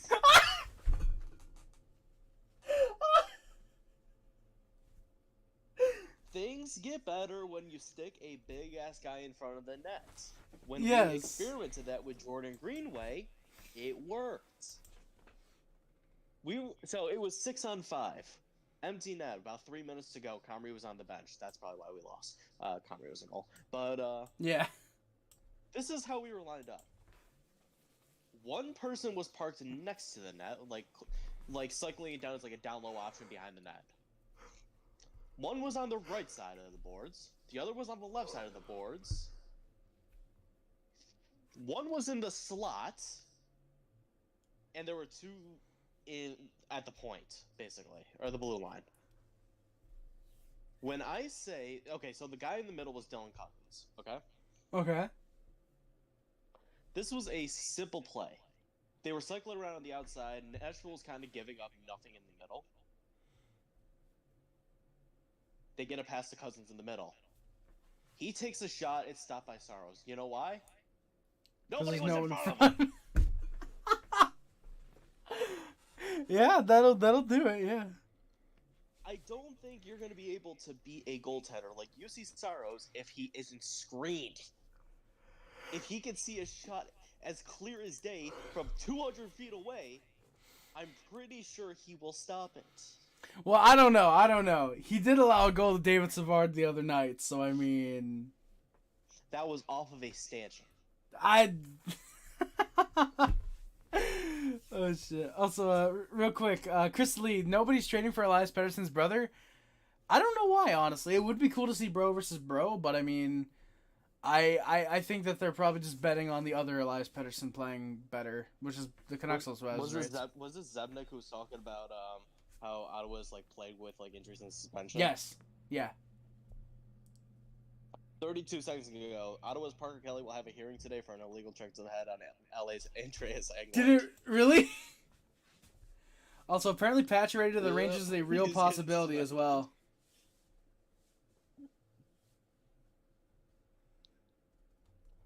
I'm just trying to make sure. I'm trying to check see if there's anything that's actually coming up before I get to any more comments. I got none. Yeah, there we go. Yeah, Ottawa's Parker Kelly. We just got that. That's very funny. What is your experience from the last trade deadlines? Well, a lot happened in the last 15 minutes. Chingy, yes, that's always how it usually is. The morning is very, very quote-unquote boring, but it's very, very slow, very dead. Usually around, like Sporty said, 1:30, 2 o'clock is when it... We're at the downtime right now. Exactly. There's up in the last hour when everybody wakes up and is like, oh shit, we gotta do something. Yep. When every team tries to get the fans on their side by making a big move. And either that's that or just doing something out of desperation for the sake of making a move. AKA trading for David Savard. Savard. We're not getting screw that, we're not getting what we really want, just take the best offer. Or they just decide we're just gonna keep them. Exactly. Like, I think Jake Allen's decision... The decision with Jake Allen won't be right now. It'll be in the next hour. And keep in mind as well, Chingy, the last hour, 2 to 3 is usually big. You also will have trades trickling in after the deadline ends because the NHL is still... 4:30. Exactly, yeah. Like, you'll get trades like the NHL is approving them. You'll hear, oh, so-and-so is getting traded, and then the trade will only come out around, like, 3:45 because the NHL is fully approving it, and... Yeah. But most of the time, those are just very small, like, minor league moves. Yeah. At this time, like going to the trade tracker with the occasional big ass one. Yeah, like we've got Tyler Toffoli's probably the biggest deal we've gotten so far. Kuznetsov, and then probably Zucker, Maroon, Okposo. You'll get a lot of depth moves now. You'll only see if there is a big time move. You'll see that in the next hour and a half, though, for sure, easily. Yeah. Mossy Moth, how's Slav this year? I don't know. Oh, sorry. And just gonna point out, if there's like a team that has like that has been like potentially shopping like a major guy, and they haven't been like active in the market today, then they could be trying to just work something for that. That is true. Like last year with Philly, they were trying to move JVR all day long. Rumors that he's getting moved, and then he just didn't. I'm not saying JVR is a big guy necessarily, but. No, they just completely fucked it with the timing. That is true. They fucked it with the timing, and plus they wouldn't retain on him or something like that. No, I think they were I think it was one of those where they went to, where they did trade him to Detroit, but they didn't get the call in on time. Oh yeah, something like that. Yeah, I remember that. Yeah, I got that confused with another one where it was that he was getting traded, but it just didn't happen in time. That was they couldn't get the call in. Yeah. But Chris Lee, do you think Boston will trade Linus Ullmark? No. Swayman's been better this year. Neither goalie has been good in the playoffs. Then again, Ullmark came from Buffalo, and what is playoffs? They are not getting rid of Ullmark unless it's a serious ask. He's had a down year, but how can you follow up a fucking .935 save percentage? By being good. He is good. But Swayman's been better, and I think that's the thing, is that Brendan Bussey, firstly, looks ready to be a backup. If they were to move Ullmark to improve the team, maybe offensively getting a second-line center, getting good futures, I think that's a good step in the right direction for the team. Nobody is going to trade a forward player for a goalie. I don't know. You'd be surprised, Sporty. I think there's a couple teams. Like, I'm not saying Colorado, because Colorado's bad comp, but say Philly. I think they'd be willing to deal a Scott Lawton and a couple prospects to get Linus Ullmark to help them push. Now, Boston wouldn't deal with Philly. They're in the same conference, but I think something like that could end up potentially working. I think that there would absolutely be teams that would be willing to do that.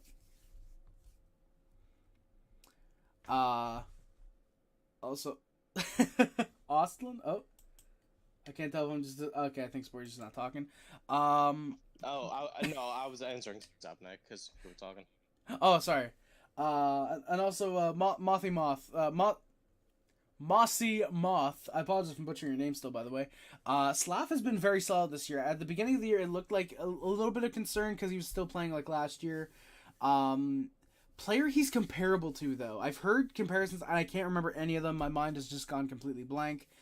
But he's a big boy. He's got a great shot. He's really improved this year. I think his two-way game overall is actually playing... He's been playing much better. His playmaking is great. He's got confidence in his shot. He's laying the body. He's not looking down as much as he was last year. He's adapting to the NHL.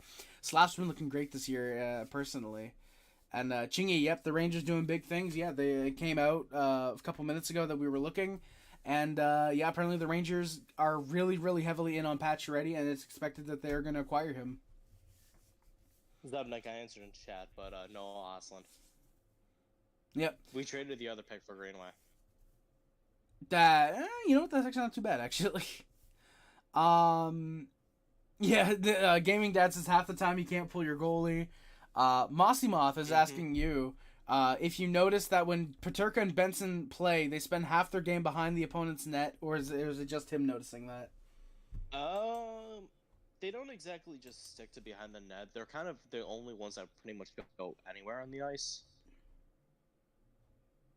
But it really depends on like how they're structured for the game. Like I feel like they trust Peterka and Benson more with their playmaking skills, even though Peterka's got a fucking deadly ass shot at this point.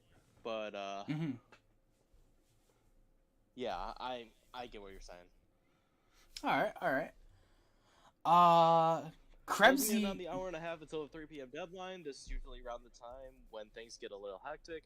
I think the Sabres still have a few things cooking. We'll see what gets done over the next few hours. And who's that from? A local source. Chad D. Dominicus. Hey, Chad D. Dominicus. Shout out him. You should come on the Pucking Around. Not for real, though. Shout out. Do you think Krebs should be getting a chance on the second line for the rest of the year over Eric Robinson? Yeah. We are killing Krebs by putting him on the fourth line. I mean, I don't know. Montreal. If you want him to flash his playmaking skills, like, okay, so we just got rid of Middlestat, right? Yes. Who is known for his playmaking. He's not that much of a shooter. That's what I think Krebs has the ceiling to be. He's not going to be known for his shot. He's not going to score you a bunch of goals, but he passes the puck with his amazing vision. He has amazing vision. We're putting him on the fourth line to be a goon. While I'm cool with him getting into a fight and for him to be scrappy, that's not who he should be. I wouldn't say second line, but just fluctuating in the middle six. But he needs actual players to play with. Like a week and a half, 2 weeks back, we played him with Peterka and Benson. That line was fucking cooking. Then they put him on the fourth line. Oof. With Gergensen and Robinson. Gee, I wonder how he's been since he's been put on that fourth line. He did get an assist yesterday on Byram's goal. He did get an assist, actually? Holy shit. Mm-hmm. That is actually rare. At least on that fourth line, I'd imagine. Krebs is so young. Yeah, probably putting him on the top line. Yeah, that'd probably be ideal for getting him at least some confidence. Oliver, welcome back, my good sir. Welcome back. Welcome back, Mad Mike, as well. Gaming Dads would love a Hathaway-type fourth liner in the offseason for Buffalo. Yeah, but also no. Mainly because we're going to have guys in the system coming up. That is true, and you don't want to hinder any development, really. I think that's definitely going to be a key. Gaming Dads, everybody wants a Kachuk on their team. Exactly. Now, if we're talking Matthew, absolutely. Brady or Matthew, you want a Kachuk on your team. Maybe not Brady. Matthew, definitely, but... Brady is just because he's on fucking Ottawa. No, it's because he's apparently a cancer. He's a Kachuk. Of course he is. At least Matthew, he plays in the playoffs. He's stuck on Ottawa. Okay, and he could score a couple more goals. Shout out Toby Reeder. I love you know exactly what I'm referencing to. God, yes. Oh yeah, Toby Reeder, Sabers legend too. Mm-hmm. I completely forgot he played for the Sabers. Hey Oliver, you mean David Ayers tomorrow? Nice. Tell him Harry sent you. No, don't. Actually, don't. Just hope you enjoy yourself, my good sir. And then he'll just say, "Who the fuck is Harry?" He'll tell David Ayers, check me out. He will, and he'll think, yeah, I'm getting a restraining order against this guy. Yes, David Dads. Peterka is showing flashes of Maxim Afinogenov. Easily Afinogenov. He is fucking fast. Great shot. And he's building a good, like, all-around game. I could totally see him being a new Afinogenov for us. Hopefully he doesn't flame out as fast as Afinogenov did, He's though. been playing tough guy because Ottawa has no... Yeah. He never really flamed off. Well, not flamed off, but hopefully he doesn't... He just went to Europe. Yeah, hopefully he doesn't fuck off, I should say, as fast as Afinogenov did. That's what I'll say. Brady's been playing tough guy because Ottawa has no other fighters. That's pretty much it. Mark Kastelik, Parker Kelly, they have tough guys. I mean... They have tough guys. They just don't know how to be tough. They are guys. Yes, I do agree with that. Max Pacioretty has been presented with an opportunity to waive his no-movement clause for a contender. I'm told no decision yet as of this time. Brooksy has reported Rangers still in the mix. Florida wasn't played earlier before they added Kyle Oposo. Yep, I was surprised about that. But since David Pagnotta tweeted that means Frank Saravelli is going to tweet that he's getting traded in the next 5 minutes. Pagnotta probably will. Saravelli was just cooking his ass yesterday. It was hilarious. Dude, yeah, Saravelli was like, bro did not know how to report something for the life of him. I love Saravelli, but that was funny to see. No, Pagnotta couldn't report. It was Saravelli that was correcting him. Oh, yeah, Pagnotta. I forgot which one was doing which. I'm kind of dumb in that way. Oh, really? Gretzky just traded Ovi to the Ukrainian front. Really now?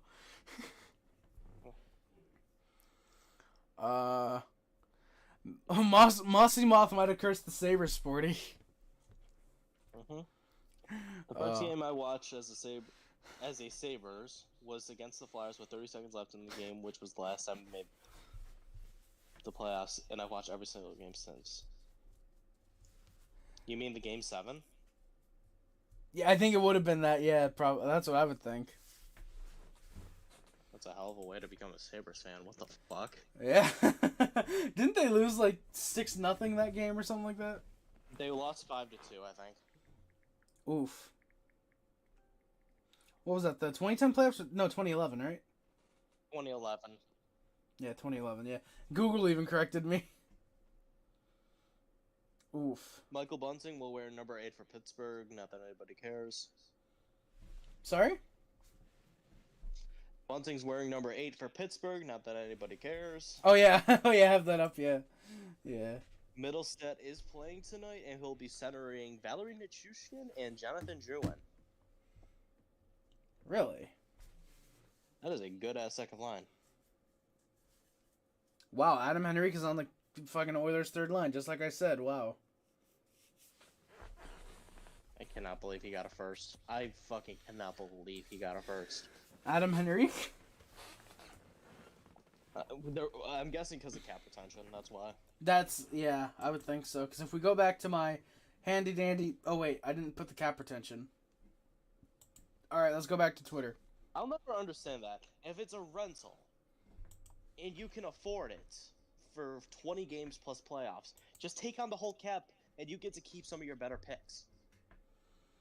But at the same time, if you get the retention, you might be able to acquire 1 or 2 more players.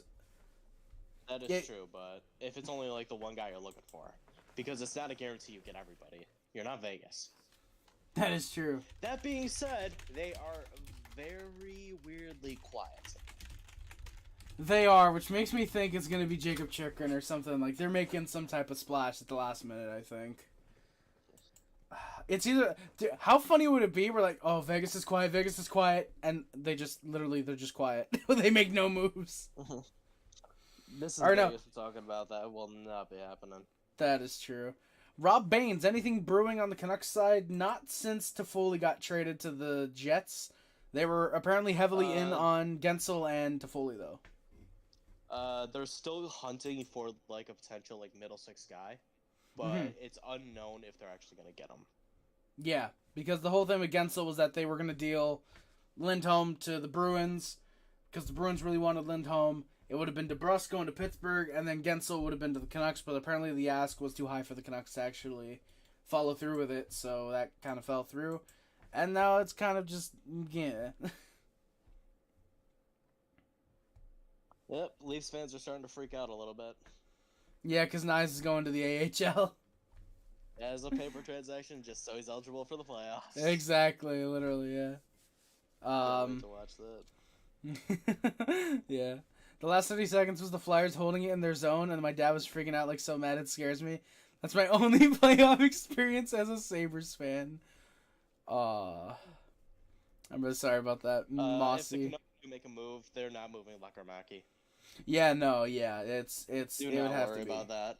The Yeah. only way they were is if they were getting a guy like Gensel. Exactly, and even then, they probably would have been more open to being moving said- Atu Ratu. That being said, if they were gonna get Gensel, then Kahnawake wouldn't have been on the table. Well, would have been on the table is what I'm trying to say. But given the return, I think they were in on Gensel, but they wouldn't like offer. Yeah, that sounds about right, actually. Oh, all right, we got the return. So, Luke some guy, and a 6th round pick for Pat Maroon. Yeah. Luke Toporowski and a conditional 2026 sixth. 2026. All right. Please tell me I got it right. Toporowski. Toporowski. Good enough. All right, so fun. Gaming Sporty, that last comment from Gaming Dad's 100% for you. I'm also tired of Rob slurring his words during broadcast. Since we're on topics. Well, I gotta let you know though that Thank you, Sporty. Hello, darkness. I actually love Rob Ray. Him and Levy have a good connection and like good chemistry. Mm-hmm. And also, Rob Ray I gets just called fat. I feel like every other stream. He either gets called fat or we laugh at his random ass stories. Who is it that said that he always- talks too much? Gary Galley. Yeah. that he went to go talk about a game, asked a question, he walked out 25 minutes later because he wouldn't shut up. One question took 25 minutes for Galley to answer because he wouldn't shut up. Oh, I love that. That's funny. Either that or the Domie's big ass head size. Yeah. And how he's never like Ty Domi. That they got drafted together and they fought in they already started fighting in the draft floor. Oh, apparently Rob Ray's keys to the game. Play hard. Sounds like the keys to the game that I made in 2020 and 2019. It does, yes, it does. Yeah. Yeah, you can tell this is the downtime for the trade deadline. We're talking random fucking Rob Ray. It's gonna be about like a good half hour until shit starts getting good again. Probably, yeah. So if you guys are waiting, hit that like and subscribe. Go follow Sporty at Chev Camaro. Chev space Camaro. He posts sometimes, and I haven't posted in over a year, and we'll see. Yeah, but yeah, be sure to hit the like and sub here for sure. I kind of want at to just 1,000 be like a Jeff Skinner and just be a compliment to a channel. Yeah, exactly. I like that actually. Which means I get to do like showcase my thing while doing none of the work. Exactly. All we need is his voice. But but yeah, and also if we hit 1,000 subs on this channel by the end of the deadline, I will be doing a well, not the end of the deadline, but by the end of what is originally supposed to be the end of the stream. If we hit 1,000 subs, I will be doing a 24-hour sleep stream. So that's gonna be. Zemnik is surprised Chicago didn't do a little more in FA since they made the big trade and got Bedard. I mean, a little bit. I feel like they were really heavily in on Celebrini. Yeah, plus they really don't have anybody to sell. Exactly. Yeah, they didn't have anybody to sell. I'm almost certain they're just gonna stand pat to that. Probably, yeah. Like I think there's one or two guys that could sell, but for the most part, yeah, they're gonna stand pat.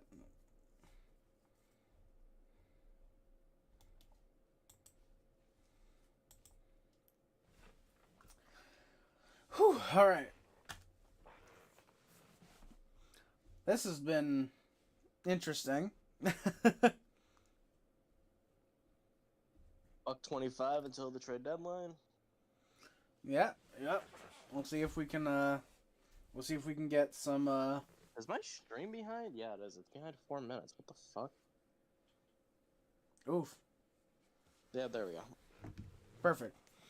Darkness. Yeah, kind of surprised Montreal hasn't done anything. I mean, to be fair, the Habs last year, I feel like even though they didn't do anything, I feel like. What's up, somebody? I feel like Kent Hughes is definitely like trying to do something, but he's kind of like him and Gordon are kind of like I've noticed that they're kind of on the whole thing of like really wanting to sell high, and they're really stern on their ask. Yes, which I'll admit I like that because it shows that they're not willing to bend, but at the same time it could also end up potentially costing. You might want to refresh Twitter now that I just said that. No way, Sporty. I know what I told you to do earlier. Oh my God, the Coyotes have traded Jason Zucker. No, you really. Oh shit! There it is. Holy shit, guys! Free! Oh my fucking God! Holy shit! Oh my God! So that means we're getting a second then. That means we're probably getting a second because there's no way. Trading Luke Hughes, Simone Nemec, and Alex. Dude, if that. Oh, and lesser news, but still. Oh, there's the Anthony DeMarco that Odelski was talking about earlier. Philly is also trading Wade Allison. It's a 3-way deal. We're getting Wade Allison. Holy shit, guys! All right, so I gotta put these trades down. Holy shit! Sporty, you haven't. How about the timing on that? Holy fuck! Dude, you have no idea how fucking happy I am. Alright, so Wade Allison is going somewhere. New Jersey is getting Jake Allen, which does make me a little bit worried. Bro, imagine trading for some guy named Wade. NZA, yeah, Jake Allen. Why bot? Mad Mike says that Jake Allen heading to the Devils pleases him. Oh God. That is true. That could have been the reason they got the second. That's actually really smart analysis, kind of. Yep. Yeah. Oh my God! And the other Friedman account tweeted it. I would click on the replies, but I don't want any fucking nudity because I know Twitter's been really shitty at hiding it lately, unfortunately. Oh, yeah. If a return comes up, I'll let you know. Because Sorry? I feel like you kind of want. I feel like you kind of want like somebody to tell the return, as like a sense of suspense. Oh, so you don't want me to refresh? You want to tell me the return? Yes. All right, I'm down with that. Once it comes out, dude. I will say, gaming dads, the Sabers have sent down Ryan Johnson in paper move. Zach Benson will not be getting sent down. Really? It just hit me that it's more than likely because he's not eligible. Oh, oof. Wait, but he's not waiver eligible, though. Would he not be... He's not eligible to play in the AHL. It's kind of like a Savoy, the issue with Savoy. Oh, because he's 18. Oh, shit. That actually makes a lot of sense. I did not even think of that until now. So Yeah, because he's it's 18. only, Yeah. Doc Johnson this year. Yeah. Yeah, NZA. Yeah, there we go. We got some excitement. X3. Yeah, Allen's gone, dude. Allen's going to the Devils. Holy shit. Oh, you guys have no clue how happy I am. Dude, Sporty, Now, what here's the if the thing. return is the We're 7th? we're about an hour and 20 minutes from the deadline. This is our first goalie move of the day.